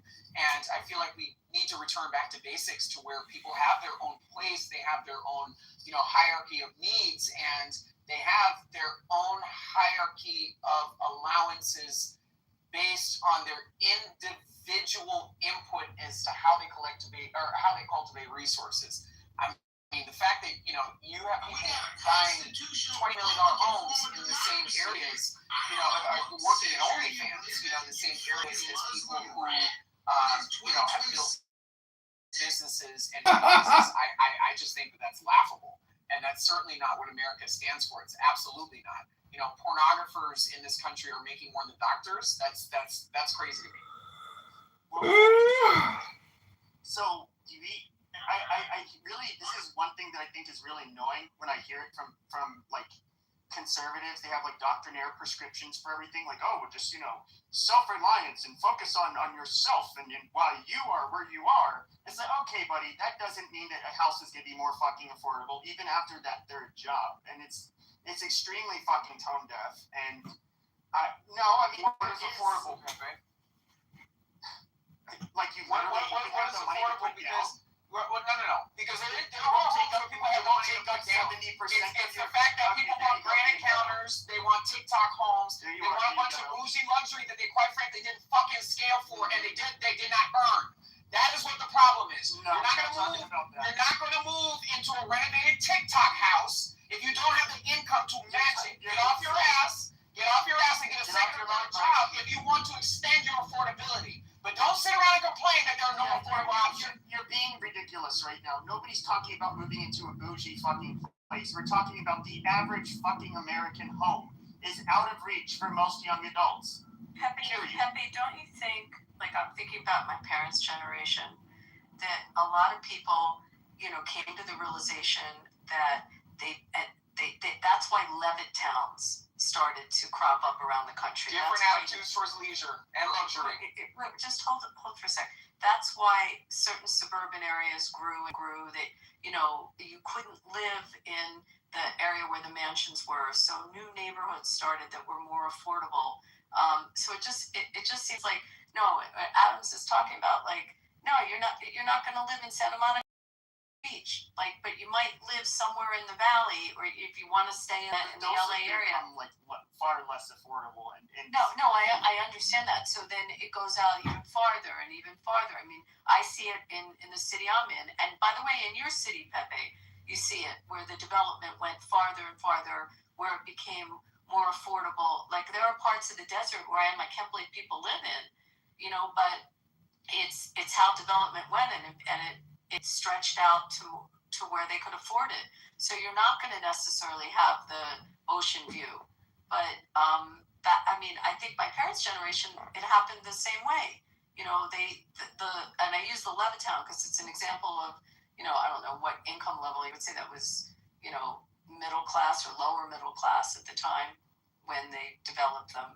But that was the choice. It was lower middle class. That was heavily a part of our curriculum in the state of California. We studied that, and it actually set the pace for master planning of communities. Don Bren, who owns the Irvine Company, actually ran with that same model of equally distributing a inventory of housing that is connected with the jobs and the average income of the places of which they're being developed. The other thing too that you want to mention as far as our grandparents' generation and my parents' generation, people with a family of four, you weren't buying a 4-bedroom house. You had people that had 5 kids and they lived in a 2-bedroom house. That's just the reality.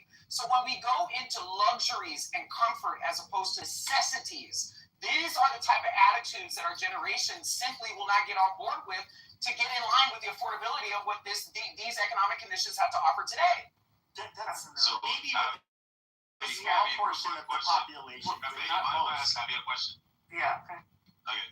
So this is August 6th. You're right. The Chicago Economic School at University of Chicago did create basically all the inflation and all the woke spending and woke philosophical and woke cultural problems, particularly Saul Alinsky and many others. Even our Illinois Attorney General is a University of Chicago professor, lecturer. I don't know who is he? Like, you never heard of him. We have all these attorneys and federal prosecutors that you never heard of, but they're political appointed positions. I just, please, Rich, I swear I'll talk to you about it another time. I think he's was incredibly hot when he was younger. Like, that's all I want to say about him. Yeah. Okay. Yeah, he's great looking when he was younger. I saw pictures of him. He looked like a model. Gorgeous, just drop dead. Okay, so going back to this, so the concept of the development of the suburbs, or so what you're saying, Adam, is that people lived in the 2-bedroom house with the 4 or 5 kids, but then they were able to go into these new, like, super valuable. I mean, and the homes were, but that was the alternative where people couldn't live, like, in PV. Were you around when the town of Maricopa was being built up? No, I'm trying to think. No. Maricopa is like close to Casa Grande. Okay. So there's like one highway that leads there into Phoenix, and a whole bunch of people ended up moving out there. People even moved to Casa Grande. And of course, very far west, like Buckeye. Right. I mean, and they weren't areas you ever thought would develop, but they were cheaper to get homes. And you had companies like Richmond American and American West Homes that went out in these big developments. We had it in Vegas. I mean, it goes all the way up very to similar. Mount Charleston is. Yeah, it's very similar. And you think, who the hell would live all the way up there? And the ingress into the city is so far. But it's funny in a way, because I'm thinking what Adams is saying, that in the development, and then it turned into the gentrifying and going back to the older areas that got run down and redoing those areas. Because people had different attitudes towards leisure. Now you wanted to go into private neighborhoods, to go to gastropubs, and to go to other freaking places that you don't belong in. Go, keep that on the other side of town. Allow those neighborhoods to develop on their own, and stop putting a bunch of hipster establishments to drive up the cost of food and everything else around it just because you want to go out there on a Saturday night with your girlfriend. I mean, this is how we got here. There were different attitudes towards leisure, and the proximity of leisure towards development. When you started blending the two is where you started creating pockets. You started creating pockets of things to do and people that wanted to work in those places that became unaffordable. Well, I would say your situation in Los Angeles is multi-millionaires. You guys, we're not talking about Los Angeles. Hold on. We're talking about California. Okay, I'm talking about California. One at a time. So when it comes to one at a time, and then I wanted to hear David's take on this, because where he has also developed. But like where we live, Abby, so Vegas and Phoenix, I think we would always go back and forth for which was the fastest growing city in the country. 3 months. And so our experience, I think, is actually a lot different from most of the country, just because we have for decades we've been amongst the fastest growing cities. There's only so many places from conceptual knowledge. Transactions and survival. It's my understanding that the housing affordability for young people it is a lot worse now than it was for previous generations. Like a whole lot worse. And I get it. There's some people who think maybe they're entitled to live. I mean, in really nice areas in a nice loft, or which can cost a fortune in Manhattan or wherever. But no, I mean that's not most people. Oakland is like close to Casa Grande. Okay, so you have there's like one highway that leads there into Phoenix, and a whole bunch of people ended up people even moved to Casa Grande. None of these kids have worked over a decade in a world where you're watching an aging generation that's going from living with their parents over towards living on their own and then buying their first homes. So they're not really privy to these conversations. What are you talking about? They're not privy to the conversations with their broke friends that complain about these issues on the internet. Hey, you don't even know my friends. This is ridiculous.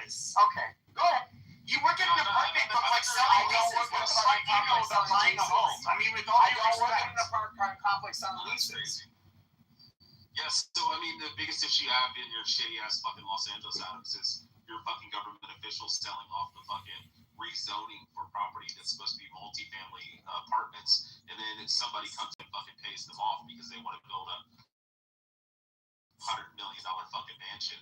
And then on top of that, you also have BlackRock, Vanguard, and State Street buying up over 49% of all single-family homes by 2030. So I mean, you can blame Larry Fink. He's paying 50% over market value. He's paying $100 million fucking just BlackRock alone. And one of the most abusive things they started doing is, they started buying up all of the trailer parks where you have pensioners. Which is $5.2 billion a fucking year in single-family homes. But yeah, by 2030, he's going to have 49% of all homes in America. And he's going to create a renter society like they want to do with the 2030 Great Reset through the World Economic Forum. But they've even gone as far, like these to buy the trailer parks, which I think is just like horrible. So basically, they immediately raise the rent. They make it so that in a very expedited fashion they can kick you out on your ass. And basically they're freezing out people that are pensioners or whatever. They have some kind of fixed income and just like completely exploiting them economically. And there is, to me, it's just so fucking disgusting. Yeah, you should look up You're bringing on the most weak and vulnerable people in our fucking population. Shut the fuck up! Houses like in fucking people's the second it hits the fucking market, your fucking autism is so fucking crazy, right? Hey, hold on, David. Do you see this trend in LA? Well, what we're talking about? Well, yeah. I mean, look. So, just from a 30,000 foot view of Los Angeles, there's been a shakeup in the entertainment industry. You just had an article. Dr. Jonah Hill moving south. There's been a flight out of here. I don't know if you guys watch Netflix or the Apple movies and stuff. You get a lot of A+ listers, but the content isn't the best. There's been a washout of jobs here in Los Angeles with regard to that. LA's always been a kind of a glamour town. We're blessed by great weather, and what I'm going to say is I think that the high cost of living, the social problems have driven a lot of people out of here. Particularly people that want to start a family.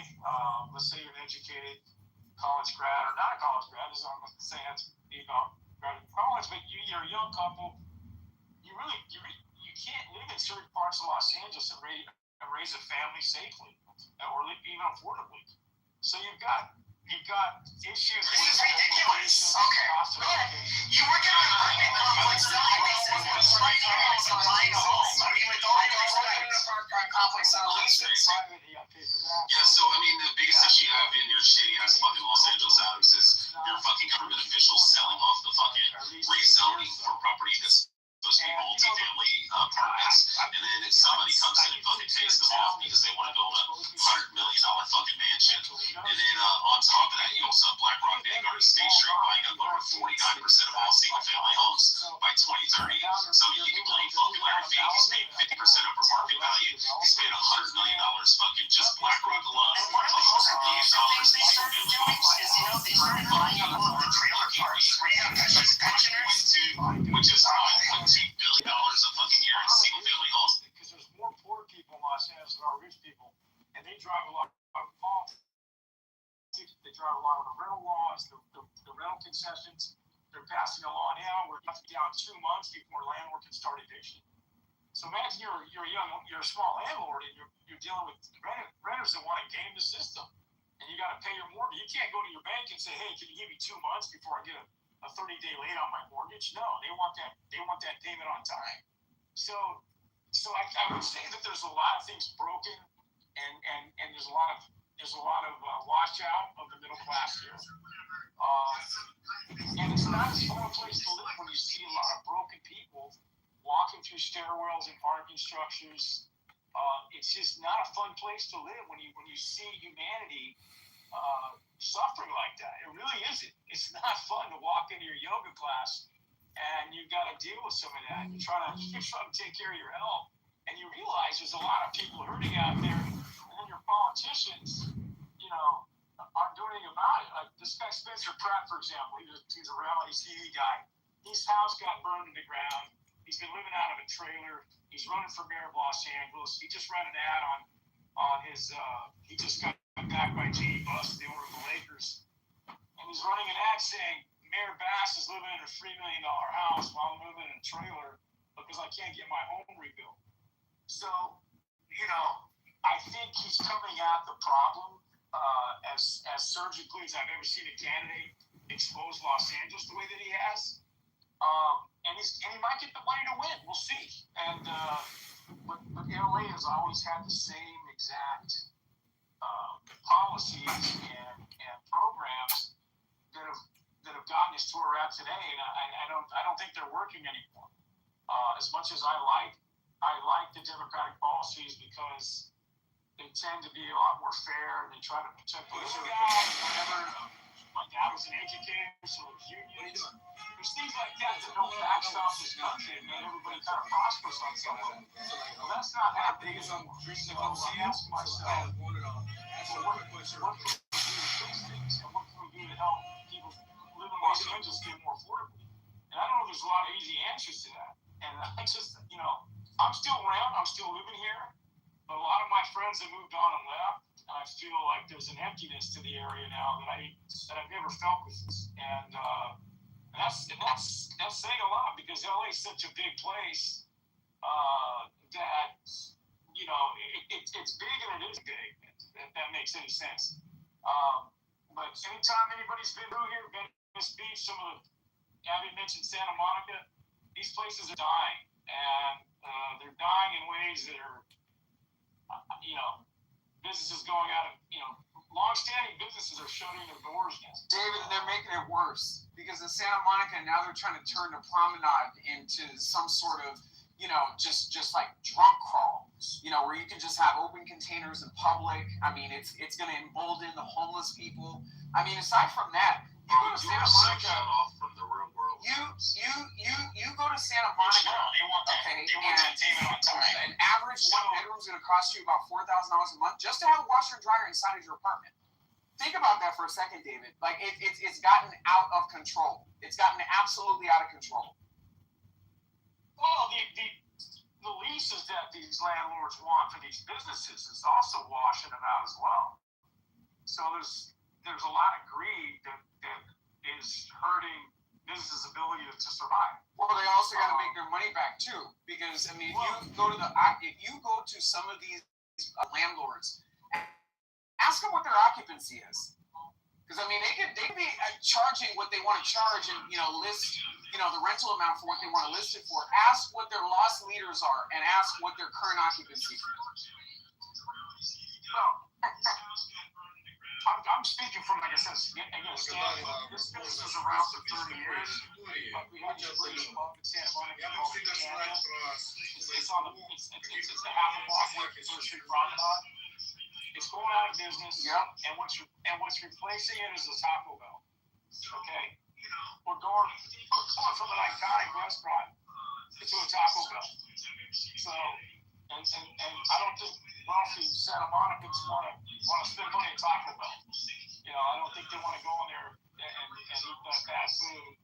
So who's gonna patronize that Taco Bell? So anyway, long story longer. I mean, this is a very rich area. Nothing. Sorry. Patronize it. Anyway, am I patronizing? No. Patronizing is Oh yeah, I know what you're saying. Right, exactly. Yeah, so you can live in your multi-million-dollar house, yet everything around you is kind of falling apart. So you got to drive in and out of your nice home, and then I don't know if you've been watching the news, but there's been a lot of cases of smash and grab, foreign entities coming into LA, gangs, teams of robbers sacking homes. And it's just completely out of control. Coming up in troops from Guatemala and doing home invasions and then running over the border in Tijuana. This has been going on for quite some time. But I hear you. As far as the Spencer Pratt issue, I'm not voting for him. I'm absolutely not voting for him for a multitude of reasons. One, I don't see any sort of policy plan to address any other issues other than the issues surrounding him rebuilding his house. I also don't think that he really has any sort of honest intention to listen to what his constituents have to say. And I don't believe that he's going to get very far in the election because I don't think that he's going to get very far with minorities. You're not going to win the mayor of Los Angeles race without speaking to issues of minorities. It's just not going to happen. White people have moved to Santa Clarita. They don't vote in our elections. They moved to Orange County. They don't vote in our elections. You know, most of the people that are dog whistling and, cheering Spencer on are either Hollywood elites, which the good majority of, minorities and otherwise are sick of them altogether, or people that live in Texas. I also want to make their money back too, because if you go to some of these, bring in a certain type of MAGA sentiment that's just not going to play very well, in this election cycle. So I think he's going to lose. Brad, can you imagine being so sheltered that you don't understand how the real world works? And I agree. And it's funny coming from you because you don't seem to have a job now as of late. Now, do you? Because my parents taught me how to operate 4 wheels without crashing into shit being on Clubhouse, and you don't see me. You don't see me jobless on Clubhouse with phony business development, right? While your parents are paying their bills.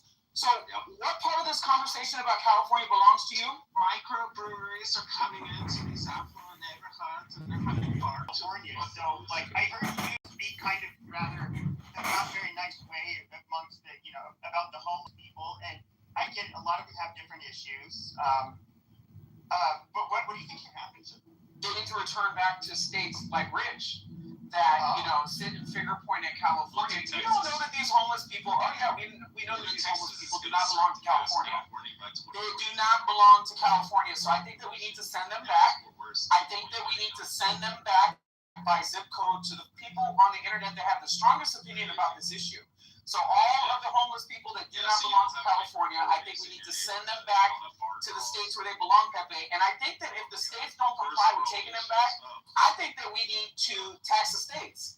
I think that we need to tax the states. We need to drive up the cost of anything coming out of California going to those states until they take their homeless people back. Yeah, no, it's a good point. It makes a good point. I had a guy that I did workouts with. He worked for the city of LA, and they had to sue. Unfortunately, Abby, this goes to your part of the world a little bit. They had to sue the city of Las Vegas for sending homeless people here.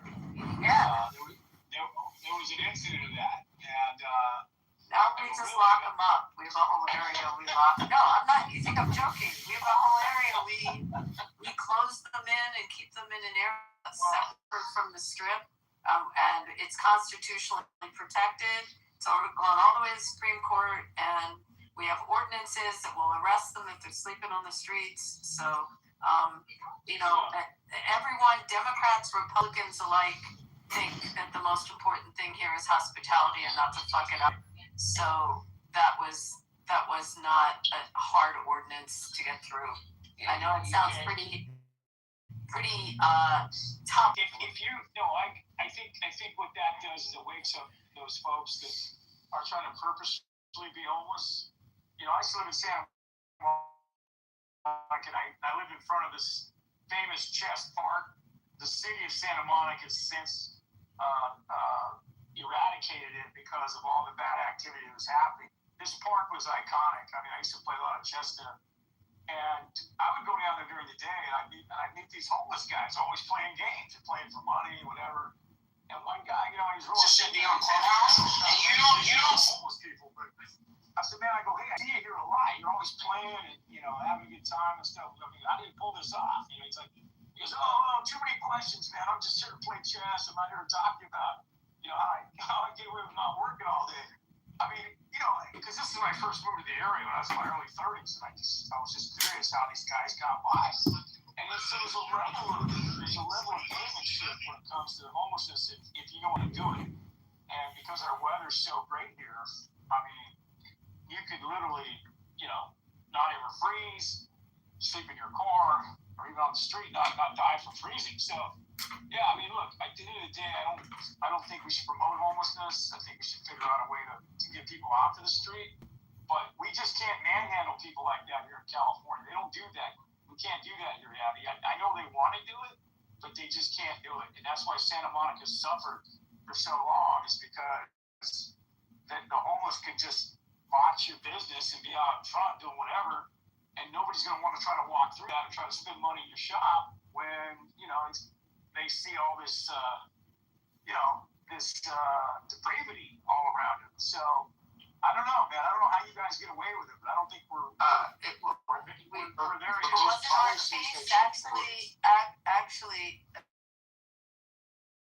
it was in Oregon City that it went all the way to the Supreme Court on having those ordinances. So if you're sleeping on the street, you get a ticket, and you can, if it's more than one offense, you can actually do time. I think it's up to 6 months.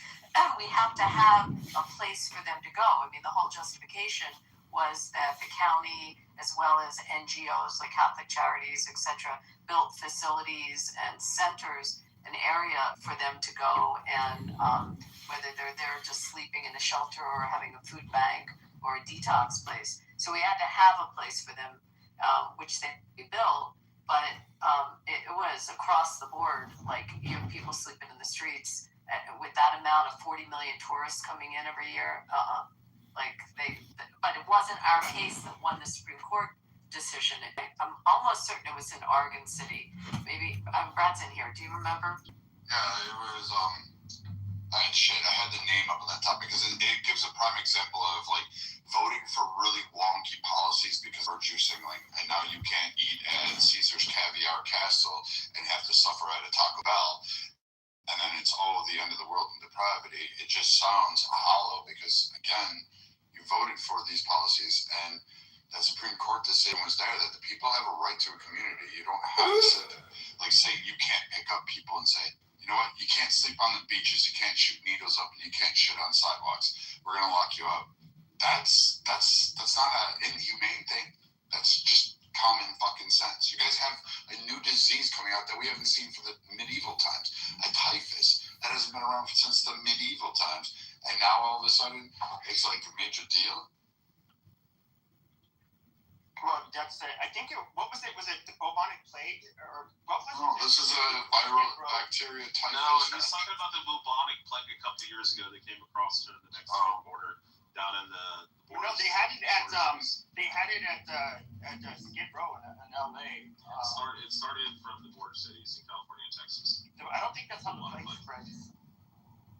The people spread it amongst themselves. No, it's generally no. This new one is coming from fleas on rats, and it's the same thing that bubonic plague. Yeah, that was the same as the old one. It came from fleas on rats. Yeah, so I mean, there was somebody who got it. Okay.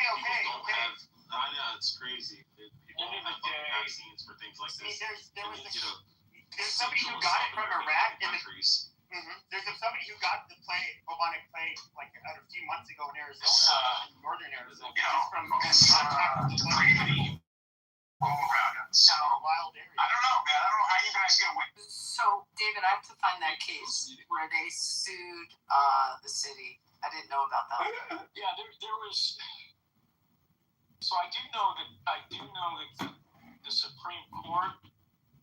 One of the reasons why homelessness was stymied for so long is because the Ninth Circuit said it was cruel and unusual punishment or something. Unless you can provide housing for the unhoused, they had a right to be on the streets. I think the Supreme Court reversed that, and finally reversed that, which gave the cities the power to do what you're saying in Vegas.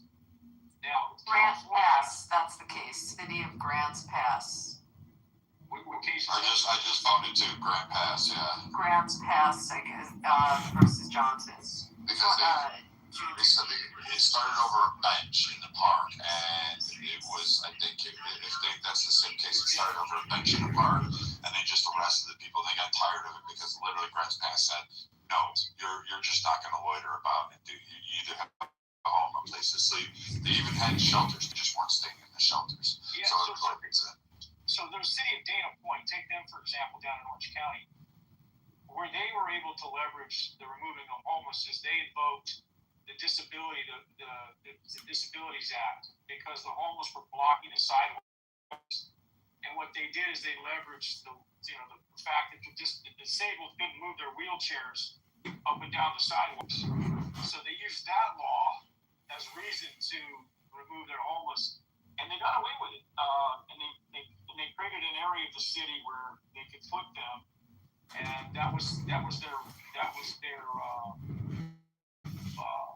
strategy to attack their homeless problem. And it's ADA compliance. ADA compliance is a big strategy. That's a very good strategy. What's going on, David? That was really smart. I wouldn't have thought of that. I think it's really clever. Really clever. Yeah. Where's the country going? But the Grand Pass case, I think, is interesting because, again, we still have to have an alternative. I mean, in order to get those ordinances passed, you had to offer shelters and food banks, and but if they're on the street sleeping and they're cited, a couple times, they're going to jail. No, the biggest problem is the drug problems. Yeah, that's. I was about to say, like anybody's worked with the population. They know. Yes. So I know what I'm talking about. Yeah. So it's been. How are you paying for your cell phone if you're homeless? Yeah. So like one of the biggest problems is that though. So what? Okay. When it comes to any facility, even a homeless shelter, they're not going to allow. Shut the fuck up. Dude, you're rude. No, you just want. Why are you talking about? Somebody left the door open. The hood book is already. When it comes to any of the large homeless shelters, which I'm sure you have one there, like the big utilities, there's other places set up. They don't allow drugs and alcohol, and even if they can sense that you're intoxicated, they don't allow you to stay there. And then even if they find you a place without the need, like. Come on, bro. You never been. Shut the fuck up! You never been homeless before, bro. I literally worked with the population. Chips right now. So, and if you can't, depending on if they have disabilities, for example, if you're oh my god, Abby, you have the power. Fucking ghetto. They're enjoying it. This is probably why if you are homeless, this is probably why you have no impulse control. Michigan. I'm from Detroit, Michigan, bro. I don't care. I'm the richest black man on earth. All right, she's a troll. Amazing. No, the richest African is Elon Musk. No, he's not. Rich African. All right, Anyway, Pepe, when you saw there's big shelters, there's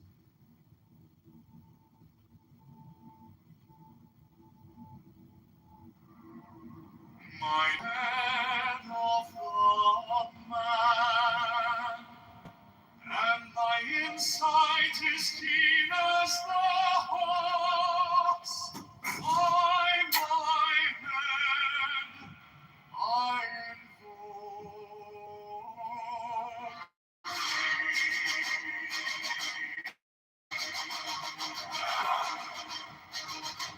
I am the only begotten child of my father and mother. My father is dead.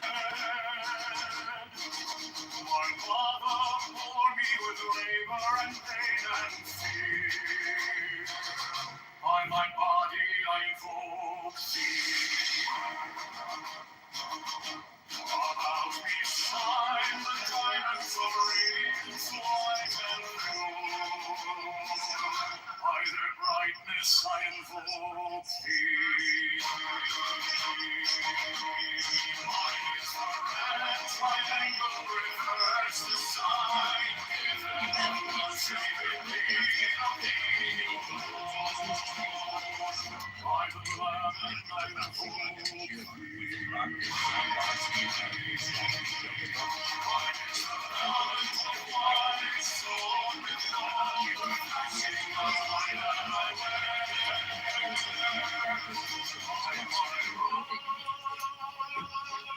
I invoke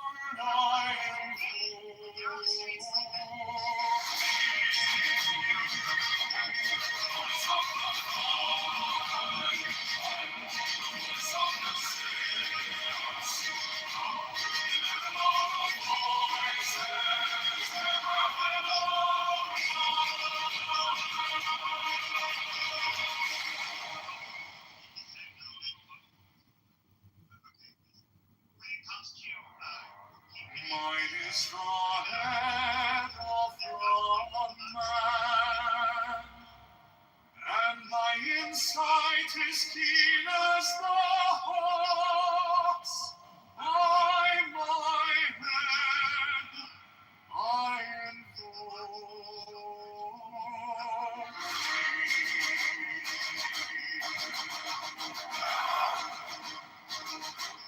I am the only begotten child of my father and mother. My father is dead. My mother bore me with labor and pain and fear. By my body I invoke thee. I'll be shine the diamonds of radiance white and blue. By their brightness I invoke thee. Mine is the red triangle reverse the side given of the saving thee of thee, O Lord. I invoke thee. Mine is the garment of white, strong and bold, flashing of light that I wear. By my robe I invoke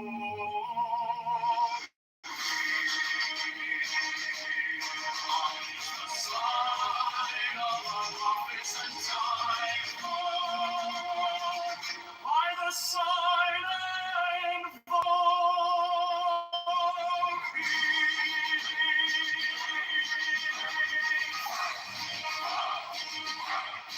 Mine is the turban of white and gold, and mine the blue figure of the intimate air. By my crown I invoke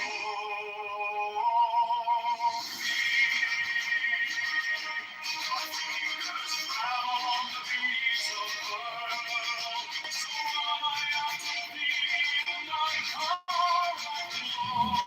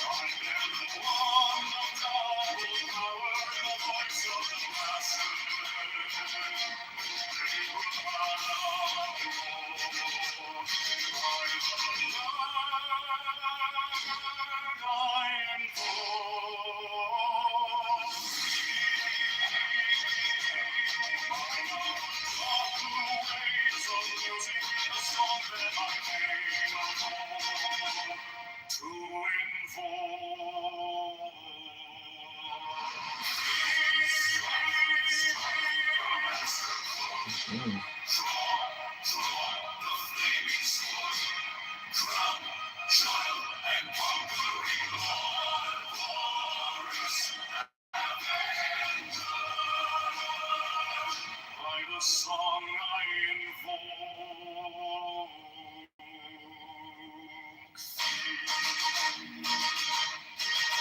My hand is thy sword of revenge. Let it strike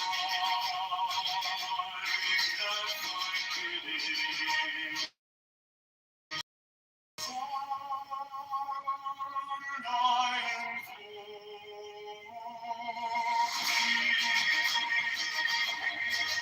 I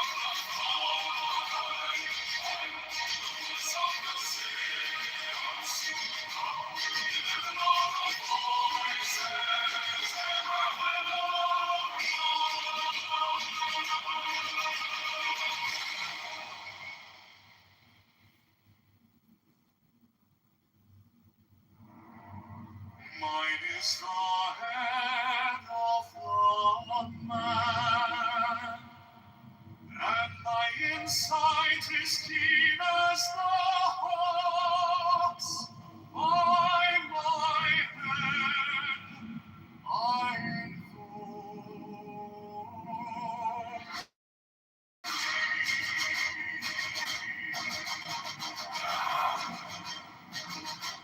I am the only begotten child of my father and mother. My father is dead. My mother bore me with labor and pain and fear. By my body I invoke thee. About me shine the diamonds of radiance wine. By their brightness I invoke thee. Mine is the red triangle reverse, the sign given on the saving thee of thee, O Lord. By the Lamb and I invoke thee. Mine is the garment of white, sown before the flashing of mine and I wear. By my robe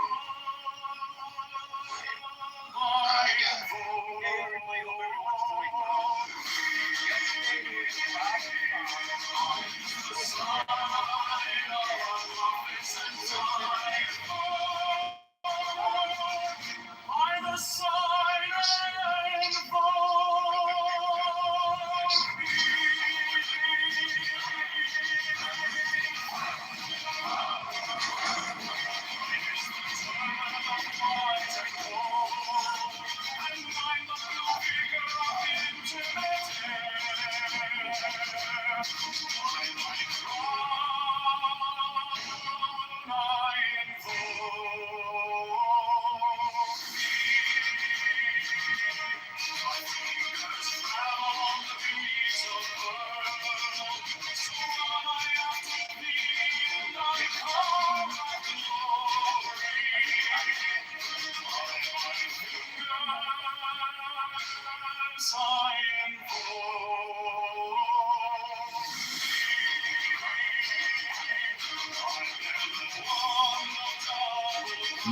Request the photos and introduce us to sustainable circuit and the city and still really benefit us to push the head.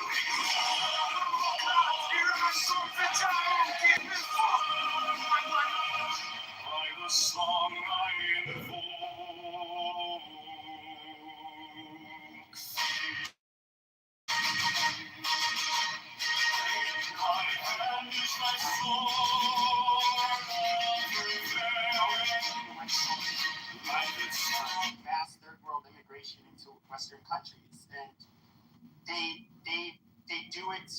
They kind of do it from both sides. They do it here, but they also fund and help them with to. They set up charities to basically help them if they want to make the trek up north, all throughout Latin America.